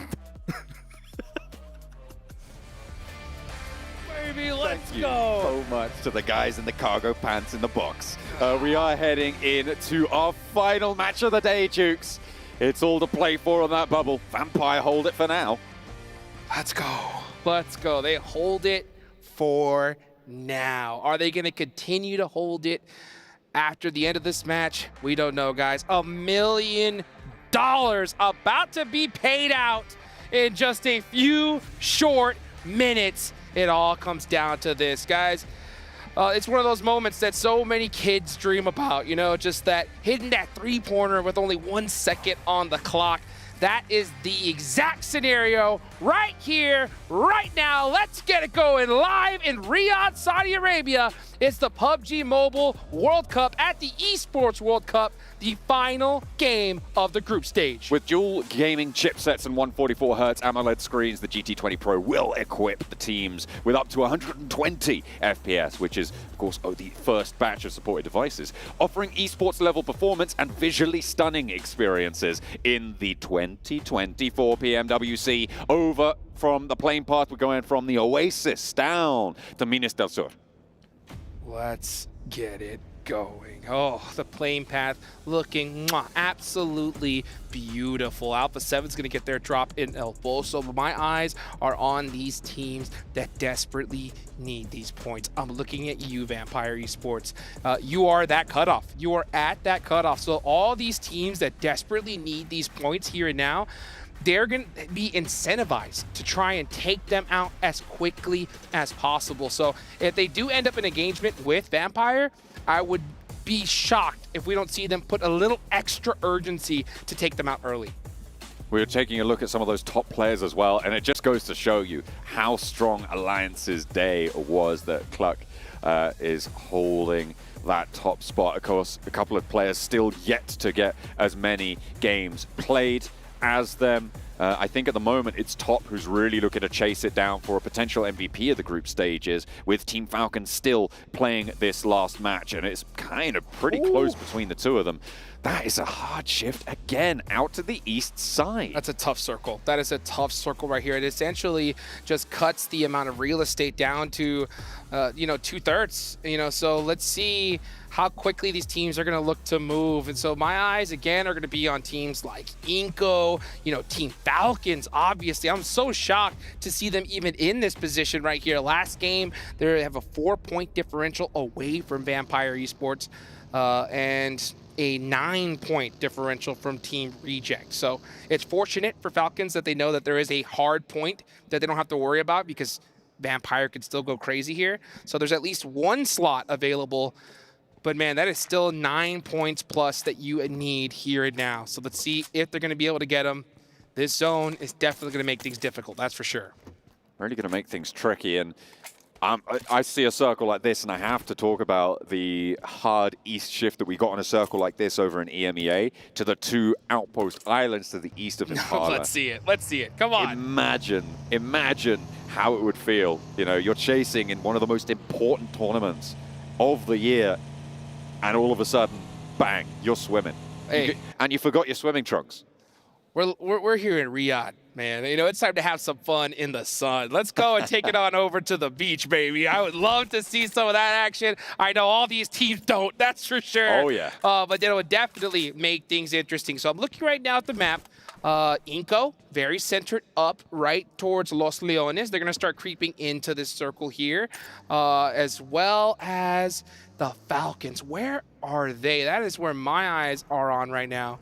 And I think over near San Martin right now. And they're surrounded by so many squads. Yeah, Team Liquid right next to them on the east. You've got CAG Osaka out to the west of them. TJB on the north edge, who will be bringing up the rear behind them. But they're going to be able to move fairly soon. And obviously, there's a lot of rotational paths available on Miramar in general. It's quite a wide open map in the course of things. They'll be able to find a gap, I'm sure, especially if Team Liquid go further towards the middle. That'll open up the ground ahead of them. Man, what a crazy turn of events here. I think that we're going to see a 30-point game from Boom Esports. I did not. And man, they were able to clutch it out right there. Currently sitting in 7th place with 76 points. They're going to be feeling mighty comfortable. But then, again, so many of these teams are on that cusp of having to be in that survival stage. By the way, guys, survival stage, day after tomorrow. Day after tomorrow, we're going to see these 12 teams, or the bottom 12 teams after this one, there, as long as some new squads are going to be entering the fray. And those squads are going to be foaming at the mouth to try and make that slot to the grand finals that's coming right around the corner. Oh yeah, I saw one of the Team Spirit players in the hotel just before we left. They are here. Team Spirit, one of the teams that will be joining that survival stage, having qualified in that low enough place that they didn't make it to the group stage initially. They did go straight there. They're going to be joined by Rook, by Pandem, Twisted Minds as well. Those are the 4 teams that have already been placed in the survival stage from their qualification, and they will be joined by 12 of these teams.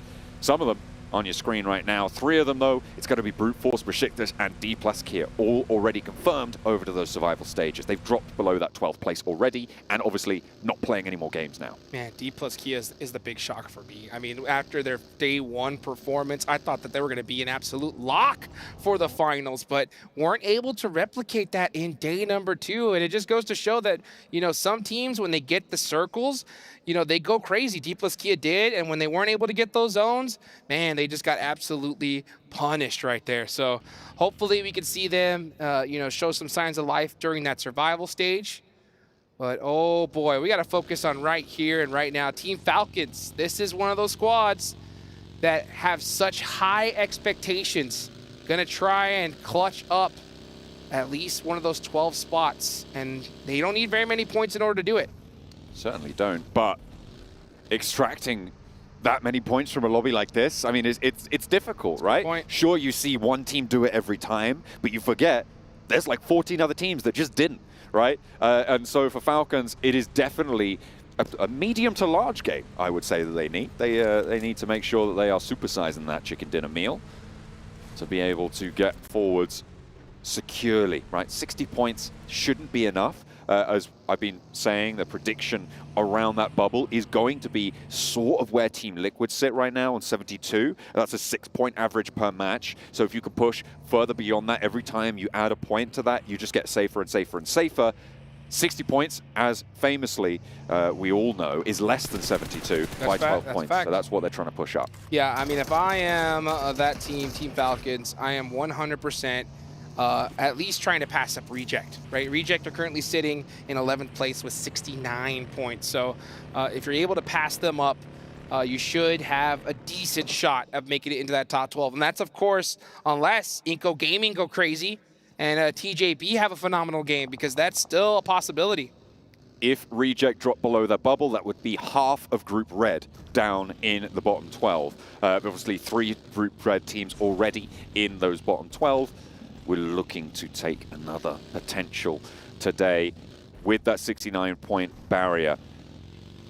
Two other teams. Group Yellow right now, I think, is looking in the worst shape in terms of who's been able to jump on up. We've got 5 teams right now, if you include Inco in that bottom side, but it's looking pretty fair. I think every single group is almost evenly split right now between the bottom and the top 12. Absolutely, yeah. And one of those teams from Group Yellow is going to be Moneymakers. You know, they still have a possibility. You know, Kalar said it. Vamos, that's what they need to do right there. They need to get going because they're going to need a 20-point game they just got at knocked. The minimum. Oh, and that's all the way on the north side. They're way not next to anyone. nowhere. I didn't know it was a crash. They are so far away from this. They're playing it way too safe. And it's so frustrating to see that because they have to know that a regular game isn't going to do it. Like, they need double-digit elimination chicken dinner here in order to make it happen. Oh, a southern shift.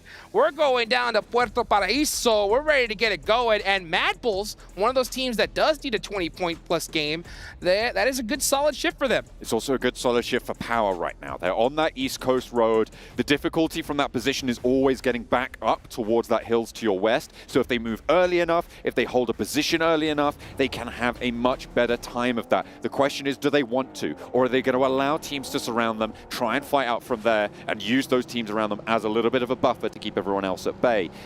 Time will tell. Alpha 7, they've made it. 91 points on the cards right now. They're in 4th place with a big game.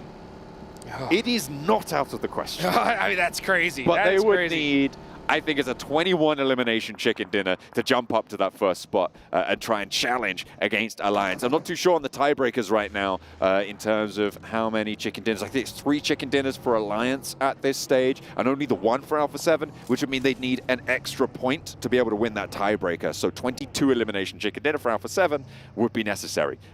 I don't think it's going to happen. Yeah, I mean, that would be crazy. But you know what? If any team could do it, it is them. And I want to see them go for it. Honestly, why not? Go for broke. Go absolutely insane because you're going to need that practice come finals time. So hopefully we can see a monster game for them. And if they do end up, you know, starting down that road, it's going to make things that much more difficult for those teams that desperately need those points. I'm looking at you, Mad Bulls, Moneymakers, you know, you have to go crazy. Moneymakers so far away. Honestly, I'm already going to count them out at this point. It's going to be just too difficult, I think, to have that kind of performance. But, you know, Team Falcons, TJB, Inco are right there. By the way, you know, I have to mention it. 12th place, 13th place. The difference is one goes to the main event, the other one doesn't. but also there's a big difference in prize pool. 12th place, $54,000 in the bank. 13th, gonna be 25 grand, but here goes Power Esports against Boom. This is huge. If they manage to extract any elimination points from this on either side, this is hugely valuable for them. They're right towards that bubble.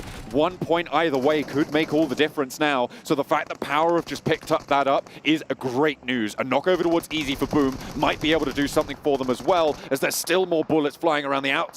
As Verdun goes down, that's an off-angle third party. IWNRX getting involved on this east side, trying to put the pressure on. Now, with Boom just on 2 players alive, they want the points where they can get them. They're on 76. It might be enough, it might not. And they just want to secure that, jump up over that 80-point barrier. That's what they're looking for. Boom just said, you know what, we just go in the water at this point. We have to survive. We have to make something happen here.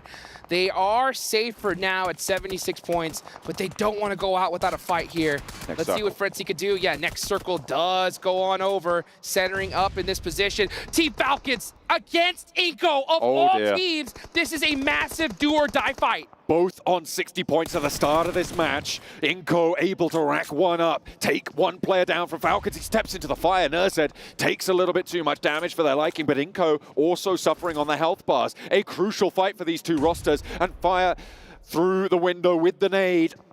Not going to connect enough. Gary able to fold back in, and Falcons playing as 3. They've lost action, but Top is an MVP candidate, which is absolutely insane. Given the caliber of the other teams, this guy has been a standout performer for Falcons, but unfortunately, it may not be enough. Neither of these teams can afford casualties at this point. I mean, if they go out here and now, we're going to see them in the survival stage. They have to make it through here, and I think both of these teams are starting to move. They know who they're fighting against, so you're going to see a little bit of extra pressure here, but the longer that this fight goes on for, the bigger chance of a third party ringing out through here. You got TJB, who also desperately need those points and need to pass up these two squads right around the corner. You got to make a move, and Inco are just so nervous to do that, and now we're starting to see Falcon getting pressured by TJB. This is a worst case scenario position for Team Falcons. Boom have gone down in the meantime. They got 30 points in that previous match, Dukes, and this time they will get 0, but they got up to 76 with that, and it might be enough. That's what we say when all it takes is one game to change the tide of things, right? For Boom, without that match that just happened, they would not even be in the conversation. But as it stands, they might have just beaten the bubble. I'll tell you what, the conversation is all about these two squads right now. You can see Team Falcons trying to hit a desperation nade. Both these squads outside of the zone, and they're going to stay there. They're going to finish off each other. One is going to walk out alive, and the other is going to go home to the survival stage. So let's see what ends up happening between those two teams. I think Team Falcons say, you know what, forget it. We cannot afford to go out right here and right now. They're going to try to leave, but Inco Gaming is going to try and punish them on their way out. Try and pick up those points. That's exactly what they need to do. They step out, look for the spray. At range, it's difficult to connect, but Top's flagging. He's lame in the field now with a tire out. He's spinning out. Are they going to be able to get him? This is Power taking on Boom, by the way, earlier to open up the door for Boom to get eliminated after that. And Power, with those points, have probably been able to seal their ticket towards those finals as well. Able to pick up quite a few points for their troubles. I think they got 3 of them. In the meantime, Top, has he made it? He's alive. He looks like he's still kicking. Inco Gaming, they finally give it up. They just say, you know what, we cannot afford either to be spending too much time in this fight. Yeah, we want to take the Falcons out, but we still have other worries, right? We got to still pass up Vampire. We still got to pass up so many squads. They're now going to drive by TJB, the team that needs to take him out here. Is TJB going to start ringing out these shots? No. One of their players going out for some information. Now we're starting to see some support fire from them. Inco trying to roll around now, find some cover. Flower with an excellent angle, but not quite able to connect at the roof of the vehicle. Keeps them safe. Nades in from TJB. They're going to funnel in, and it is just going to be so difficult to hold, but Vitali has the challenge with the DBS close. Steps up, knocks one back. Rebuffed, looks for the flush, but there's another player to take the challenge.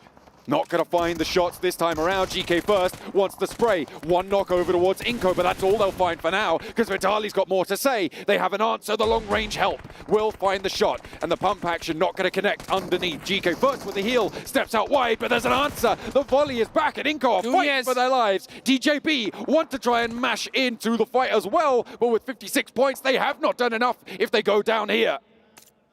Inco Gaming are in a death bowl right now, and they know it. They're going to try to get these reses off as soon as possible. Here comes Flower, the last remaining member for TJB. Is he going to go for the run over? He jumps down and gets shut down by Inco. What a clutch shot. 4 eliminations for Inco. They can get these reses now. Looking on the north side, Alolex IHC might try and flush them through, but it's unlikely. In the meantime, it is Talon to roll on over the Moneymakers, and their dreams are dashed of making it straight to the main event. Then the nade might change things a little bit, though, as Icy wants to try and take a little bit out of Talon. But Talon looking good. 2 eliminations now. They're on 76, and again, they too may have beaten the bubble. Falcons are out. The Falcons are out, folks, and you can see the look on their faces. Absolute devastation. They're going to have to make it happen come survival stage. Moneymakers are done. That is it for them. Inco and Vampire still alive right here, trying to make something happen. And Mad Bulls gonna have to do an absolute miracle run if they want to stand a chance of making it into the finals. It is all eyes on Inco, Vampire. And remember, Reject are still in this race as well with 69 points. That is the metric that they sit on. Team Liquid on 72 as well could be pushed down. Right now, on the map, Team Liquid have a great spot. Mad Bulls have a great spot if they can get rid of Easy from Power, a potential solo snake to ruin their day. IWNRX, they're all the way out in the sticks. Harami Bro with a wide split, but they've got a lot of control here. Oh boy, right now my eyes are on 2 squads, Vampire and Inco, because one of these teams is going to make it into the finals, the other one is not. And another $20,000 plus difference in prize pool as well. Inco getting shot up by Talon. Talon with some great angles. Nunez desperately trying to be able to get out of this position. Inco are in big trouble. They need more, and this is not how it happens.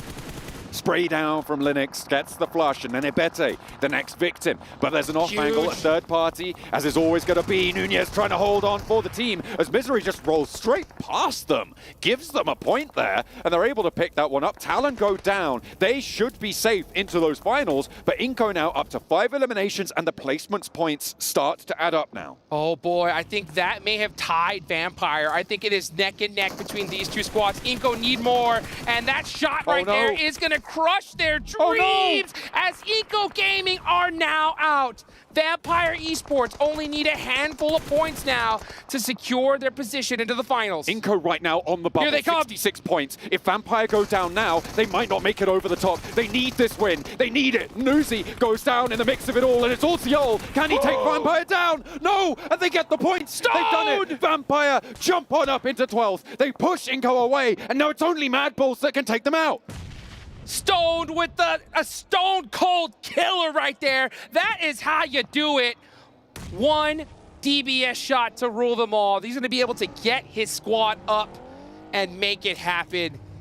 You talk about clutch factor. That was it right there. IWNRX have 10 eliminations, by the way, but it's useless. They're too late. They can't do anything with it. It's so frustrating. This team had so much potential moving in, and hopefully this is a sign of what's to come in the survival stage for this roster. But they will not be able to push up over. 26 points at the start of this match. They're on 36 now with these 10 eliminations. And Swain goes down on the off angle. They have to push past Team Liquid, and that is a tall order. But this is what I was talking about. You have those teams that are at the bottom of the leaderboards. They finally start showing out when they don't have anything to lose anymore. But you know what? Who has something to lose? It's Mad Bulls. What are you doing? You need to wipe out this entire lobby and win the game. If they could do that, they could still make something happen. But they can't just be sitting on the south side waiting. I don't know what they're doing. It is so frustrating, and there's Easy. The solo snake takes a player down from Mad Bulls, and they're on 3 now. Can they pick up this point? Because Easy's still a thorn in their side. Zerich and Tulika establishing that line of fire. There's an off angle coming through as well from Fleeke. They should be able to deal with it, and they re-establish together. A nade from Easy. He's got 3 in the pocket. Maybe he'll be able to find something else here. A 1v4 to ruin the day of Mad Bulls? I mean, maybe. I don't expect Mad Bulls to be able to take this one down, and I don't think anyone else does either. But there's always that glimmer of hope. Right now, at the moment, it's about Vampire securing that bubble. It's about Team Liquid staying alive into those finals as well. And Falcons dropping down. Inco too. I mean, here's the thing, though. There's still 13 eliminations to get. If Mad Bulls were able to get every single one of them and the chicken 15. dinner, I mean, that is a 23-point swing. That'll put them at 73 points right there. So it's not impossible. But they're not going to do it. Just sitting back, watching every single elimination go away. With every point that they don't get, their chances just get reduced by a huge chunk. That's one.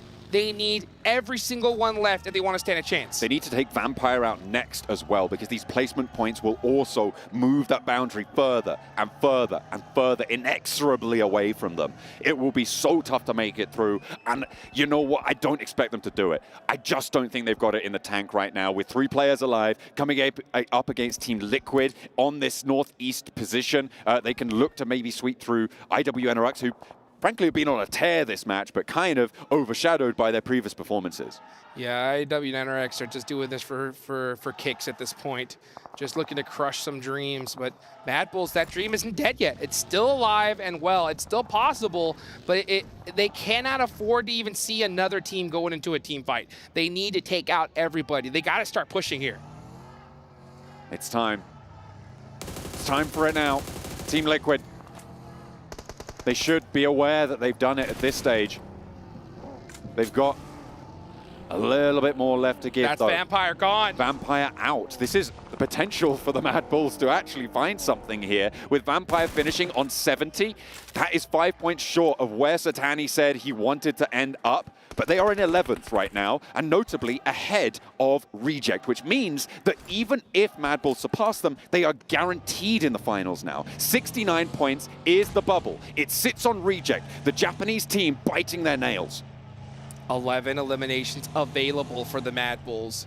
They need all of them. Let's see what they can do. Harami Bro is still on the other side of the map. They have some great angles. They're just big chillin'. They are too low on the leaderboards to make anything happen. We'll see something from them the day after tomorrow in the survival stage. But all eyes are on Mad Bulls, as now they're starting to put some pressure onto IWNRX. Have they finally woken up? They might just be able to make something magic happen here. If they can find it, it would be a miracle. Reject would be devastated to find that it's happened to them. IWNRX, their next challenge. Zed Wolf on the back lines. They're holding it out. Team Liquid have moved down from that north side, and Harami Bro have just been staying out of it all the while. Kine, low HP here. Mythic putting pressure on Ayala as well, lobbing these nades in. It's ducking their heads behind the headland as Zerich holds the angle. Mythic gets the first shot into Frozen, and IWNRX, again, less and less wind in their sails by the second. And less points that Mad Bulls can get, because that is one that's going to go towards the side of Team Liquid. They can't afford to even lose anyone. Okay, that's another elimination for Mad Bulls. They are on a run right now. They have to take down Team Liquid. Here comes Zerich in the front lines with the UMP. Can he hit these shots? Mythic he hits the going for the laydown. shots.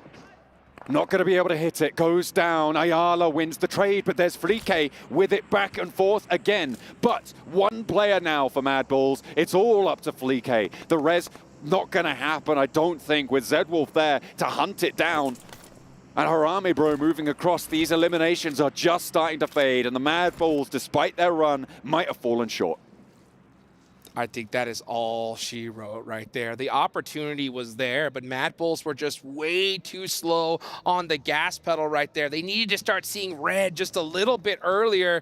Instead, just trying to play a little bit too passive, and that's what happens here. The nerves start hitting in. You don't know what to do. You gotta move when the going gets tough. Flique, though, still with a small chance, but he's outside the blue zone, has to crest the ridgeline. Team Liquid bearing down upon you. What can you do? Knight will be happy with this, though, for Team Liquid. They have managed to secure their spot, but 2 sprays for Flique. Okay, finds 1, maybe getting a flush there. Harami Bro gonna take the shots back. Slowing Team Liquid down here is absolutely huge, though. If they can rack up just a couple more eliminations for Mad Bulls, it's still not out of the question, but we would still need to win it as well. We would need an absolute miracle. We would need to see PUBG Mobile history right here, right now. Flique needs to just clutch it up for his squad. We're talking putting the backpack on and straight carrying them across to the finish line. He is going for a big rotation here. He does have enough room to breathe, so he should be able to get this rotation safely. He is starting to get peppered, though, on the way up the hill. Meanwhile, Harami Bro has so many different angles. And now Harami Bro is going to start setting their attention onto Team Liquid here. The nades are going to start ringing out. Mad Balls maybe going down here. There's a challenge over on the far side. Fleek with a nade in hand actually backs the player on the high ground for Harami Bro off and usurps him up onto this position. Interesting turn of events, but not going to be in the next circle. Has managed to get away from under the pressure.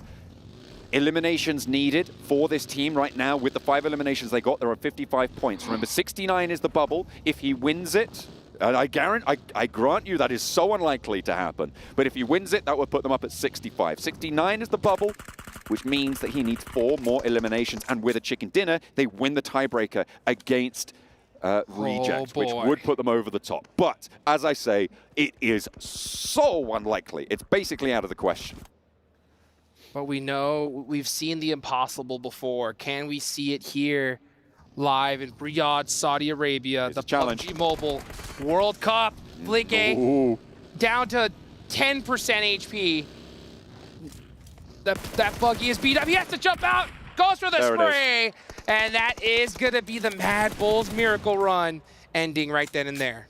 That is a little bit sad, but I didn't expect it to happen. He just kept teasing me with it all the way until the end, and that is unfortunate. Harami Bro going up against Team Liquid now to close down the final match as we're going to isolate our top 12 teams at the end of this. Dish out that fat Millie. Over the top, Harami Bro setting forwards a little bit. One player down. Can they get a trade? Doesn't look like it. Not just yet.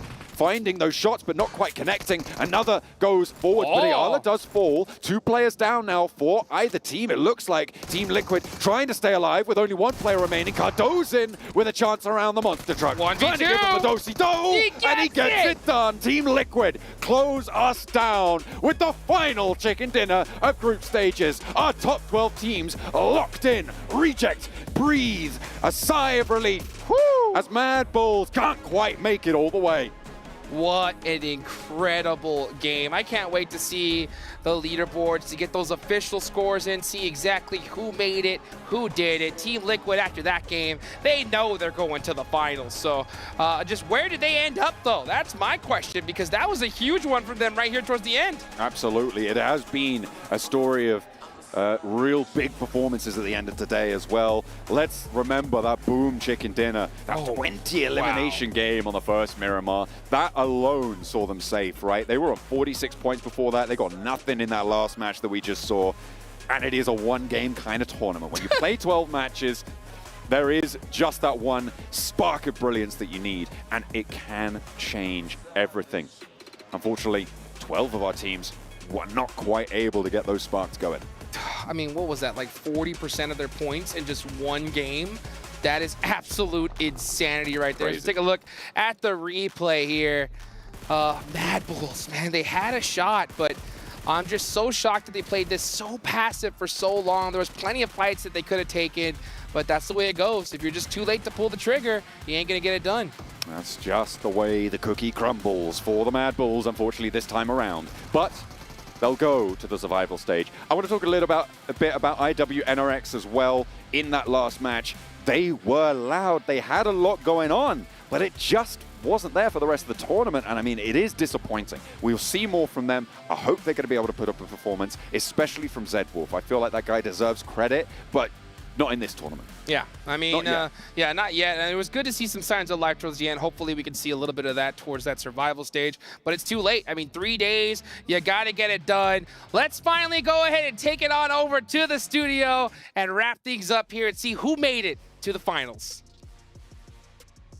Yeah, I understand what you guys mean with IWNRX. It was like, why didn't they start doing this earlier? Why did it come down to the final game for them to finally pick up some eliminations, show what they could do, show what they did in EMEA?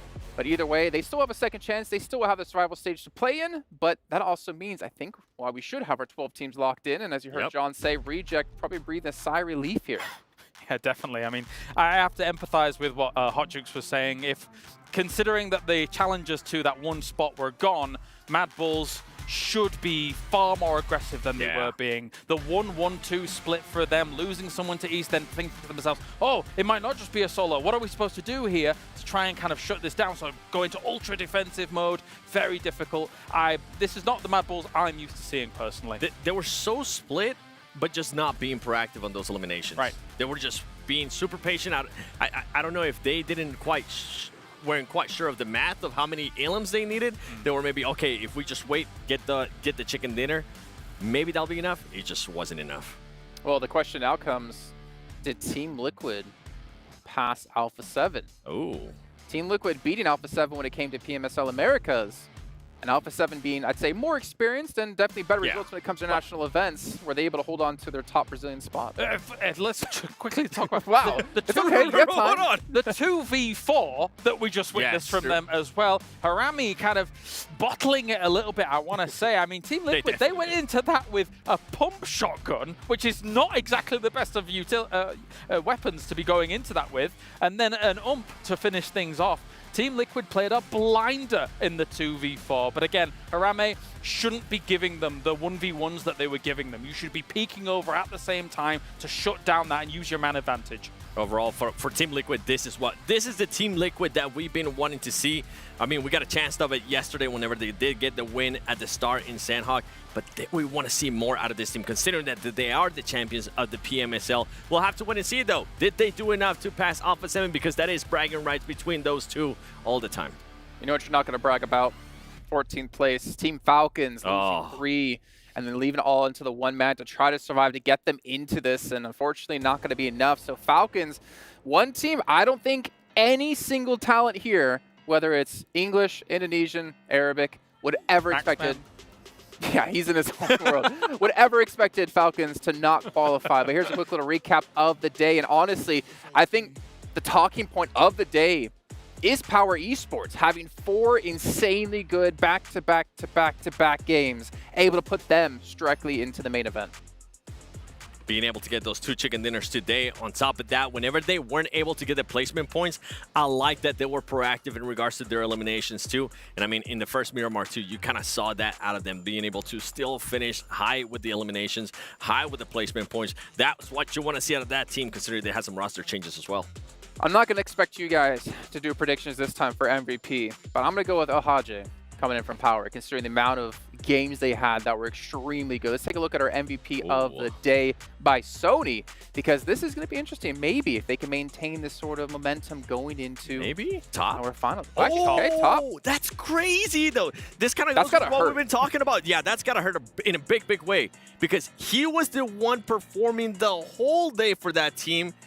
And that's just going to frustrate me even more, which leads me to believe what's going to happen with this team once we get to survival stage. Could there be a world where they don't even make it to the finals? They need to significantly it sounds ridiculous that I'm being negative during an MVP reel. They need to significantly reassess their approach to these games. Looking at this final circle on Miramar as well, as soon as that second circle pops, I'm thinking, oh no, this is bad for Falcons. Because let's be honest, as you say, it has been all top for them throughout these 2 days of gameplay, and then it has looked uncoordinated and not really responsive in some of these fights. They need to absolutely tighten up those bolts. Every single facet of their game needs to be changed in the survival stage.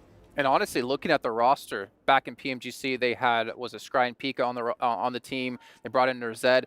We were expecting with the signing of Falcons as well, not saying that Stalwart is a bad organization whatsoever, but the amount of comfiness they can feel within the organization of Falcons should have allowed them to be able to easily qualify in something like this. But now to have to go through survival stage with only 4 teams coming from there, who knows what's going to happen, gentlemen? That's the thing, right? We don't know what's happening currently with that team. We don't know if maybe there's some internal issues that might be happening or what the case might be. But the thing has to come down to, I'm so surprised that this team is looking like a team in survival state, going to survival stage, that they might not even make it to the finals. That's the big shocker for me. I can't believe I'm saying this, but right now I'm not hopeful for them.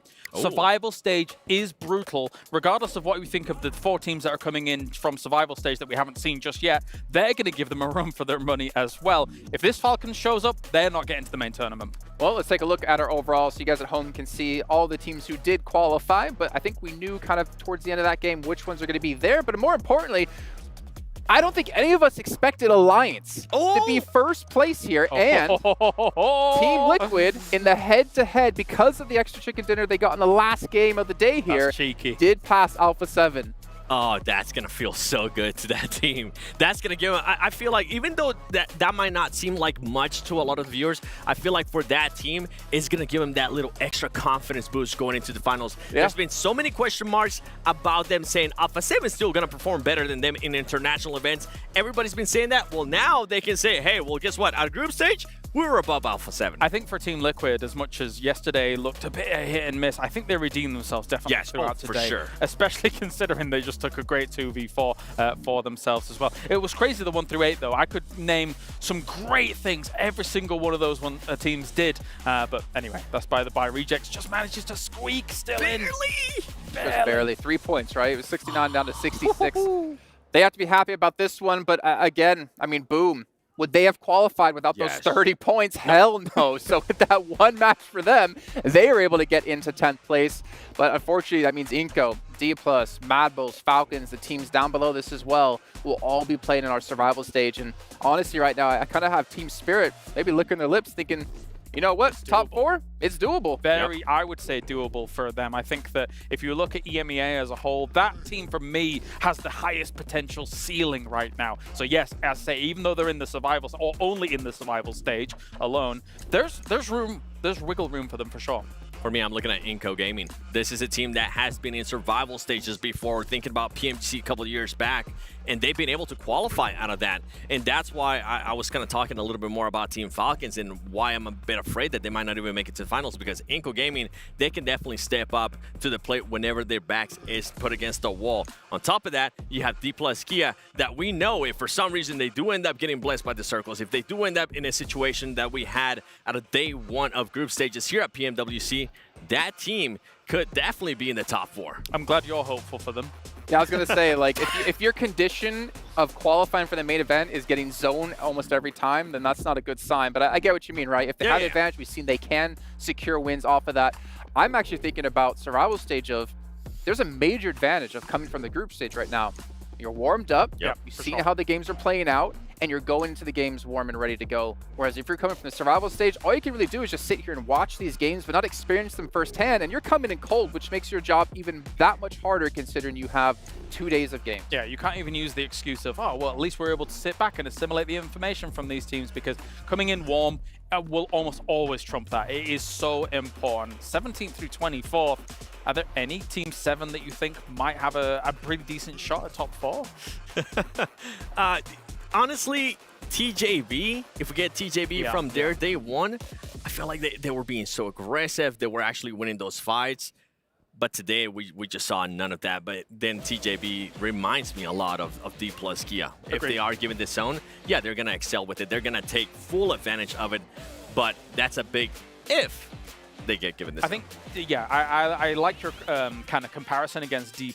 I do think that TJB is able to flex out of compounds a little bit better than D+, so it doesn't quite require them as much, despite them being lower in terms of the points overall. But yeah, I would actually give TJB a little bit more of a chance than D+ Kia. Yeah, the other side, right? Now, if I'm one of the possibly favorite teams in survival stage, I'm going to be looking at some of the other teams. I'm going to be looking at DRX. I'm going to be staring at them. Okay, let's see what they did wrong whenever they were split. Instead of taking advantage of a great place, you know what? Let's go hunt them down. Let's take that space away from them, and let's get the winning position for the games. Well, you can see here the teams, if you didn't catch on the overalls, who will be qualifying into the main event. We've got 12 of our teams right here. Again, Reject coming at the very end. Alliance leading the charge. Again, a team we didn't really expect to be the top team from SEA. For MV, I'm still hopeful for them. I had them predicted to be the team to win the whole event. We saw the nades. I made a believer out of 7. I'm curious if they can bring it back again. But again, they're going to be coming to the main event cold. So there is a slight advantage going through survival, the fact that you can win more money, but you also are going to be warmed up going into the main. I mean, if I'm Boom, I'm going back. By the way, Boom, great job with that match, with the nades that you guys were able to hit. I'm going to over 4 MB. I'm like, yo, so what are you guys doing in regards to nades? That's working out so well. They I hit want to some be able towards to do the that. end. Yeah, that's what I'm saying, but I want to be able to hit more. I mean, look at the survival stage.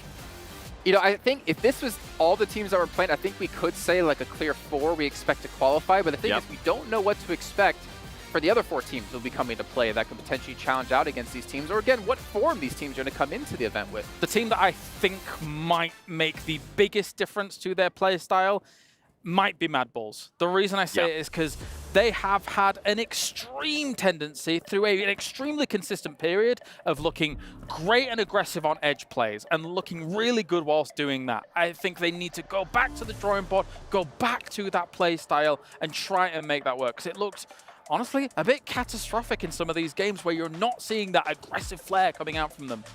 And the good thing, too, is we saw Tilika being able to put up some great performance for that team, too. He was starting to get hot. And, I mean, if you're going to have any player from your squad being able to get hot, being able to frag out like we have seen from top in Falcons, that would be the time to do it. Do it during survival stage. Okay, well, survival stage will be coming up, obviously, in 2 days' time. But for now, I swear, Sir Tanny needs to pay us, because every time he's in an English interview, they seem to be able to perform. He's on the stage with Barney to chat about today. Well. That was scary, wasn't it? I'm joined by Sir Tanny from Vampire Esports. Sir Tanny, talk me through those final moments. You must have been on the edge of your seat. Oh my God, I think it's a fire under my chair right now, because anything can happen on last game, and yeah, I don't know how to say it right now. Yeah, can't find the words, but one thing is for sure that I will tell you is that Stoned deserves a raise, because he saved you at that point. I mean, talk us through that moment. Obviously, 2 of you were down. Stoned was the last one up, and he had to secure those 3 points in order to make you guys go through. Yeah, I think on that timing is the right thing to do, because in the game we didn't know how many points we need. So yeah, if they are fight near us and we can claim it, maybe it's get some point. And also, yeah, the Stone, he's a real IGL. Good on him, good on Stone. Now I can tell you that you qualified in 11th place, so you can breathe a sigh of relief. Now you've got a few days between now and the main tournament. What are you going to work on? Because obviously, you guys don't want to be battling for 12th place. You want to be battling for that win, right? The first thing is important is the confidence, because we come back to the place we belong. Yeah, so the king is come back Israel, and we will work on the timing and the drop spot, and also some route for the circle, because you see every day other team is changed, so we have to prepare something that unexpected on the final. So yeah, we will prepare for it. Something unexpected for the final. I like that. The Kings are going to be back. You've heard it here first. But for now, we've got another interview on the main stage, of course, and that is being run by Sandstorm. Enjoy. Yes, indeed. I am here with Al-Haji from Power Esports, who managed to qualify in 9th place after an incredible comeback. Al-Haji, first of all, congratulations. Incredible performance. How does it feel? You are going to be the only representative for Power Esports, and of course representing the Kingdom of Saudi Arabia here at the PUBG Mobile World Cup. Al-Haji, أول شيء ألف مبروك. أداء جبار حبيبي. وهلا انت حتكون ممثل لباور والمملكه العربيه السعوديه في المين ايفنت. شعورك بعد الاداء الجبار باليوم الثالث؟ صراحه شعور جدا حلو ان راح نمثل المملكه العربيه السعوديه، وان شاء الله ما راح نخيب ظنهم، وانتظرونا برجعه قويه ان شاء الله، وما راح نخيب ظنكم باذن الله. باذن الله حبيبي.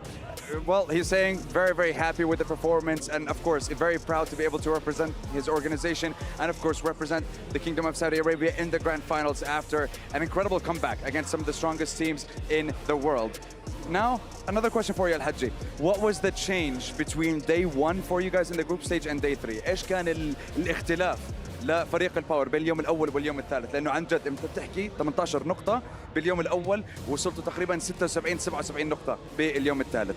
صراحه رجعنا بعد اليوم الاول، كانت فيها اغلاط فرديه، كانت فيها اغلاط، كانت فيها عشوائيه باليوم الاول، لكن رجعت ثقتنا باليوم الثاني بالبطوله بالنسبه لنا.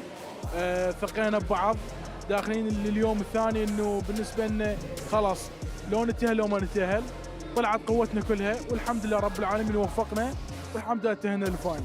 الحمد لله يا رب. He's saying that he was they had a massive change in terms of confidence. They trusted each other going into the final day for themselves in the group stage, and at the end of the day, they had to give it their all in order to make it, or unfortunately only make it to the survival stage, but they managed to make it to the main stage. Now, I want to give you the opportunity. Is there something that you want to say to the fans over there and everyone at home supporting Power Esports and supporting you specifically as well in the tournament? هل في أي شيء حابب تحكي للجمهور اللي متواجد معنا بالSEC أرينا أو حتى الجمهور اللي عم بتابعنا في بيوتهم على البث الرسمي للبطولة؟ والله حاب أوجه رسالة أول شيء لأهلي، إذا حابين يتابعوني أحب أرسلهم إنه الحمد لله توفقنا تأهلنا للنهائي، وأشكر باور وكل الموجودين هنا، يعطيهم ألف عافية وتوفيق من رب العالمين إن شاء الله بالفاينل. He's saying that, first of all, I want to say thank you to my family for supporting me, and thank God, alhamdulillah, we were able to make it, and we will be able to represent the country and represent the organization on the international stage for the PUBG Mobile World Cup at the main event. And watch us in the grand finals, watch us in the main tournament, because we have something special hidden. Al-Hajji, shukran كثير habibi. Thank you very much for joining us. Ladies and gentlemen, that is a wrap on day 3 of the PUBG Mobile World Cup for the group stage here at the Esports World Cup. We're going to throw it away to the studio to wrap up the final day, and of course give you a look at the 12 teams that secured their spots in the main tournament. And obviously yeah, 7. Keep your eyes here. He was just lost in the eyes of Sandstorm there on stage on the screen behind us. We get them in jumbo vision. But we do have our 12 teams, man, and honestly, these teams had to fight tooth and nail. It wasn't easy for quite a few of them. And we got a couple surprises, which honestly, I like to see. Talon. I feel like Talon was the biggest surprise for me. Even though I was talking about it from day one, I was hoping that we make it here. I wasn't a full believer, but I am happy that it wasn't just Mystery. It was everybody else from that team being able to step it up and make it within the top 12. You know what makes me really excited? The fact that we started the group stage saying, hey, this tournament as a whole is not easy to read. How is this all going to play out? And it was teams that we didn't even really expect to be able to take the top spot, that will take those top spots going into the main tournament. So now there's even more names that could potentially take number 1 at the end of it all. It's almost as if we're really good at our jobs. Almost. Well, I'm excellent. I don't know about... No. I mean, you said it. You said I couldn't have said it any better myself when I brought it up, so I can partially take credit for that one. Yeah. All right, so then obviously we're now done for the day, but what are you guys looking forward to the survival stage? Any team in particular, anything in particular you're looking for? Team Falcons. I need to see if it's just going to be top again, or if maybe they're going to figure out whatever's going on within that team, because this is not the Falcons that I was expecting here. I mean, you picked them to win the whole PMWC. Whoa. Max picked them to win PMWC. You almost sold me, too, on switching my pick. I can't confirm. Yeah, I'm being told they're bringing in some metal to reinforce his desk for next time he slams it. What about you, Colares? Oh, I'm looking forward to soul-crushing defeat when teams get sent. No, it feeds into you, man. You love to see pain. Tears. I do. It makes me very happy. No, I think that the cool thing about survival is it is brutal. The fact that you have to be on your game. There's only 4 spots. That is devastatingly difficult for all of these teams. They are some of the greatest teams in the world. However, you are going to have to play your absolute tip-top PUBG Mobile to get those top 4 spots. Yeah, and especially if you want to be able to play for 400K at the very end of it in the main event. You guys watching though at home, make sure that you fill out this survey that's going to pop up on your screen. We'd love to hear what you guys have to say about the show, whether it's we need to get a box for 7, whether we need to have Colares do a dialogue 1v1 against the camera where it zooms in, he starts to froth from the mouth. Maybe it's that Colares' biceps are just too big. Who knows? Whatever it's going to be there, make sure you guys fill it out. And also make sure you guys pick up the Violet Thunder set here for PMWC, based off the design by Ailu from the PDPX Esports Outfit Design Contest, which includes elements of the trophy. You see that big W on the back. You see the big W on the trophy. Make sure you guys check it out. And I did get a text from Max, who is well enough to text, we can say, that he did pick it up. He said they got me. And he sent me a picture of his brand new skin. So, good on you, man.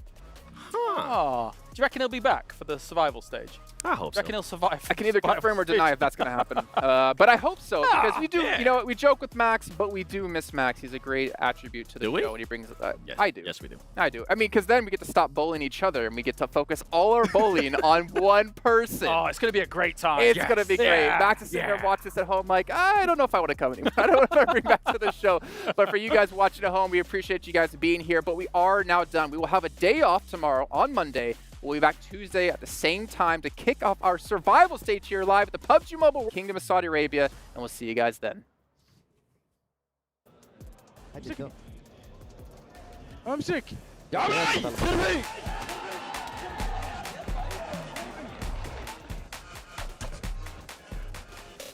Хорош, право. Лево выйдет, лево выйдет. Он походу хай играет. Вот, лежит, прострелить. Лоу хп было. Хорош. انت ورا الميراد توقع يمين يا دمج هنا حوش مور بعد Pedin. Kas aja. Gue ready deh. Nice bro. Alhamdulillah ya Allah.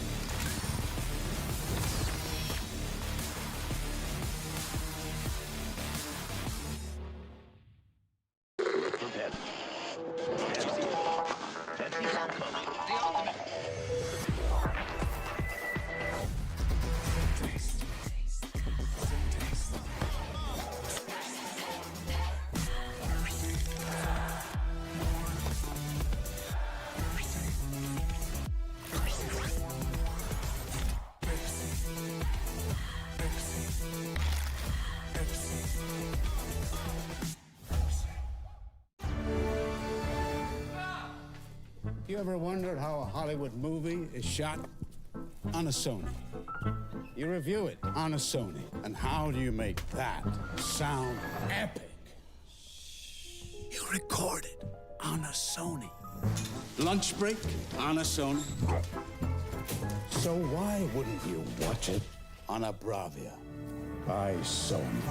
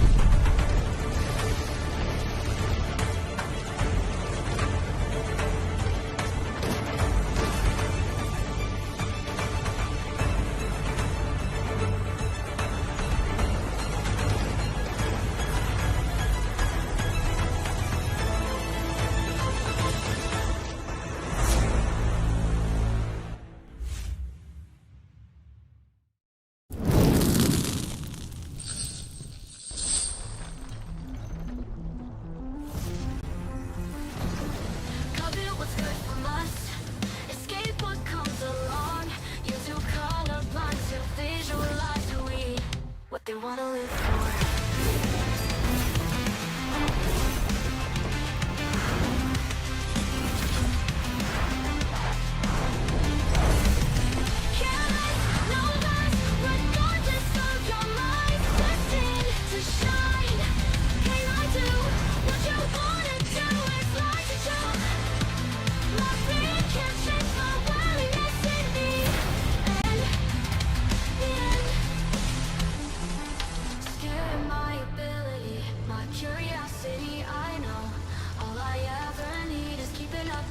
Why'd you prison me instead? Cut it, what's good from us? Escape what comes along. You have to come upon to visualize who we are. Light, careless, no less, regardless of your mind. Destined to shine. Can I do what you wanna do? It's like to choke. My fear can't change my willingness in me. And